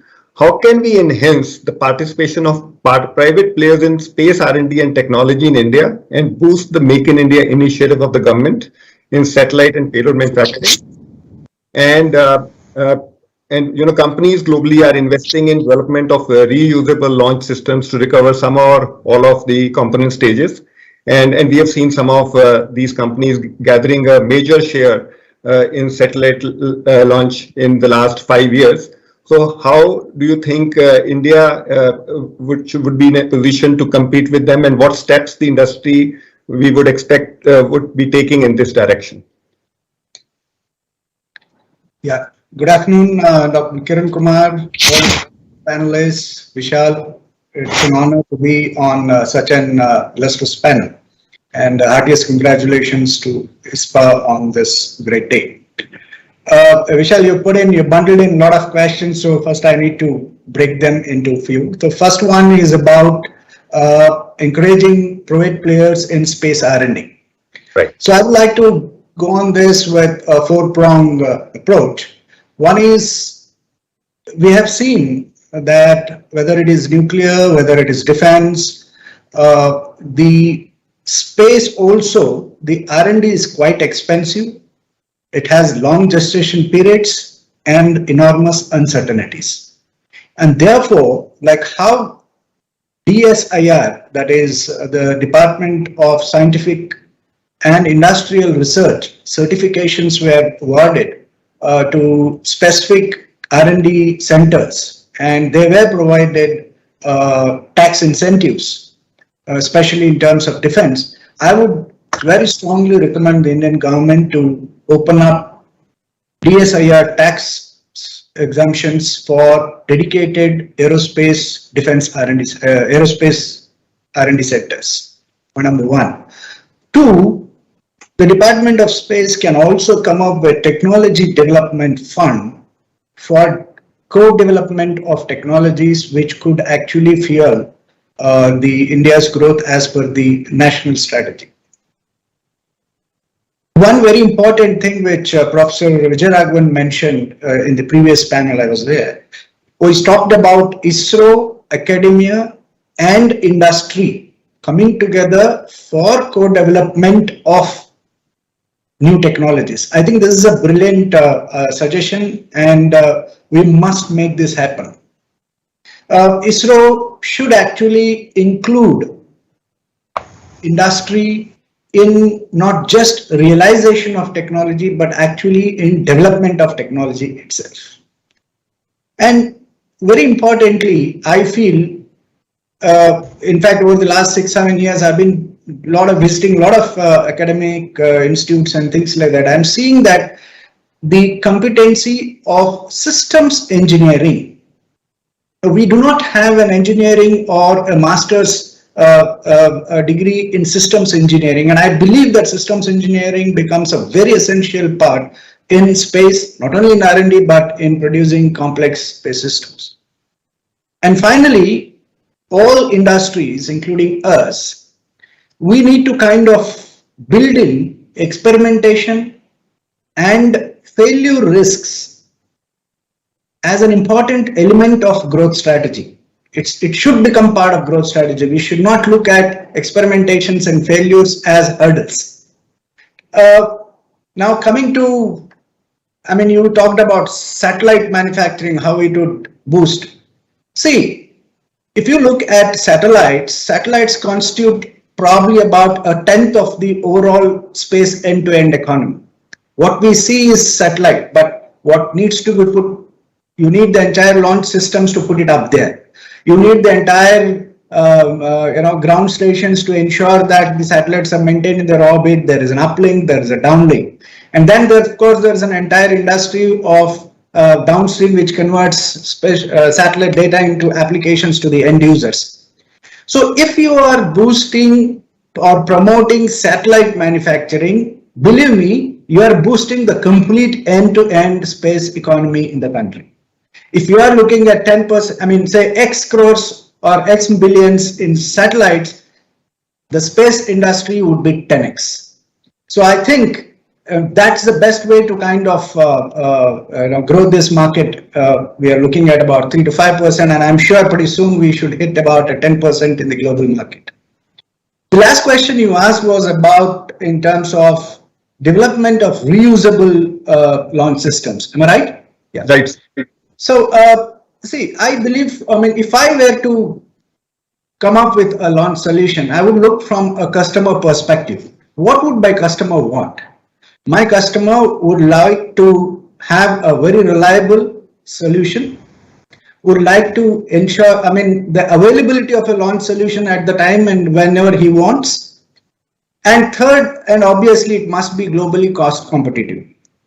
So, this reliability and repeatability, in fact, in our terminology, we call it first time right and every time right. So a launch solution primarily should be of this nature. Second, and availability and re-availability for immediate quick launches becomes an essential USP in this business. Another very important aspect is about how you are providing a solution, because end of the day, the three vital values or important things are safety, security, and sustainability. So the launch solutions must encompass these 6 elements: safety, security, sustainability, repeatability, reliability, availability, and cost competitiveness. Reusability is one solution for answering this customer expectation. Right. I'm sure there are multiple other ways that all these 6 can be addressed. If we were to look at a developing nation like India in this sector, for India, this is space is a sunrise sector. Volumes are yet to come in, and I'm sure when the volumes come in, the cost of what we call as hardware and cost of consumables. When the cost of hardware becomes substantially higher than cost of consumable, I'm sure reusability will become the norm. Yeah. And I think it's some time away as of now, I see. Thank you. Right, sir. Thank you, sir. Thank you very much. My next question is to Ms. PJ Nath, MD and CEO of Nelco. And Ms. Nath, you've been there since morning, so I think you don't need any introduction. People know you very well. But just to complete, Mr. Nath has 35 years of experience in enterprise market and satellite segment. And Nelco, which he heads as an MD and CEO, is focused on helping its enterprise and government customers to unlock potential by offering solutions in the areas of VSAT connectivity, SATCOM projects, and integrated security and surveillance solutions. We also understand that Nelco is partnering with foreign players to bring LEO connectivity to India. Sir, today, satellites have the potential to bridge the digital divide in India. Apart from providing basic connectivity and broadband services, LEO satellites are aimed to connect the unconnected and provide access resources in rural and remote areas. Further, satellites will play a critical role in the proliferation of the IoT sector and help to realize the full potential of interconnected devices. The question to you is, in terms of what are your views on the importance and role of new satellite communication technologies such as LEO in proliferation of emerging technologies such as IoT and 5G, and how LEO satellites are likely to be disruptive from the user point of view? Thank you, Vishal. Good afternoon, Dr. Kiran Kumar. It's good to see you after so many years. Good afternoon to all my fellow panelists. Vishal, in your question, there are 3 different aspects that you talked about. One is LEO satellites, the other one is 5G and IoT, right? So let me try to just give some answers, and they may not be exactly in sequence, but I think we'll cover most of it. The first is that we all know about the LEO satellites, and the reason we're talking so much about it is in terms of the low latency that they offer, similar to that of fiber, because of the distance from the Earth's surface that they are in, compared to what the conventional satellites that we have on geosatellites. The extremely large capacity, we are talking of more than 10 terabytes of capacity per constellation that we are talking of right now, and supposedly a much more competitive price as compared to what we have in the conventional geosatellite. I think this is the overall, the way we look at it, the LEO satellite from a common man's perspective. The LEO satellites that we are normally talking of, I think when you said about LEO satellite, like the most the talked of us are like OneWeb. I think another panelist just talked of OneWeb and Telesat. So if you have to look at some of these constellations, some of the LEO constellations which are being talked of so frequently now, these are broadband LEO satellites.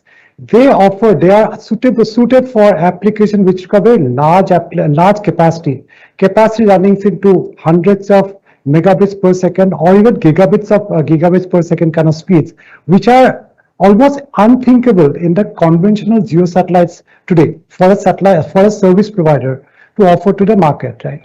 So therefore, the LEO satellites are the ones which are available, which can give very high throughput capacity, very high capacity, extremely low latency, and most importantly, very reliable service in any kind of terrain. It can be a remotest parts of the corner, it can be a difficult terrain, but you can give the same quality of service as you could get in a metro. And that is where it differs from the fiber. So the way to look at it is that these LEO satellites would be offering us fiber equivalent services in areas where it is very difficult to get the fiber rolled out. And these are typically, this constellation that we are talking about are typically in Ku and Ka band. Some of the specific applications that we talked of could be 4G, 5G, backhauls in, again, into remote location, village connectivity, backbone for telecom networks, broadband on the cruise vessels, broadband on maritime vessels, as well as aircraft communication, etc. So these are some of the applications that one can think of where this will have a lot of impact. Similarly, new age application that will require low latency as enabled through 5G solution. For example, telemedicine, teleeducation, multicast video distribution, etc. will again have a major innovation once these LEO satellite constellations are made available, and which will happen in the next couple of years' time. We'll see this happening. Now, when we talk of this LEO satellite, there are also some LEO satellites which are specifically designed for the IoT applications, and they are typically working on L-band and S-band, Some of them are, some names are like Astrotech, Hyper, OmniSpace, Swarm, Carton Space, etc. So these are the ones which are coming up. These are typically done by startups, and they are the ones, LEO satellites, but will give a boost to the IoT sector. However, I would like to have a different point in terms of LEO satellites, in terms of IoT here. That today in India, we can, as satellite communication service provider, we can still offer a lot of solution for IoT, subject to, there are some regulatory framework changes. One being that we are allowed to access L-band and S-band capacities, where we are currently restricted only for KU and K-band and C-band. So that is one. And second is that the freedom for us to get the electronics required for delivering proper IoT solutions. If these are enabled, even before LEO satellite for IoT are made available in the country, we are in a position to offer very good solution for IoT using satellite communication. I hope I have been able to address your questions. If there is anything else, please let me know. Thank you. So I think also this will probably throw up new models, business models also, in terms of how the the higher bandwidth and the capacities which are going to be made available through this constellation of satellites for you and for satellite service companies, which will come up in the near term. Thank you, Mr. Nath. The next and the last question goes to Mr. Rohan Verma. He is the CEO of MapMy India. Mr. Rohan Verma is the founder and CEO of MapMy India, and at the age of 19, he created India's very first interactive mapping portal and has more than 14 years of experience in geospatial industry. MapMy India is India's leading provider of digital maps, geospatial software, and location-based IoT technologies, offering proprietary digital maps as a service, software as a service, and platform as a service. Rohan, the question to you is that the objective of the draft satellite navigation policy is to ensure the continuous availability of free-to-air navigation signals for civilian users and secured navigation signal for strategic use in the defined area. So from an Indian perspective, which are the satellite applications that are gaining increased traction, and how will Indian regional navigation satellite system unlock new opportunities for the private sector? Will navigation be the killer application?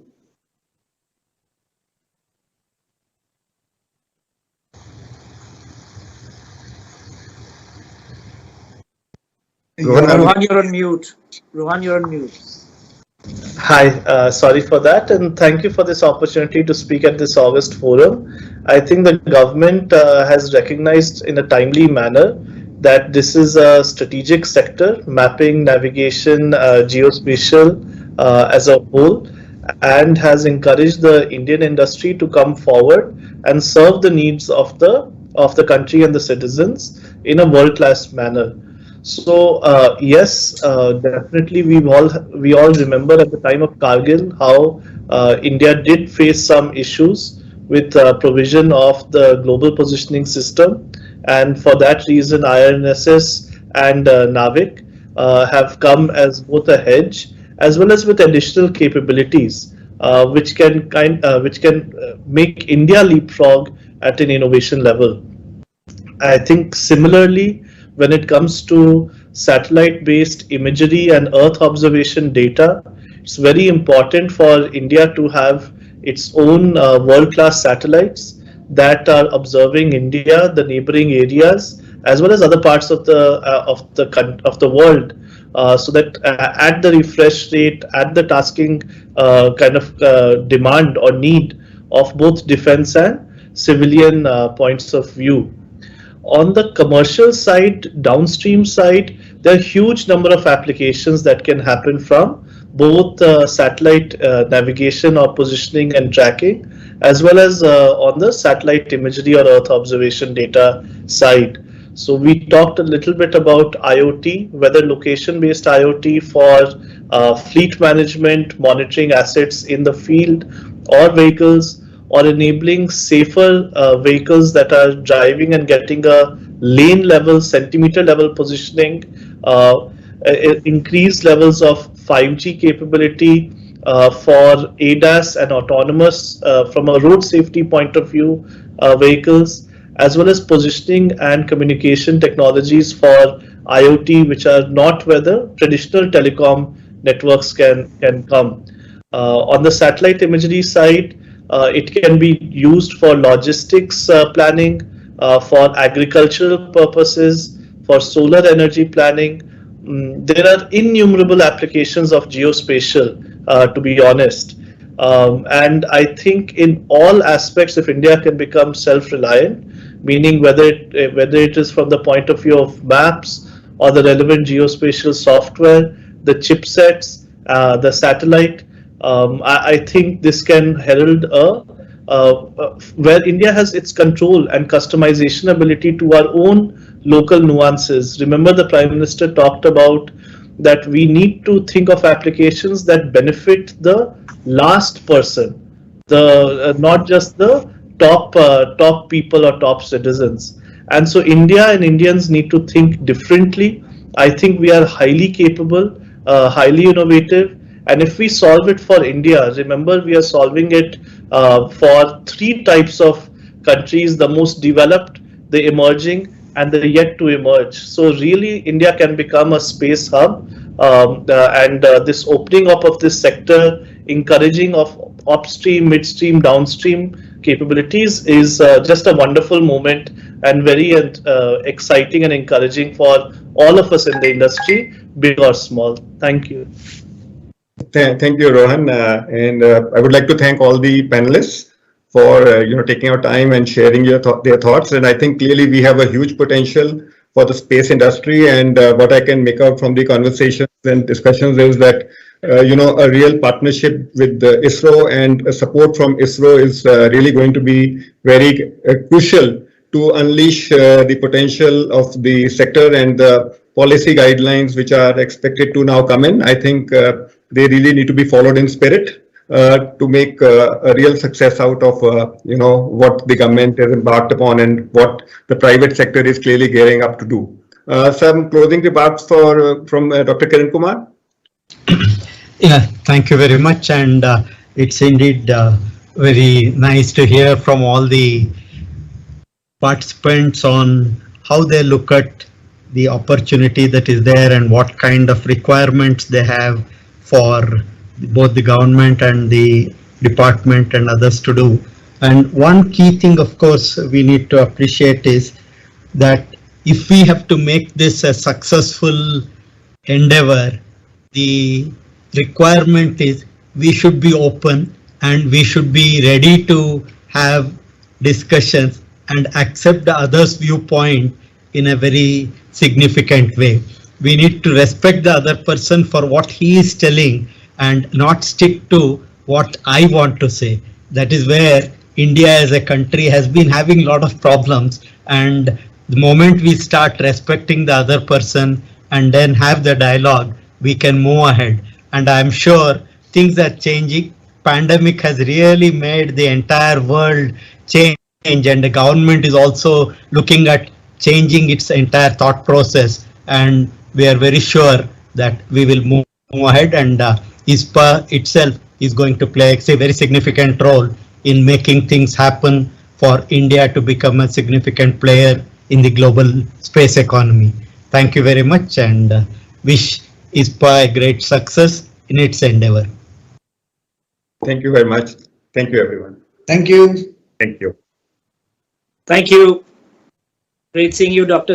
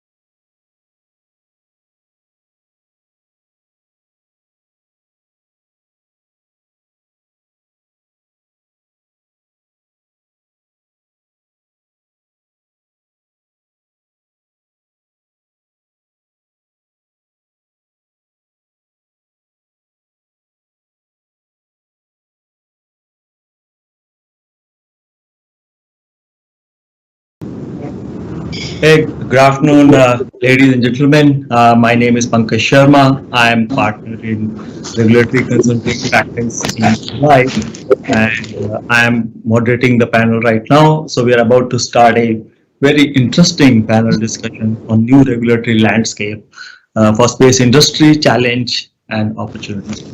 So I will just take a minute to set the context, and then I'll invite the chairperson. So India's space program and satellite communications have achieved significant success over time. However, the landscape has been changing over past few years, and to sustain the growth momentum, few of the questions which have actually gone through, throughout the day, we have been asking such questions. One is obviously, how do we invite private sector investments and participation? How do we encourage innovations? And lastly, how do we efficiently use satellite industry and new technologies in satellite space to meet the telecommunication needs of the country? This potential, however, cannot be achieved without full government support and enabling policies. And over past, 12 months, 18 months or so, we have seen a very concerted effort by the government to simplify the regulations as well as the processes. One of the greatest, I think, significant milestone has been, creation of ISpA, the new regulator. So has the tipping point moment for the space industry arrived, or there are many more miles to go? What are the government plans? What is the ask of private sector, and how this can be achieved in a minimum possible time?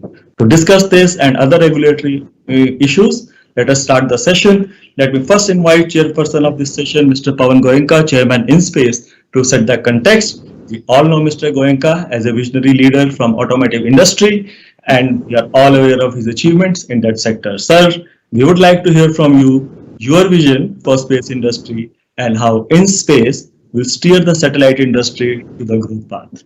Over to you, sir. Thank you, Pankaj. Delighted to be here this afternoon. When I walked into the space sector just about a month ago, can you hear me? Yes, we can. Yeah. Okay. When I walked into the space sector just about a month ago, I didn't realize what an exciting sector I was walking into. And every day when I hear the people who are in this sector, the excitement that I feel is just unbelievable. And I would like to venture to say that there is no sector in India today that has as much excitement as the space sector does, and as much opportunity going forward as the space sector does. So it really, all of you who are in this sector are at the right place at the right time.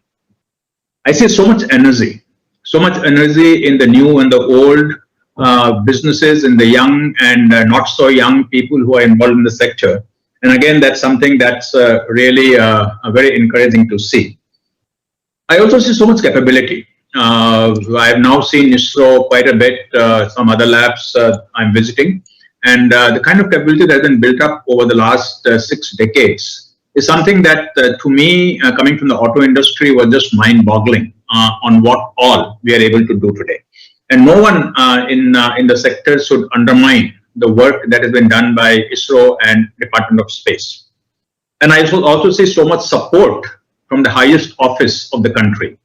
And again, I had an opportunity to meet the Honorable Prime Minister, and he talked with so much passion about the space sector that I was convinced that all the pieces are in place to take the sector forward. Having said that, I would also like to say that no one should underestimate the challenges that we will face as we try and get to our rightful place in the space economy, and the effort that's to be put in by each one of you who are on this call today. Clearly, the other countries are not waiting for India to come forward. They will be putting up a challenge because everybody will be competing for the same marketplace. And I see space sector like any other competing sector, and I compare it to automotive sector, where we have developed the market and we have to create a right to win. And that's going to take a lot of effort. The technology that is going into space is perhaps the most complex technology that I have come across. There's so many things that have to go right for a successful launch, and one mistake and you have a disaster on hand. And therefore, clearly the talk of this session, which is about regulatory reform, landscape, and we'll talk about policies and all that, all of those things are must. They are clearly enablers, and without that, the sector cannot move forward. But I would say they are not the finishers. There is a lot that needs to be done between regulatory reform and having a thriving, successful economic value addition, and as the Prime Minister said, making the life of a common citizen of India better life. To do all of that, tremendous effort has to be done, and everyone has to work together to make that happen. Everything that I have heard this morning, the previous session, the session before that, it appears to me everyone is aligned to the end goal. That there is no doubt about. There is not a single person who is doubting that we have the ability to get there. There's not a single person who is doubting that private enterprise will play a very important role in making that happen. There's not a single person who is doubting that ISRO has to enable, handhold the private sector for it to do it. But everybody still is saying that we are nowhere right now. And this is where we need to convert that nowhere to somewhere to everywhere over the next 5 years, 7 years, 8 years, whatever time it takes. So today I'm going to spend the rest of the time primarily to listening to each one of you. I'll listen to every word very carefully and try and play a role from now inside the government to be enabler for the space sector. Over to you, Pankaj. Thank you so much, sir. And thank you for encouraging words of being enabler, because that is what I think industry wishes to hear from you at this point of a time. I'm going to come to Mr. Radhakrishnan Durairaj, who's chairman and MD of NSIL. So the question to you is now, NSIL is a commercial arm of ISRO and has ambitious program around space related products and services. And obviously a new draft policy, SATCOM policy, is about to be released in some time. How would NSIL spur the growth of private satellite industry post the the SATCOM policy? Thank you very much, Mr. Pankaj. First of all, good afternoon to all the dignitaries and the panelists. And I would like to extend my heartiest congratulations to Indian Space Association, ISpA, which got launched today formally by the Honorable Prime Minister of India. I would like to thank the session chair, Shri Pawan Goenkaji, and I was very delighted to meet him during his visit to ISRO headquarters, which is a new regulatory landscape of space industry challenges and opportunities. I think I would like to take the question from Pankaj more in the context of NSIL spurring the growth of Indian space industry, rather than limiting myself to the satellite one. Now, with regard to your specific question on NSIL's role in spurring the growth of Indian space industry post space reform, would like to touch base on some of the initiatives that NSIL has already undertaken and is closely working towards making it a kind of a reality very shortly.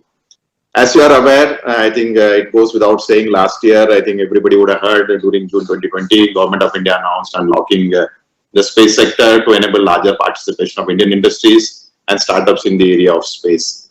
So towards this, I would say NSIL has taken the first step, but I am very happy to say that beyond doubt, a very significant one, not attempted earlier, of venturing into realizing the launch vehicles through Indian industry partners on an end-to-end basis, wherein all the flight stages of the launch vehicle would be realized and supplied by the Indian industry partner right at the launch base itself. I think this is one of the, I would say, a very important step that we have taken.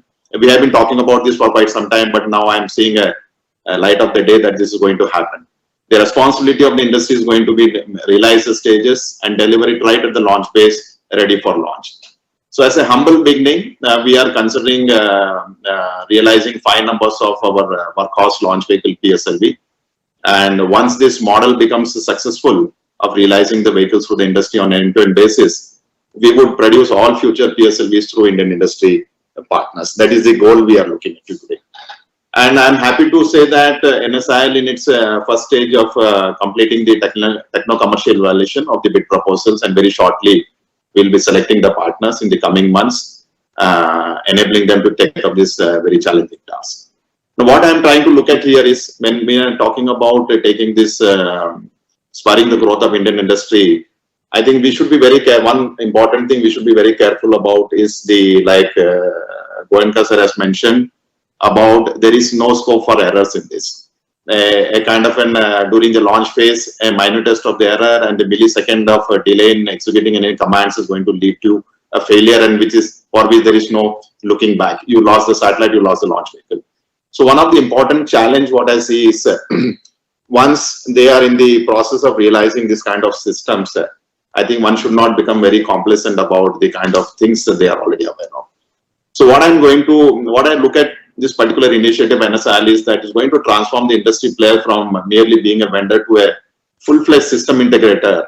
And eventually I would even like to go a step forward and say launch a production authority in the country in the coming years. And now that we are trying to move all these launch vehicles to the industry, I think definitely these industries are going to become kind of a launcher production authority.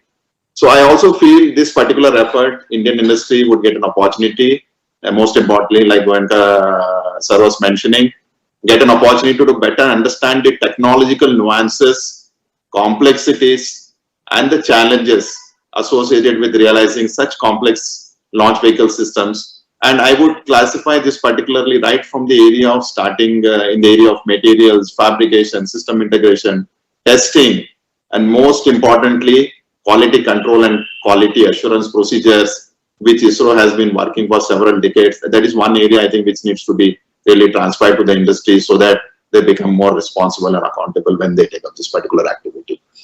The other thing what I am trying to look at is the putting the launch vehicle PSL into industry is just a beginning for us, and very shortly we need to move on to other speakers. So if you could just conclude. Yeah, I'll just sum up very quickly. So we are also trying to look up in terms of the satellite industry related things. What I'm looking at it when it comes to enabling Indian industry partners in undertaking activities related to building satellites, I feel our effort of transferring small satellite technology to Indian industry would also become highly important, and some of the policies that are going to take shape in the coming years are going to play a big role in enabling the towards enabling the growth of Indian industry in both satellite and launch vehicle industry.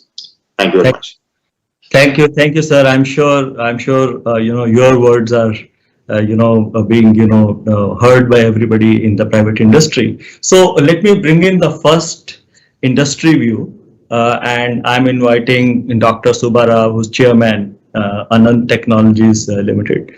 Sir, you have experience both in ISRO initial part of your year, and also then obviously you have done a lot of work in the private sector, and I think more than 3 decades you've been running this Anand Technologies. So as I said, both views, the inside view and the outsider view, and you have heard throughout this session today from all the eminent speakers, including Prime Minister and Goenka sir, that there's so much of a big focus on private sector investments in the sector.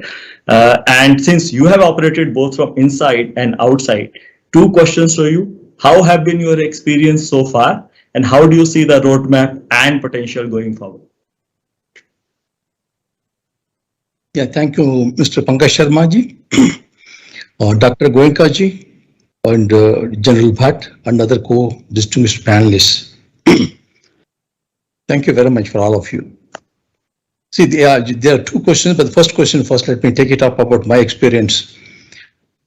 See, as every panelist has said earlier, seminars too, the ISRO was a great organization. You must imagine something which nothing in this country has happened in the space. We started with Atmanirbhar Bharat, not today. This we started about 60 years ago. Dr. Sarabhai always used to say, what can be done in this country must be done here. What cannot be done only to be imported. In fact, in terms of making subsystems, systems, entire design. So therefore, Atmanirbhar Bharat is something as a part of space program from the very, very beginning. And thanks to that, I happened to be the part of that system at that time. And later, when we started working on IRS utilization program, IRS, Earth observation satellites, etc., first design, a lot of exciting things happened on that. And again, ISRO working for, ISRO make the satellite, ISRO does everything, ISRO does the launch vehicle, ISRO does the application part of it. No, that's what the kind of scenario. But good thing that happened for this country is, since I would like to address what Dr. Pankaj, Mr. Pawan Goenka said, nowhere. In fact, I don't agree with the nowhere. In fact, we are somewhere substantially. That's the point I would like to make here. The point here is ISRO did many things. About 70% ISRO budget used to go into the industry. When say it's not only the money and the product that comes with that part. In the process, ISRO is such a great organization. They train people. They establish the facilities along with them. And they told them what can be documentation that one should have into that part of it. That means you can treat the training in every aspect of that. This was benefited by about 400 to 500 industries in the country all along. So therefore, I say that today there is a technology available, and the experience of working with them is available. That's why we are somewhere substantially already into this. Now, from this somewhere too, we should take it to the greater heights. Normally, as the ecosystem changes over a period of time globally, things will also change. So that change is happening to space industry today. A company like us, we participated into 88 satellites, substantially contributed into making subsystems and the platforms, a lot of other things into that, including AIT activities. And similarly, in the launch vehicle side, 68 launch vehicles we contributed. You can imagine the kind of experience that already we have built into it. Now the reforms has given us the great opportunity, and said really we're all excited now. It's not only working for somebody, but we can also work on our own today. That's why thank God the entire process, the policy said co-industry, the co-traveler along with ISRO. That's where we're going to be. Of course, there are a lot of other hurdles are going to be into it, and of course, R&D is entirely going to be taken care of the ISRO. Not that private industry also can look into the R&D part of it, but a lot of commercial activities today. If you look at when you say commercial activity, as you know, the space has 3 segments: launch vehicle, satellite, and this applications part of it. And there are innumerable opportunities in the application side, starting from natural resource management to legal affairs, a lot of things which we have been already working into that, and we are into part of the all 3 segment space program. And now, when you look at the bandwidth requirement of our country today, the huge bandwidth requirement, I think what we have about 200 to 300 transponders that are being made use of right now. This number we have to put at least another couple of zeros next to that. That's the kind of requirement that we have it. 70% of the people in this country, they don't have the access for a quality internet bandwidth for them. And the 70% of geography is not being covered under that.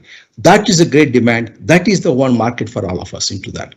So in this context, since FDA also being allowed under the policy, and also high throughput satellites also can be constructed using this, like, collaborations, etc., that are also coming into that. And see, that's a great opportunity is coming up in terms of building up the larger number of satellites for the country to meet all the requirements. It can be LEO, it can be MEO, it can be GEO, whatever. But opportunities are plenty. The demand is so much. So therefore, that's a great opportunity. And industry like us, all of us are looking forward towards that. But at the same time, and of course, a lot of regulatory hurdles too in that part. For example, I have put a satellite into the geosynchronous orbit. First thing is we need to have a slot, orbital position into that. To have the orbital position, again, it's ITU regulations that come into the picture. And for the ITU regulations, ITU, the responsibility in this country is DOT, which has been passed on to DOS now. Now, somebody like us already made applications for getting the orbital positions. It's going to take a long time. And of course, no matter is pending with InSpace. Something soon will happen in that regard. We also can have joint ventures with the companies which have the orbital positions over India, which means we can also bring them under Indian administration. That also gives us a lot of opportunity in this area. And therefore, what we are looking forward is a globally harmonized processes.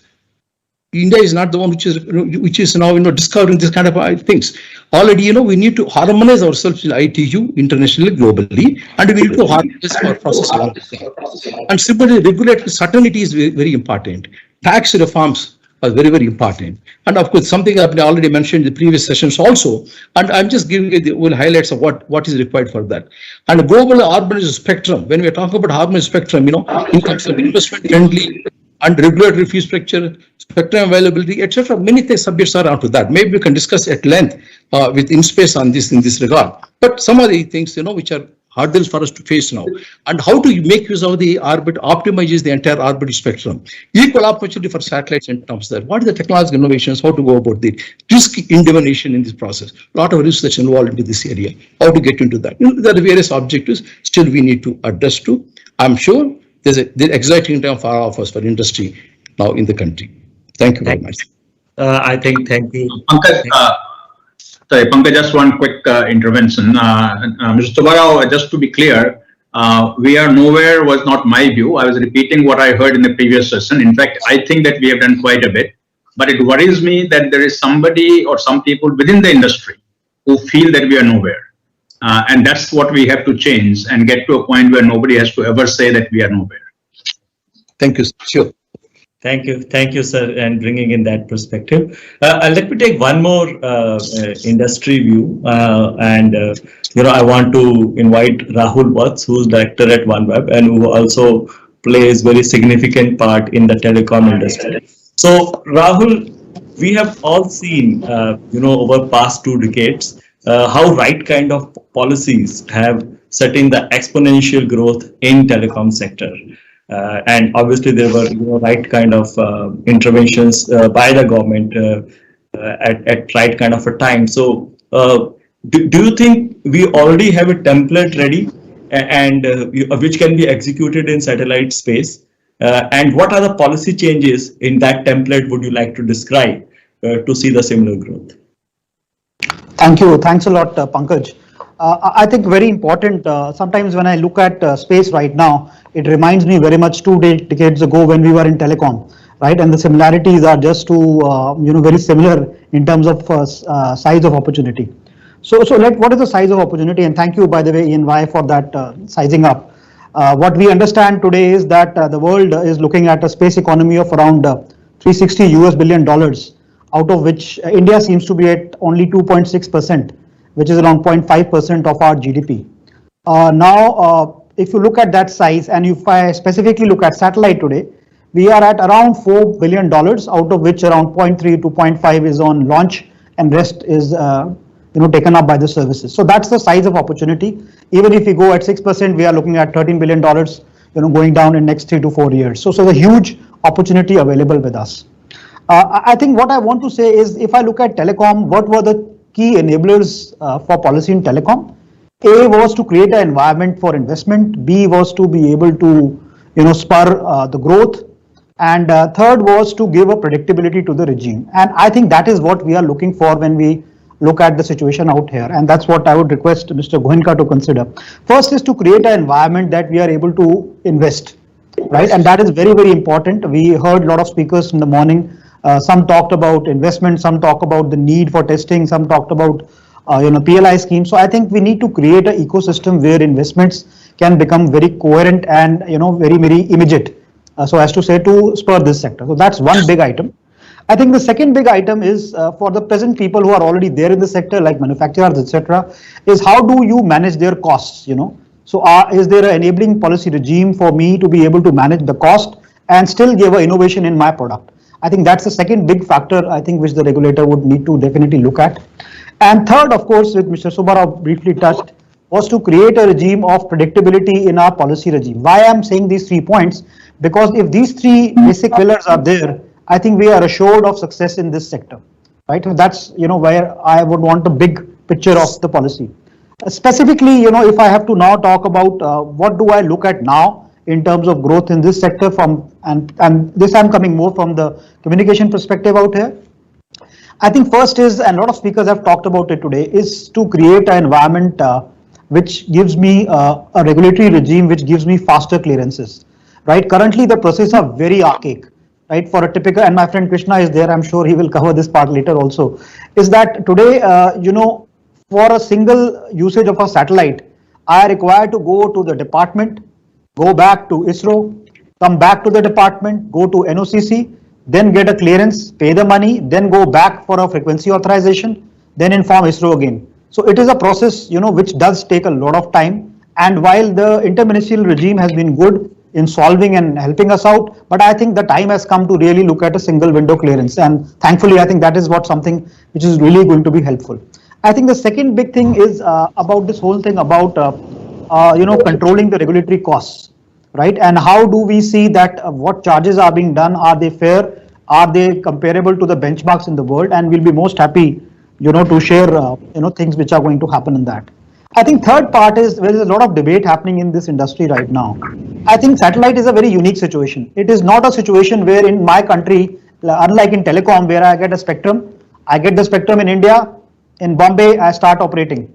Satellite spectrum is actually coordinated worldwide because you cannot have a situation where A country is different and B country is different, right? So you have to have some uniformity, some sort of a coordination, and that is why ITU sets up a priority of how the spectrum is going to be used. And when I say priority, it is not about who gets it first. It is more about ensuring that there is no interference to the parties who are already coordinated. I think it's very important for us to understand that and respect that ITU priority to be able to proceed, in a manner where people are able to, make investments.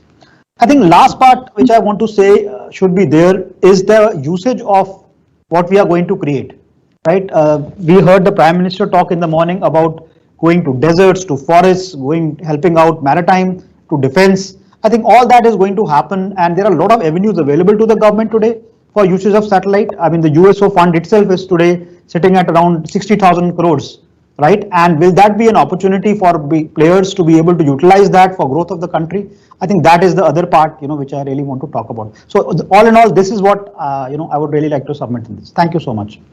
Hey, thank you, Rahul. I think that was quite a wide perspective, and I'm sure if in our template, we can solve these issues, that does create the right environment, or I would say platform to growth. Let me bring in one more policy perspective here. I would like to invite Shri Sunil Nirmanian, who's DDG Satellite. We have invited him to this panel discussion, I think on first day of his taking up this position, though he has been involved in this, various other satellite related, positions in DOT for a long time, and obviously spent many years over there. Sir, question to you is something that I would say came in from, what telecomists said in the morning, and that was, satellite industry cannot function without spectrum, right? And I think the minister said in the morning session that, what are the best practices worldwide on the spectrum allocation, that we need to do in over here. One of the very critical demands of industry has been, over past 2 years or so, has been, having a satellite band in millimeter wave band, which is 28 gigahertz band. And obviously, we know worldwide, that satellite bands, frequency bands are not auctioned and they are allocated. And the reason for that is obviously, because it's not a dedicated operator band. Question to you, sir, is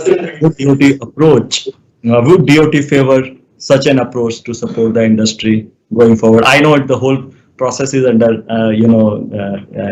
we try and all that, but still, I'd like to know your views.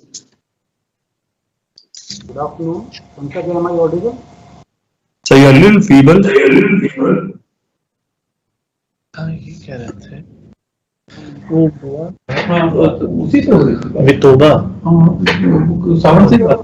Yeah, we can hear you. We can hear you. Go ahead. तो आप बता रहे हो जो figure था ना आपने वो बोला जल वाला हाँ तो वो रीफ्ती का फोन आया था लास्ट वीक की Can I request people who are not speaking to put their mic on mute, please? Mr. Narendra, please go ahead. Pankaj, Honorable Chairperson in Space, Shri Pawan Goenka, PMD NFIL, Mr. Krishna, and fellow panelists. We are in very exciting period of fast technological changes, and I am happy to note that under the able leadership of Honorable Minister of Communications, Secretary and Member Technology, seminal reforms have recently been carried out in communication sector. Chairman sir, may I provide you an overview of present satellite-based licensing regime in DOT before answering the question that Pankaj put to me? Because first thing first, at times helps. A communication satellite for providing services to the public at large can be considered as a telecom switch up there in the sky, revolving around Earth. And for providing any telecommunication service in India to the public, a telecom service provider license under Indian Telegraph Act is required. While the space segment to render the services has to be obtained through Department of Space and possibly now through ISpA, and in a case services are to be rendered through foreign satellites, the authorization for foreign satellite is required from DOS. The WPC wing of DOT issues the frequency allocation. The Telecom Engineering Center issues the interface standard. The NOCC is responsible for monitoring of satellite systems and resolving interference issues, if any. And IND Ministry steps in when broadcasting services are involved. They are the licensor for broadcasting services. Sir, you would see that a satellite-based network operation is a multi-stakeholder ecosystem which requires close coordination among DOS, different wings of DOT, PEC, WPC, NOCC, and each offers a separate authorization to respective entities. To bring all the government entities together, one committee called Apex Committee, having representatives from all these bodies, including DOS, has been authorized to perform the same as a single platform clearance. My division in DOT is entrusted to carry out this coordination with respect to licensing in DOT through Apex Committee meetings. And the applicants are for setting up new satellite networks, communication networks, are mandated to seek in principle clearance of this Apex Committee for establishing their network. The objective is when this Apex Committee has given in principle clearance, separate authorization by each respective entity are less likely to take time because the issue has already been discussed in a holistic manner in the Apex Committee. And it has been seen by and large very useful arrangement. And we have received excellent support from Head of Satcom PO Dr. Ratnakar and his team. They say actions speak louder than the words. So what enablements in DOT licensing regime has been done in the recent past? To accelerate the rollout of cellular and Wi-Fi services, furthering provision of connectivity, enhancement in the scope of commercial reset license to provide the backhaul and to the wireless Wi-Fi networks has been done. Further sharing of satellite hubs, active and passive infrastructure for different services, this has been permitted. The long-standing demand of industry to remove the data speed restriction for various types of satellite-based telecom deployments has been done away with by revising standards set by Telecom Engineering Center. DOT has also simplified the process of TECFA clearance procedures by now it would be purely web-based, contactless procedure wherein this clearance can be obtained through self-declaration in an automated and time-bound manner. I hope industry will like such ease of doing steps very much. For captive licenses who are setting networks for their in-house purposes, entry fee has been halved to 15 lakhs and spectrum charging formula has been rationalized. Instead of testing each and every antenna, testing on sample basis has been prescribed for the smaller antenna.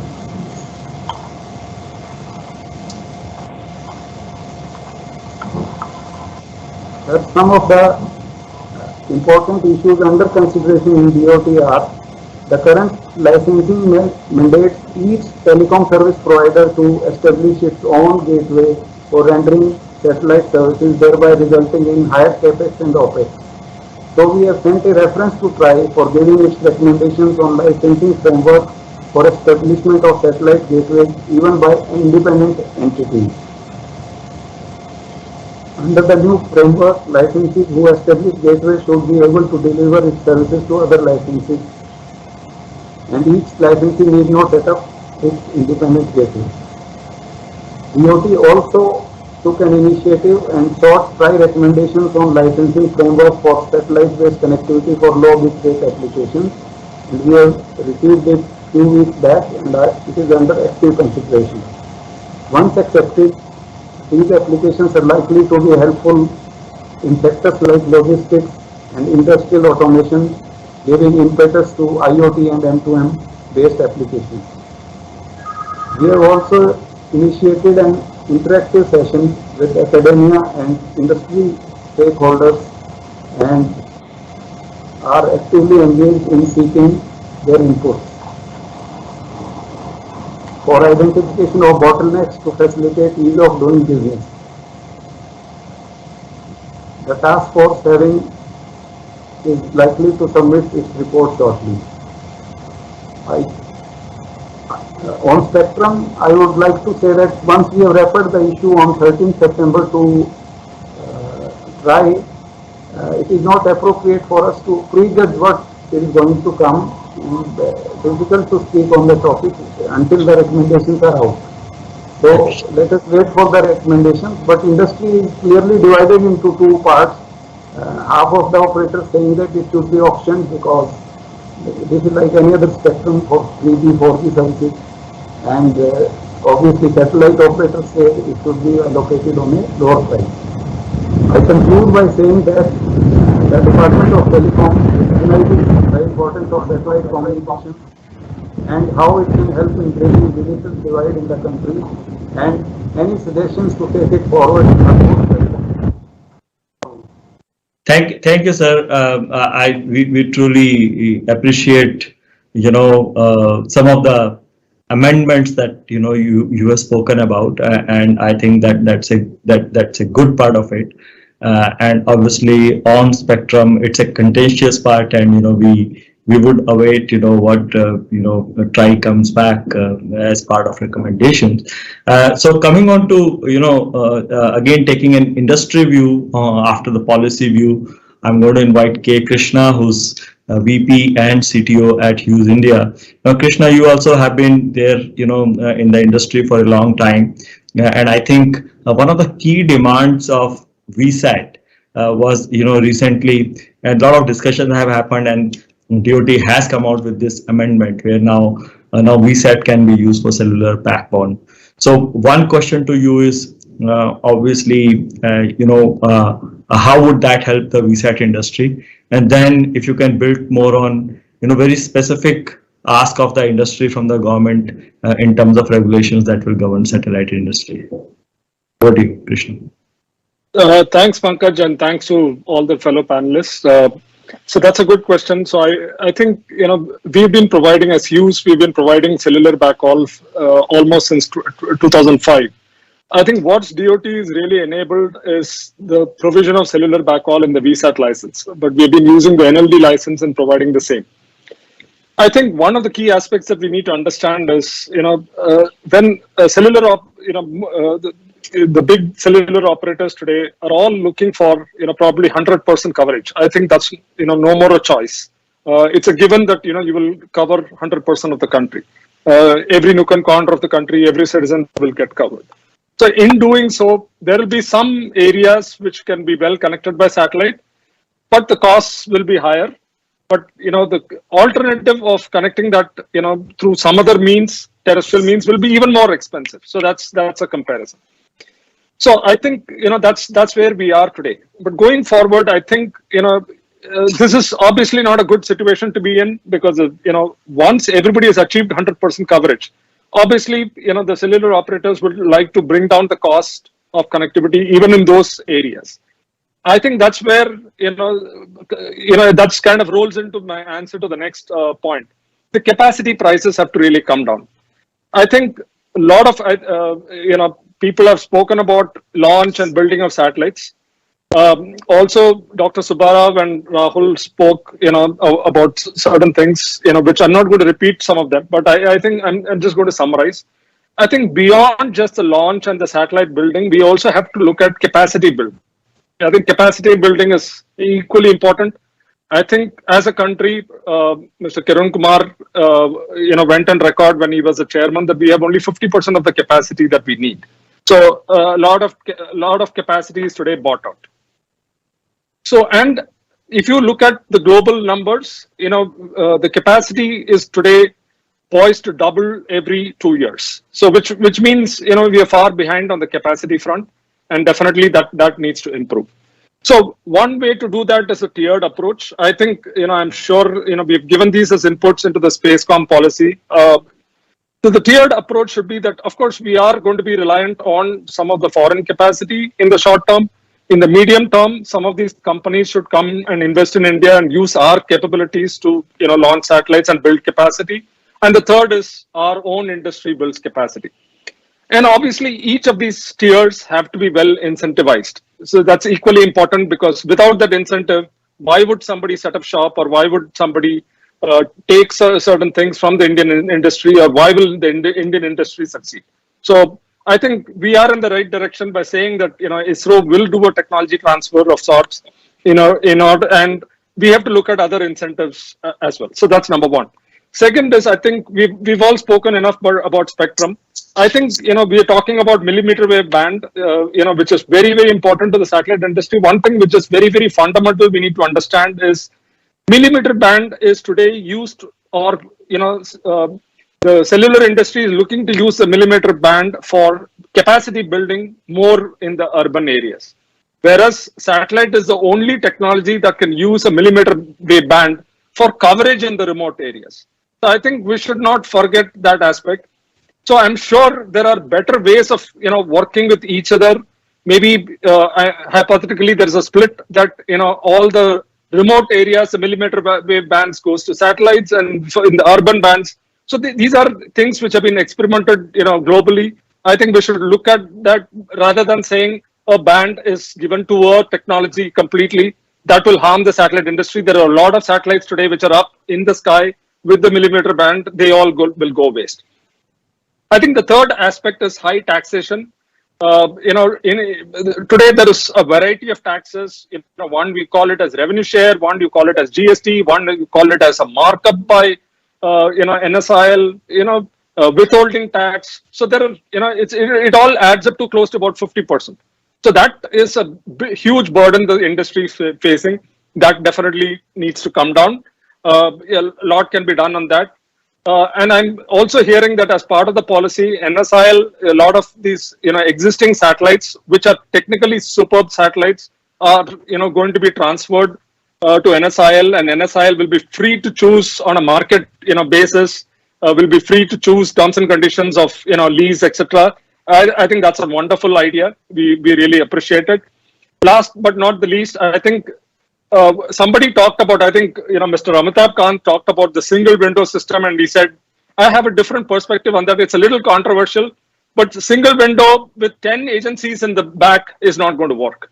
Because again, the burden today, the problems that we are facing as an industry will just shift to the single agency, which is going to be coordinating among the 10 agencies. That's not going to work. In the case of satellite, the spectrum assignment is the biggest fundamental block today. I think all the policies that have been done by the satellite cell, the licensing cell, have been superb, have been incredible. They've done an incredible job. I've been, thankfully being involved in a couple of these policies, more from an industry perspective, giving inputs. I think the, kind of nuances, what they go through, it's a fairly very difficult job and they're doing it well. But I think in the spectrum management and spectrum assignment job, it takes 9 months to 12 months to assign spectrum. So that's very, very, time consuming.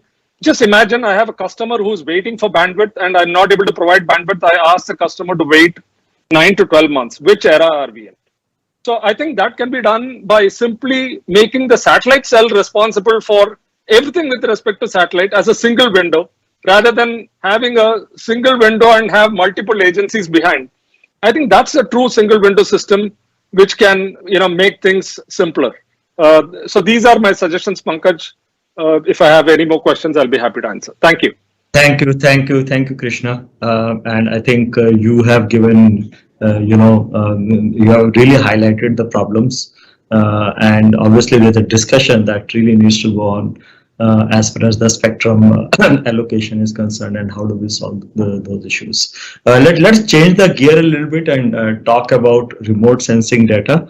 So I'm going to invite Mr. Raj Kumar, Director, National Remote Sensing Center. Sir, now there is also a space remote sensing policy, which is draft is there and likely to be notified. So if you could just highlight what's the difference between the previous policy and this policy. And also another question is, how will the new remote sensing policy enable Indian businesses to acquire and distribute data within India, both from sellers and consumers' point of view? Over to you, sir. Thank you, Mr. Pankaj, and good evening, all the panelists. Yeah, this is what since morning we are hearing about this policy that all the policies will be coming, and as all of us know, this policy will be coming very soon. As a morning, Minister of State Jiten Singh ji also told the same thing. Major difference we see that what we are getting in this policy is the more and more data will be freely available. And that is a requirement of the day. What we are talking in this policy is up to 5 meter and less coarser data. That is a higher resolution. We can say more than 5 meter will be available freely to the use by. But presently it is not available. Presently all the data. And then if you see nowadays what we are going ahead with this all type of applications.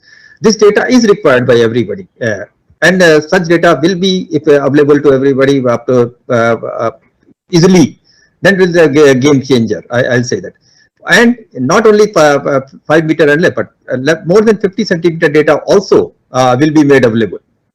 But maybe a commercial value that we have to see what is the cost and all those things, and that also will be easily available. Not all this earlier policy like that. It go through a number of procedures.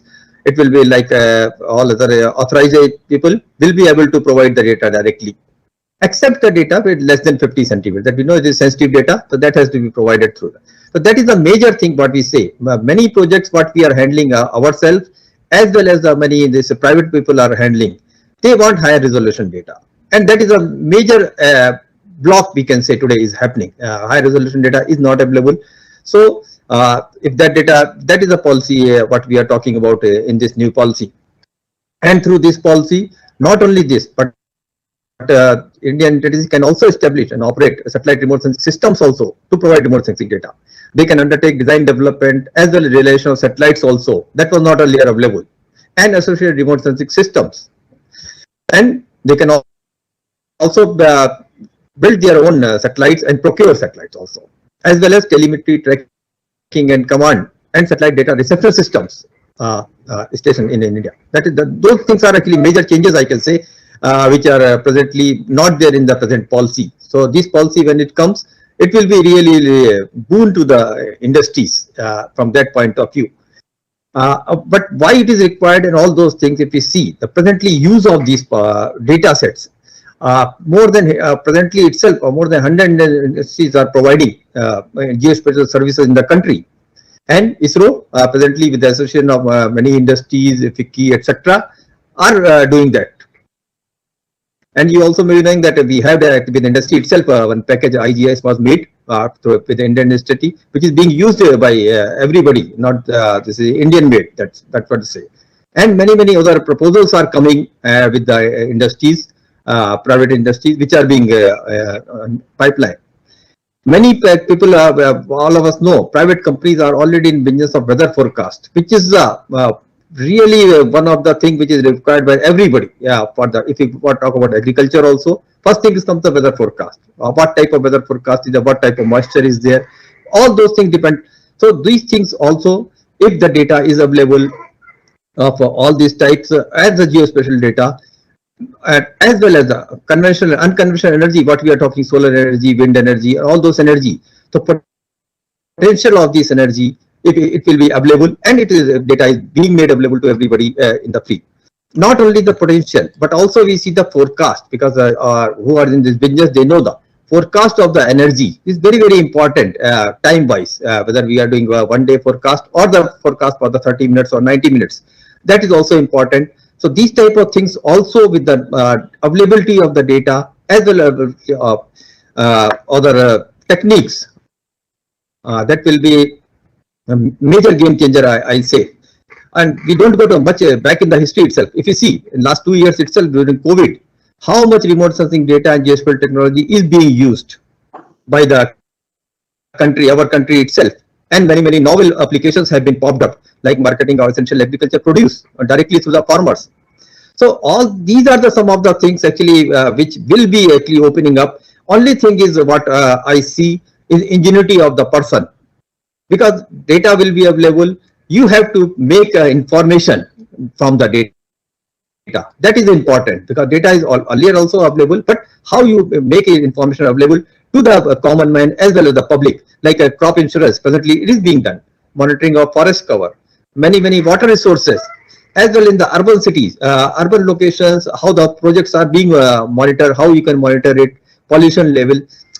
There are a number of things what I can say. And morning also, Rohan Verma from Map My India was telling itself for location-based service. We are collaborating with them in a big way, and maybe we can say we will have a India level that location-based service as well as this navigation service, which will be have a major impact on this our economy. So I think, and all of us might have visited also our sites, our Bhuvan website, which has a lot of possibility for utilizing this data presently also, as well as thematic services which are available, and not for these type of services, but most important social type point of view, disaster management services. So those are some of the things I think it will be have a lot of impact.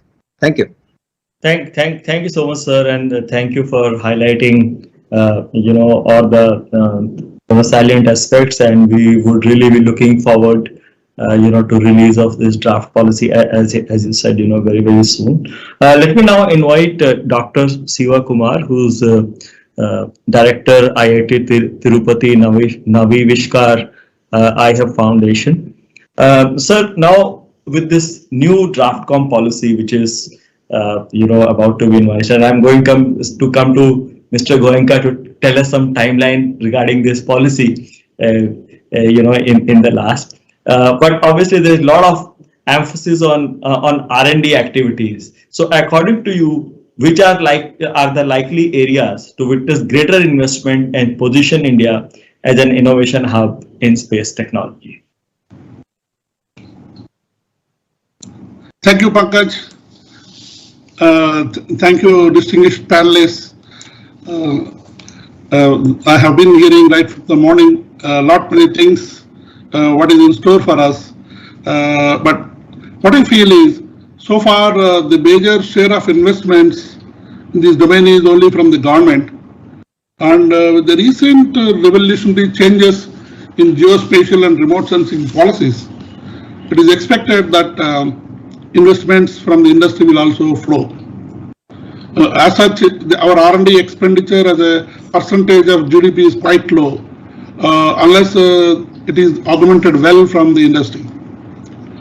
The major investments are expected in design, launch, and operation of satellites, communication systems, applications, education specifically, and entertainment. We'll be witnessing major technological and innovative changes in the field of positioning technologies. I would like to stay more stress on this. Rahul Verma also talked about it in a way. This R&D investments will be in both space and the ground segments, like on the Navig side. Also on the ground segment, we are going to see tremendous investment in CORS, what is called continuously operating reference stations, to augment Navig in providing accurate positioning, both horizontal and elevation. This, I believe, will certainly lead to empowerment of our people, as the applications developed will bring the geospatial solutions to the pocket of everyone through their smartphones. One good example I can tell is if one person has to find out what is the extent of area of his parcel of land or where it is located, then he has to go to a surveyor or some other guy who can fix it for him. With this kind of applications and with the course in position, and he would be able to do it easily. And similarly, many such applications are possible through the course. And those many geospatial products, solutions, and services are also going to attract investments using this reliable and more accurate data. As you all know, this R&D ecosystem will have different components. What is the core research, technology innovation and development, translational research, commercialization, human resource development, and international cooperation. We have this technology innovation hub started at IIT Tirupati as a project of Department of Science and Technology under National Mission on Interdisciplinary Cyberspatial Physical Systems. A Section 8 company was formed, and we have an alumnus of IIM Calcutta as a CEO for this organization. And what I wanted to say is that similar 24 hubs are established in various IITs, Indian Institute of Science, IIIT Hyderabad, and ISI, with a total funding of about 3,600 crores, which is to be spent in next 3 to 4 years. This will really invigorate the ecosystem, and almost all of them are in some way or other connected to the space segment. So Government of India initiatives such as Make in India, Atmanirbhar Bharat, and startup ecosystem and self-reliant will encourage and support our investments. Because we are going to follow a technology life cycle approach addressing all stages, that is knowledge, development, translation, and commercialization. One of the components which is important is the GIS. It is required for the empowering citizens and bring inclusive growth, as Honorable Prime Minister said in this morning, by mapping, monitoring, and analyzing the interplay between the various socio-economic factors that support the sustainable development of the country. So if you come to the technology development per se, the investment should flow for the development of atomic clocks for navigation systems and its applications, and similarly solar blind UV photo detectors for LiDAR, high precision cyber physical systems based smart micro machining and nano finishing processes. And important development which we need in India is the real-time location systems and indoor and underground positioning and navigation systems. This is very essential in various fields for accurate navigation and as well as tracking seamlessly. So similarly, we'll find some investments coming in precision spectroscopy techniques for the sensing applications and a lot of sensor developments. Another thing which we are lacking at the moment is the satellite gravimetry. We need to build some investment, some technology and capability to have a satellite geometry, something similar to the GRACE missions, which will help us in not only in the climate change studies, but also to exploit the potential of the underground water. Similarly, for positioning, we need lightweight, secure communication systems, data analysis and image processing, and visualization tools, which are there at the moment, are not quite user-friendly and interactive, which we need to develop as a part of the R&D effort. And the requisite APIs will certainly help in bringing these applications to the smartphone. And we will finally be providing decision support systems using artificial intelligence and machine learning. But the number of applications are vast. As the Honorable Prime Minister said in the morning, most of the applications he has stated. One is that increasing the agricultural output by minimal use of chemicals and water, using precision agricultural techniques, efficient planning for disaster management to minimize the loss of life and property, management and monitoring of natural resources, proactive management of the environment and habitat, rapid response. Sir, can I ask you to conclude, please?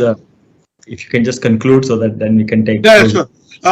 Most importantly, other than these applications, we need to invest on this capacity building and human resource development and the startups, and we cannot neglect the international cooperation. That is how we can maximize our efforts using this work already being done elsewhere. Thank you so much. Thank you, sir. And Mr. Goenka, if I can invite you in the last, I'm sure over past 45 minutes, you have heard all that, that you were waiting to hear, that, what are the issues on the industry side and what are the issues also on the policy side. And of course, as I mentioned that, this draft policy has been out for a long time. And I'm sure this policy has not been announced because, you were not there. And now that you are there, we would like to really hear from you that, in how much time, we could hear it. Because I think the way I see it, this industry is just, positioned to take off, right? And we're just waiting for the, right ingredients, which are coming, no doubt about it. Over to you, sir. So you're on mute. Pankaj, thank you, and thanks everyone for laying out what the issues that the industry is facing. I've been meeting many people, and many of the people who are on this panel I have already met before, and the same consistent messages coming in all the meetings that I have had. I hope that the reason the policies have not been announced is not me. So there was no reason to wait for me for the policies to be announced. But the heat is on. All I can say is heat is on, because in every forum the industry is very loudly, without mincing their words, are giving the same message. And today even the Honorable Prime Minister got the message very, very clearly from the 10 speakers who spoke from the industry side. I wish I could give a date on when a certain policy will be announced. That I cannot, because I still don't know the government processes very well on what all has to happen. But I've been told that the SETCOM policy and the RS policy are all but done. And they're just going to the final sort of vetting that needs to happen, the final sort of approval that needs to happen. I'm personally having a meeting tomorrow with ISRO on the SETCOM and RS policy to understand what are the steps that are remaining for the policy to be announced. And if there is any gap between what the industry was hoping the policy would have and what will have and what the policy has. And if there's a gap, then why there is a gap? Is there anything that we can do to close the gap? Because clearly industry has certain expectations, and not all of those expectations can be assumed to be reasonable. And some of those one has to look at in a more pragmatic manner and take a view biased towards meeting the needs of the industry, at the same time not compromising with what the policy is supposed to protect for. I think a couple of points that came out here which are very important is a single window clearance. Clearly, that's the role of ISpA, to provide a single window clearance to all the industry players, so they don't have to run pillar to post to get the approvals. At the same time, Krishna made a very important point And if still the single window has to take approval from 10 windows, then all that is happening is that the ball is getting pushed little bit down the road, and the same problem will exist. I still don't know how many clearances would be required that InSpace will have to take, and we'll certainly try and make it as simple as it can be within the various checks and balances the government has to have. I mean, private industry, I have been in the private industry 41 years, has to understand that the checks and balances that the private industry needs are much less than checks and balances the government needs.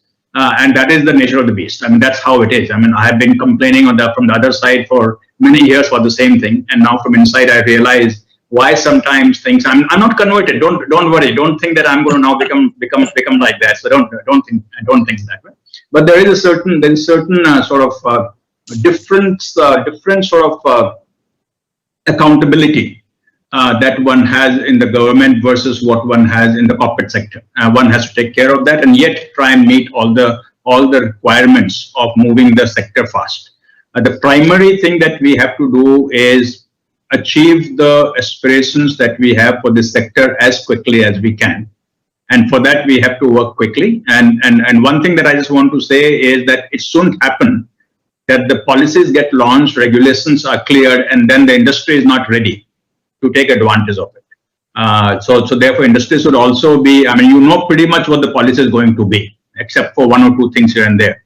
So therefore, industry should be fully ready that the moment the policy is launched next day, they're ready with their action plans on how to move forward. So this is just an anecdote that I used to often have, that in a company, people will keep saying, lend me, I cannot do anything.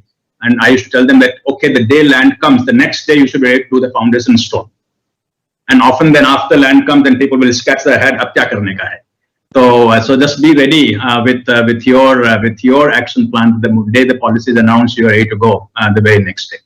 So all the best to you. I mean, this is a very small, close-knit industry. And in every meeting, conference, I see almost the same people. And therefore, I'm sure that we'll keep meeting often and exchanging views and ensuring that we move forward in a very positive manner, in a very pragmatic manner, and create the economic and social benefit that space can create for a country. Thank you, Pankaj. Thank you, Pankaj, and thank you all for expressing your views. Thank you, sir. Thank you for your, closing words. And thank you all the panelists. And with this, we close the session. Thank you so much. Thank you. Thank you, everybody. Thank you. Thank you. Thank you.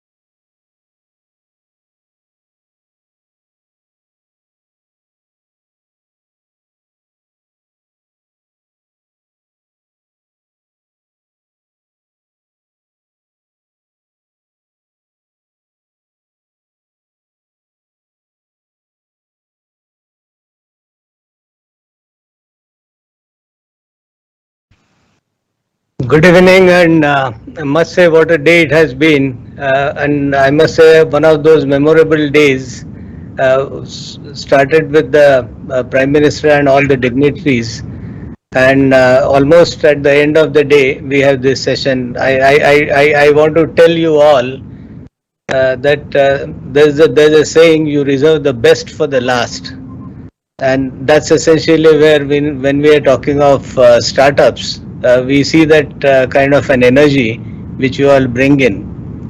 All I can say is somewhere mid-career, about 10 years into my career, I happen to have started one startup.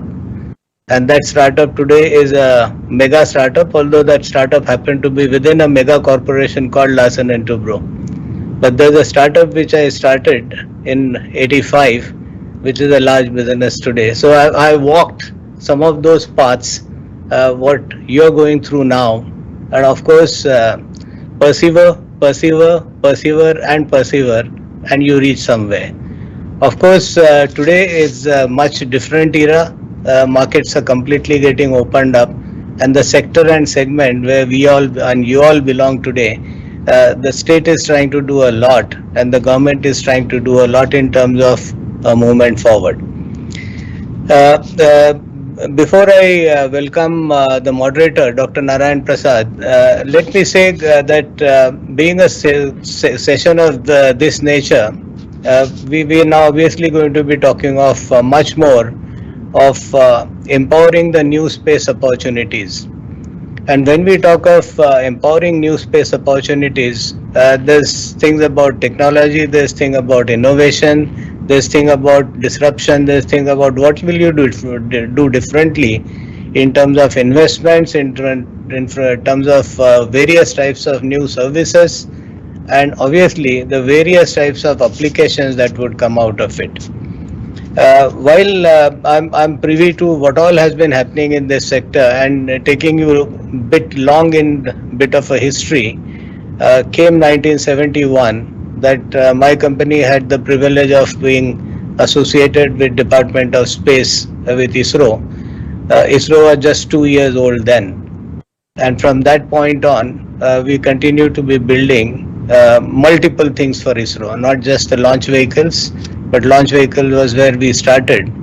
Every possible major asset of ISRO, including right from building raw materials for the space missions to varieties of components and subsystems that go right up to the satellite or the entire launch vehicle, or for that matter the test facilities and the ground facilities, the radars, the command systems, the communication arms. There's a whole lot of segments where Larsen & Toubro has been a very, very significant partner of trust for ISRO. So going forward, obviously we see this segment opening genuinely heralds a new beginning, and that's essentially where more and more innovation can come in, more through the startups. Let me say that feel free, at the same time keep an eye on time, and with that let me pass it on to Dr. Narayan Prasad. Doctor, please introduce all our participants and call them one by one. Thank you very much, sir, for this session. As we have seen all through the day, I think it's very clear that the opportunity exists, and I'm very happy to have known almost everybody here personally, and as the people who are actually building this pie and making this pie bigger and bigger as the day grows. So just as an introduction to this particular panel, I've been tracking the whole space, startup scenario in India for the last 10 years at least. And, in the last 10 years, we've had about 50 young companies being formed. Today, I can maybe map about $100 million worth of investment having gone into a lot of them. And today, many of these companies here happen to employ about 100 plus people at least. So it shows that they are growing, and there is a confidence among investors that they should be funneling money to them. And there's a very large, diverse nature of these companies as well. So, you know, we have people building launch vehicles, satellites, we are building applications, we are building, you know, ground segment related services, everything. So there's a very healthy and vibrant mix of these companies here today. So with that in place, given that, you know, we have little time as well and we're actually over time, I would like to first maybe start off this particular panel by introducing Sunil, who is the director at ISpA BST Aerospace. Sunil, you know, you have taken a very bold venture of mass producing satellites in India. And, you know, from your perspective, given that you are putting together a facility that can produce 200 to 250 satellites a year, what kind of applications and what kind of end users do you see yourself venturing to, and what are your immediate roadmaps in this? Right. Thank you, Narendra, and good afternoon, Chairman ISpA, and good afternoon, my fellow panelists. So before I you know, get into details, I'll just take a moment to introduce ISpA BST. We are a joint venture between ISpA Industries and Berlin Space Technologies, and we established the mass manufacturing facility for microsatellites in the 50 kilogram to 150 kilogram class at Ahmedabad. And so the partnership with BST basically enables us to utilize technology which has a heritage of being flown on more than 50 missions till date. And we are using this as the ground zero for this factory in India. That is, though we have access to a 50 kg platform, we are now building a 100 kg bus at our 35,000 square feet facility. And you know, the next year in Q4, we plan to launch the first demonstration satellite. And through this mission, you know, what we want to do is demonstrate the capability of our Indian factory to provide an end-to-end solution, because we are going to manufacture all the subsystems for this satellite in this facility, and also do the complete system assembly integration and testing. And we would also be operating the satellite from here. Now, once we start operating, because we would in this particular satellite, we are flying a multispectral payload. So on the downstream front, you know, we will utilize data from our satellite to provide automatic change detection, you know, within a few hours. So basically, by doing all this, we aim to showcase our ability as a factory, you know, to provide complete solutions to customers, because you know, we've been interacting with a number of customers over the past couple of years, and what we see is that there are a lot of sectors waiting to be you know, impacted, you know, by space, because you know, for instance, a company in an infrastructure industry, you know, they don't necessarily understand how space can impact them. So what we want to do is, you know, build these solutions and go out to our customers and then educate them and tell them, look, this is how we can create impact. So for example, you know, utilizing our multispectral payload on the first satellite, you know, we are basically going to impact, you know, we aim to actually impact a couple of local applications.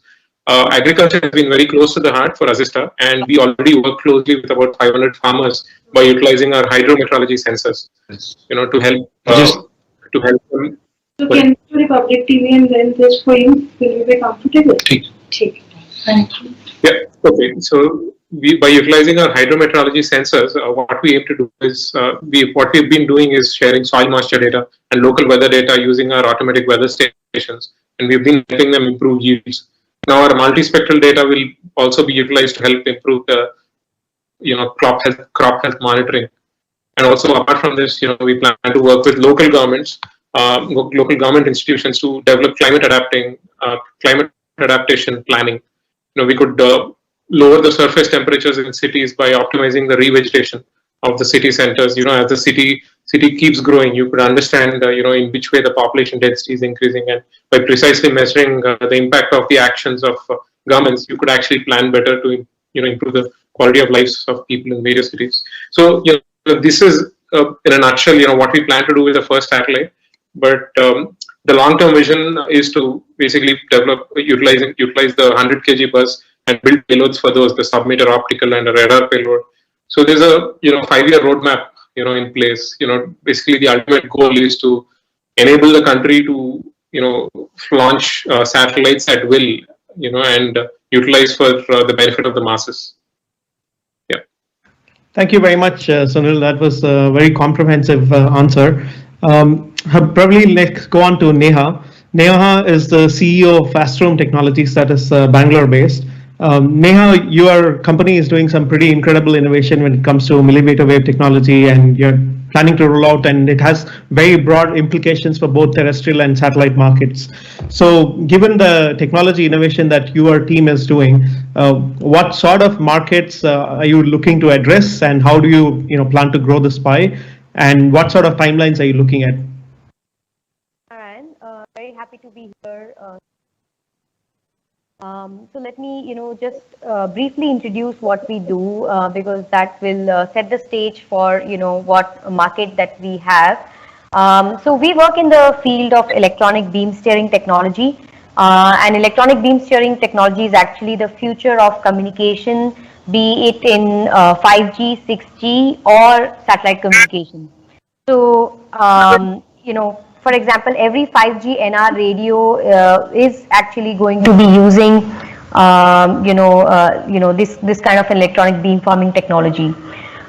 So with that in mind, I just wanted to, basically divide the whole, market that Astrum is actually, trying to, capture into different parts. So first of all, we have developed core intellectual property for both hardware and software for electronic beamforming at millimeter wave frequencies. We have launched our first product, which is called Giga Mesh, and it is an E-band, multi-beam E-band radio, which is actually world's first, electronic beamforming multi-beam radio in these frequencies.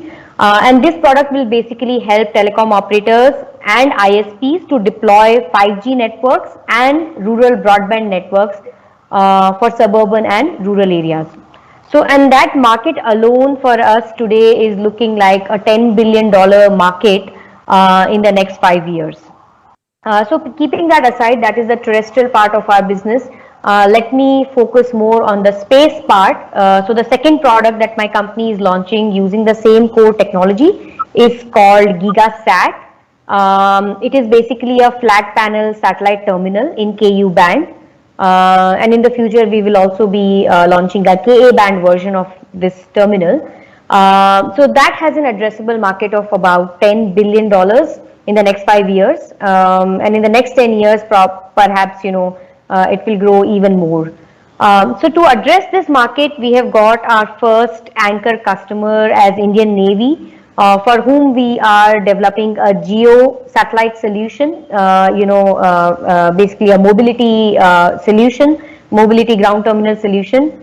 And we are also parallelly looking for our first anchor customer for LEO in the LEO constellation industry for the GigaSat, terminal. So that's kind of, the two segments that are immediate for us. But what is even more exciting is if you look at the SATCOM industry right now, we see all of the constellations in Ku band and Ka band. But actually the future, communication networks will be in V and W band and even at higher frequency spectrum. So we as a company actually have the capability to support LEO constellation players with newer and newer technology, which can help them reduce the cost of their satellite infrastructure. So basically, to bring down the cost of what, satellite internet connectivity costs today, and help them deliver more affordable, services, and basically higher capacity over, the land. So to address this market, the first thing that we are doing is we are looking to space qualify our technology, perhaps in 2 years. So that's kind of the timeline. So, these are the 3-step approach that my company is taking to sort of address this very big market and, develop some products in India for the world. Thank you. Thank you so much, Neha, and good luck to your team. So move on to Pawan here, and Pawan, you're building a very audacious venture of trying to build launch vehicles out of the private sector. Something that was probably unimaginable even a decade ago, perhaps, right? So I think this is one of the most innovative things that you can do, and I'm sure that you guys have learned quite a lot from your background in ISRO and your experience there, and are trying to do something new with new technologies embedded into your launch vehicle as well. So what is the roadmap like for you guys? Is it that you're planning to launch immediately next year? I mean, there is a fair number of failures that certain launch vehicles go through in their development phases, right? So how do you foresee yourself proving out your launch capabilities, as well as growing a market for yourself both in the local as perhaps in the global markets? Yeah, so thanks Narayan. So basically what we target is to do a launch by end of next year, which is pretty aggressive on our timelines right now. And for that, we'll have at least one big static test. In fact, a static test is anything where you take the rocket propulsion system and test it on ground before we actually fly it, and prove it on ground before we actually fly it. So every 2-3 months, we'll have one major static fire going forward up to the next 1 year. So we're very looking forward to it. We have a lot of hardware being built, and very excited with the results which we have seen. We had like 2 very successful propulsion tests before, and also like we have very good. We also did one pressure test for a completely carbon fiber motor case, and so we're building the hardware at a very rapid pace. And like I said, every 2 to 3 months we'll have one major test, and look forward to launch maybe like a year from now. That's the aggressive target we set for ourselves. And beyond that, see, one of the fundamental aspects of our design which we have taken since the beginning. In fact, our company started 3 years ago. So one of the fundamental things which we wanted is to build the tech in such a way that we can mass produce rockets. The biggest problem which happens is that rockets are very difficult to mass manufacture. So what we're using is like almost common materials, similar kind of techniques. We're creating process innovation in a way where like we can produce very large number of rockets per year, where we can do more number of launches per year, and serve specifically to start with the small satellite sector. So down the line, once we start launching by the end of next year, we plan to ramp up the production to target 1 launch a week, maybe within 2 to 3 years from then, and that would probably meet a lot of the market demand which is out there. In fact, in the next 10 years, it is said that 20,000 small satellites will be launched, out of which and out of the total satellites launched, almost 82% will be small satellites. So we look forward to a very large market opportunity, going forward, for which we are creating a solution which typically nobody, we believe, very few launch vehicles in the world are able to build this kind of a capability where we can mass produce them, launch very fast, etc., etc. So I mean, next 1 year is very, very critical for us, and look forward to see a successful launch end of next year. Like you said, so all launch companies do have failures in the beginning.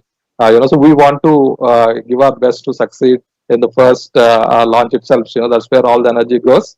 And then like once we succeed, it's like, keeping up the production pace and keeping up the quality will be our major focus. So thanks for that, and look forward to a very exciting next year.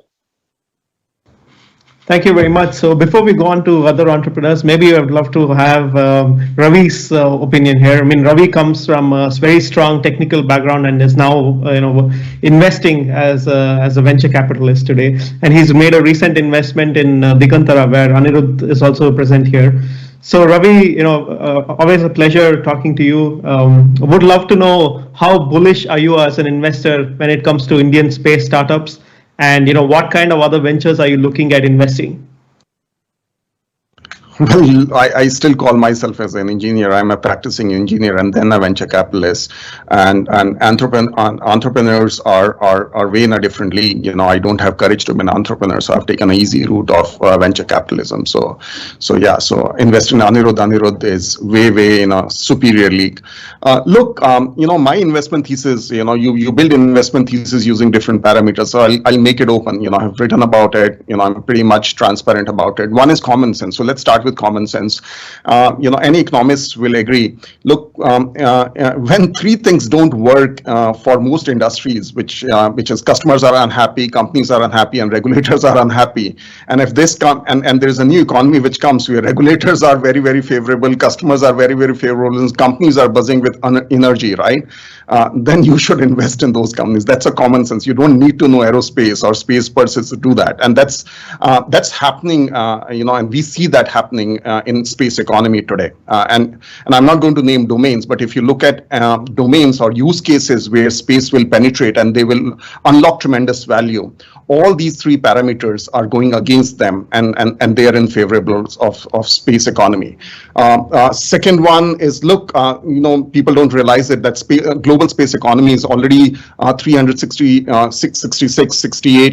billion dollar market. So why not anyone will invest over there, unless and until there is something over here. Hey, I'm going to invest in easier economies. That's a separate thing. That's a separate discussion. So it makes tons of sense, to invest over there. What are my theses? Narayana, we have discussed about my thesis. Look, I'm bullish, and Anirudh can talk about it because his idea and his vision germinates from the density of small satellites and their constellations. I'm bullish about that. I'm extremely bullish about that. I revisit my thesis every third month, and every third month I correct that particular number. Because I'm surprised with the increase in those numbers. Reusability of large long is a necessity now, and it has to happen. So I will invest in that. So I have a very, very strong thesis. I'm still scouting for companies. So entrepreneurs, I don't expect entrepreneurs to come for me as an engineer, as a VC. I scout for those companies. Alternate data from space, a new Google or even a gorilla of Google will be born out of. That's a nascent, unexplored territory. I don't know why people actually talk about specific use cases or specific domains ranging from agriculture to IoT or something. I think we should look in a very, very holistic way, and a very, very large company will be born out of that. Very, very strong theoretical thesis since I teach also, but yeah, I'm still waiting. Globally, I'm waiting for a company to be born in this particular space, and this would be the interestingly easiest space to penetrate. But nobody's thinking to a depth where most people should think. And then fourth one, I've been criticized why somebody from India should think about it. It's deep space missions, aimed at Moon and Mars. I think we should think about that, and we should think about that pretty seriously. Now, why these theses are there, Narayana, again, technical reasons, behind that, one, and from India, I think India has got a huge cost advantage and credibility both. Tell me any other industry, outside of space industry, which has both, they are, look, ISRO and the recent government policies have been favorable. Very few, countries have that. So why would I not invest in Indian entrepreneurs and going out, specific themes, as I said, satellite manufacturing, very, very happy, that's happening. I hope more people will do that, and more people will do that. Propulsion is something which I'm extremely bullish. I basically see, Pina, Gurgaon's being born out of propulsion. I don't know why they are not. I hope they happen, in next, 6 to 12 years. Satellite applications and others, a lot of people write a lot of SaaS softwares and all the stuff. I think a lot of SaaS softwares need to be built, onto this. So there, there's several, factors, which are there, Narayana, and you can question me, if you have time. Four things will continue, and it will fuel this, and this is not going to, we are at a very, very nascent stage.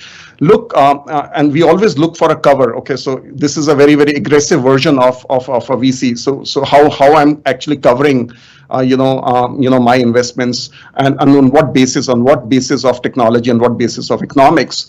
If you actually look at miniaturization of electronics will continue. In fact, it is rapid, and space is directly, relevant to that. So that is going to fuel this thing, and that can be a backup plan for most space companies, by the way, to pivot.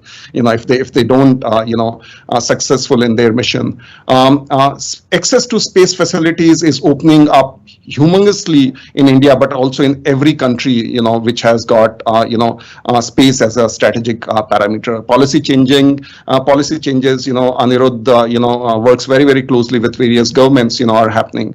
And one thing I hopefully will change, and you have asked me before also, early stage capital, access to early stage capital, which I agree is not there to the extent which both of us would like to be. I hope that happens. And I think once that happens, then this pivotal question of, whether the growth capital, should come out of India or not, I think will happen. Growth capital, I agree, is a huge constraint in investment culture. Or community is a small word. I think that will change. But early stage, I'm bullish. I think that change will happen. Thank you very much, Ravi. I would hope you do find some more very interesting companies for you to then invest in. So before we move on to maybe Anirudh, we'll have Chris address, because Chris has again built a very interesting platform with Hyperspace. I saw that, Chris, that you mentioned now you have access to data from 200 plus satellites, and you're covering about 800,000 square kilometers now. So would love to hear from you, what is the impact that you see with this planet scale GeoInt platform? Right. Hey, thanks, NP. Like you mentioned, I think our larger thesis around space is that if software has eaten the world, what is the obvious next industry, which we think is primarily space. From a larger architectural point of view, how we are designing Hyperspace is organizing world satellite data and making it universally accessible, queryable, and instantly useful. Now, to double click on that, to organize satellite data, the moment it kind of hits the ground station, whether it's coming from open data sets or private satellites, you have to do a bunch of things and put it in a standard format.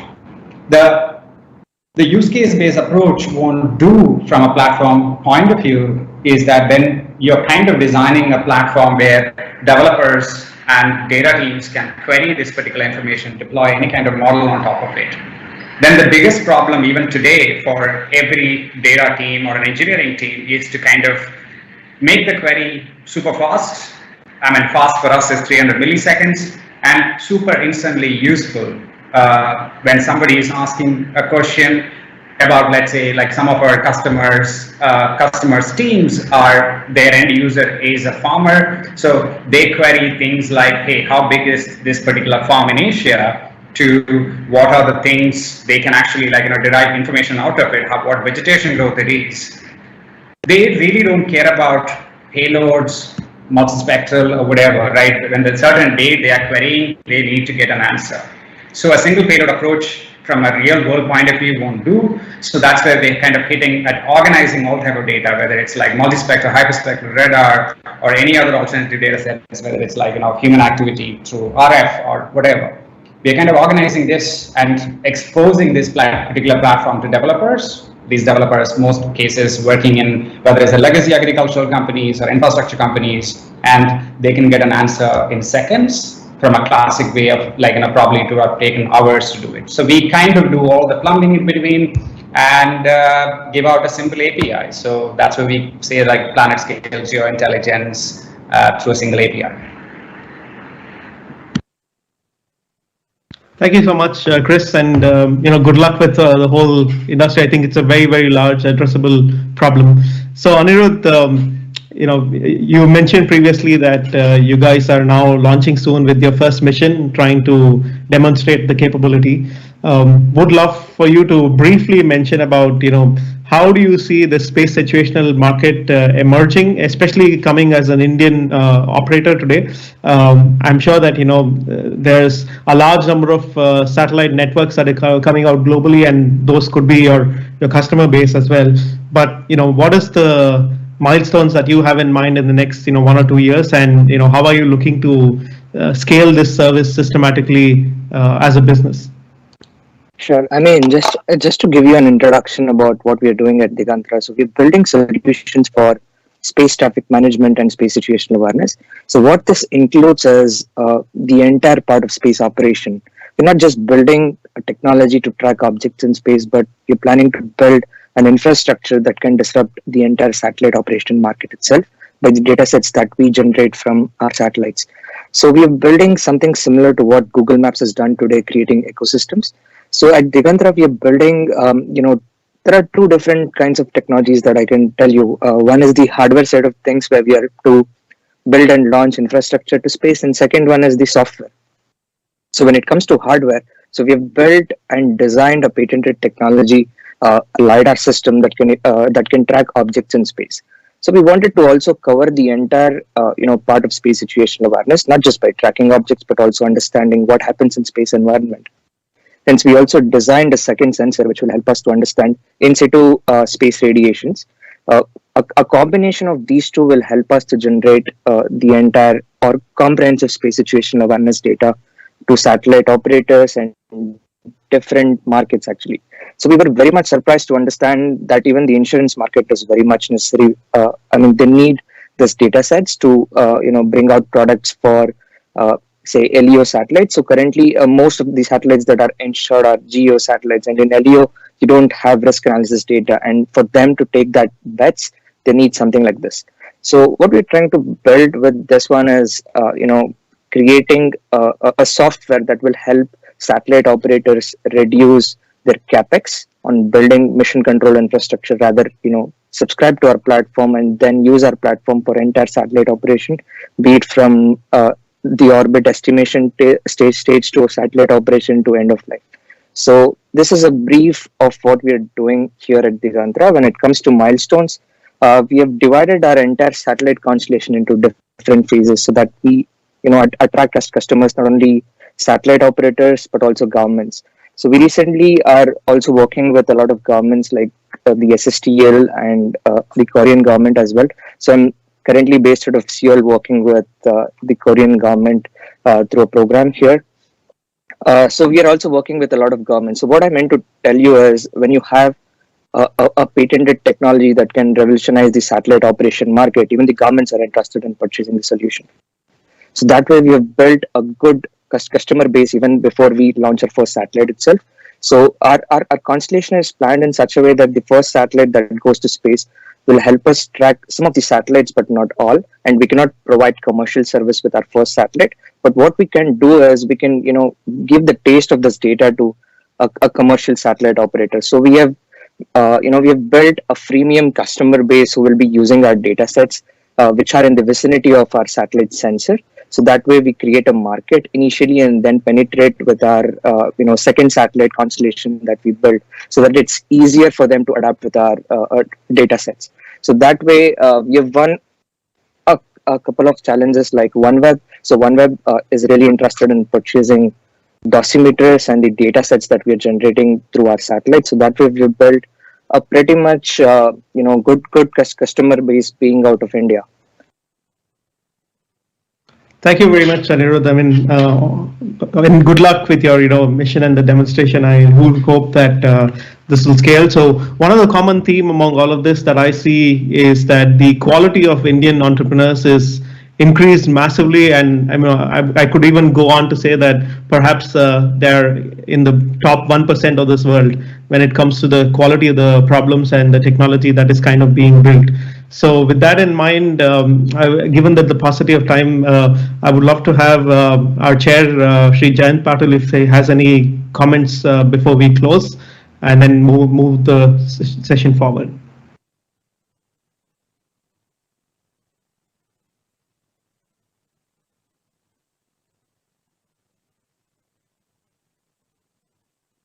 Good evening. General Bhatt, I have replaced Mr. Jayant Patil because he had to go for something. Firstly, listening to all of you, I am convinced now that we deserve the launch which the Prime Minister gave us today. That launch has happened because of all of you who are sitting here, and with all of you, we see a future for the country. And Ravinder is the first investor, and there will be many more who will rush for it based on your performance, which already you have established yourself with. We at ISpA, apart from the big stalwarts of industry who are there, more importantly are you people, because you are the ones in future who will carry satellite domain to the future which India dreams of. My thanks to you, And today I would have loved to introduce much more of our startup members to the Prime Minister, but the paucity of time couldn't do it.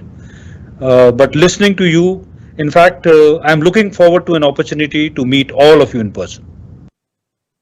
All of us, and especially people like me, have got educated by what you are doing, and carry on doing the good work. That is what I would say. Thank you very much, sir. So I would like to thank again all of you for being here, and I would love to now introduce Wing Commander Satyam Kushwaha to carry this forward. So Wing Commander Kushwaha was an active fighter pilot for almost a decade, after which he handled various other roles, including being an image analyst at the Inter-Service Geointelligence Facility, and more recently he was the defense specialist, where I knew him first at the National Security Council Secretariat, and then he was the chief geospatial officer for the Center for Geospatial Analytics, and of course now he is the director for the Indian Space Association, and one of the persons behind all of this event today. So Satyam, thank you again for the opportunity with the panel and this event, and I'll hand this off to you for any closing remarks. Thank you very much, Narendra. It was a pleasure interacting with you again after a long time. So good evening, ladies and gentlemen. After a day of celebration and cerebral dissection of both technology as well as policy, it's time to say adieu. We had a very successful inaugural ceremony in the morning session, wherein we were graced by the Honorable Prime Minister, Shri Narendra Modi ji, and other echelons who joined us despite their pressing schedules. We deeply appreciate the space sector reforms unleashed by the Honorable Prime Minister, which have sown the seeds for rising India to lead the global disruption in the space domain. It was nice to see the Indian industry responding to the clarion call of Atmanirbhar Bharat by the Honorable Prime Minister with great zeal.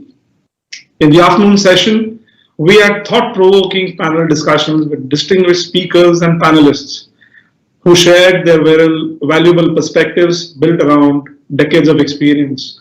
In fact, I had the opportunity of monitoring the last discussion, and trust me, it was a great learning experience. It was encouraging to see high quality of discussions, which indeed have been very, very insightful, as General Bhatt just described to all of us.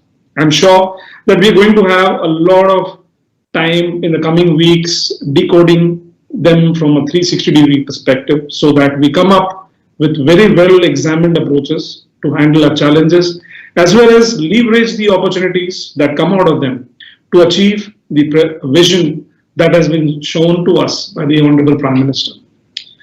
We further thank each one of our dignitaries and speakers and audience for joining us today. We also thank our founder members, core members, and startup members for their support and guidance in making this event a big success. I wish to put on record and give credit to the brilliant work of our partners, organizing teams, and technical staff who worked round the clock in a very, very short time span to make this happen today. It's time for us now to resolve to dedicate all our energies to make India a strong global space power while ensuring strategic self-reliance and data sovereignty. We request our space community to join the Indian Space Association so that we can collaborate to build a collective voice in putting across our aspirations to the government as well as to those who we deal with, and develop joint capabilities which would make us stronger and more competitive in the global space ecosystem. Once again, thanks a lot to all of you, and we look forward to a deeper and a closer interaction with all of you. Jai Hind.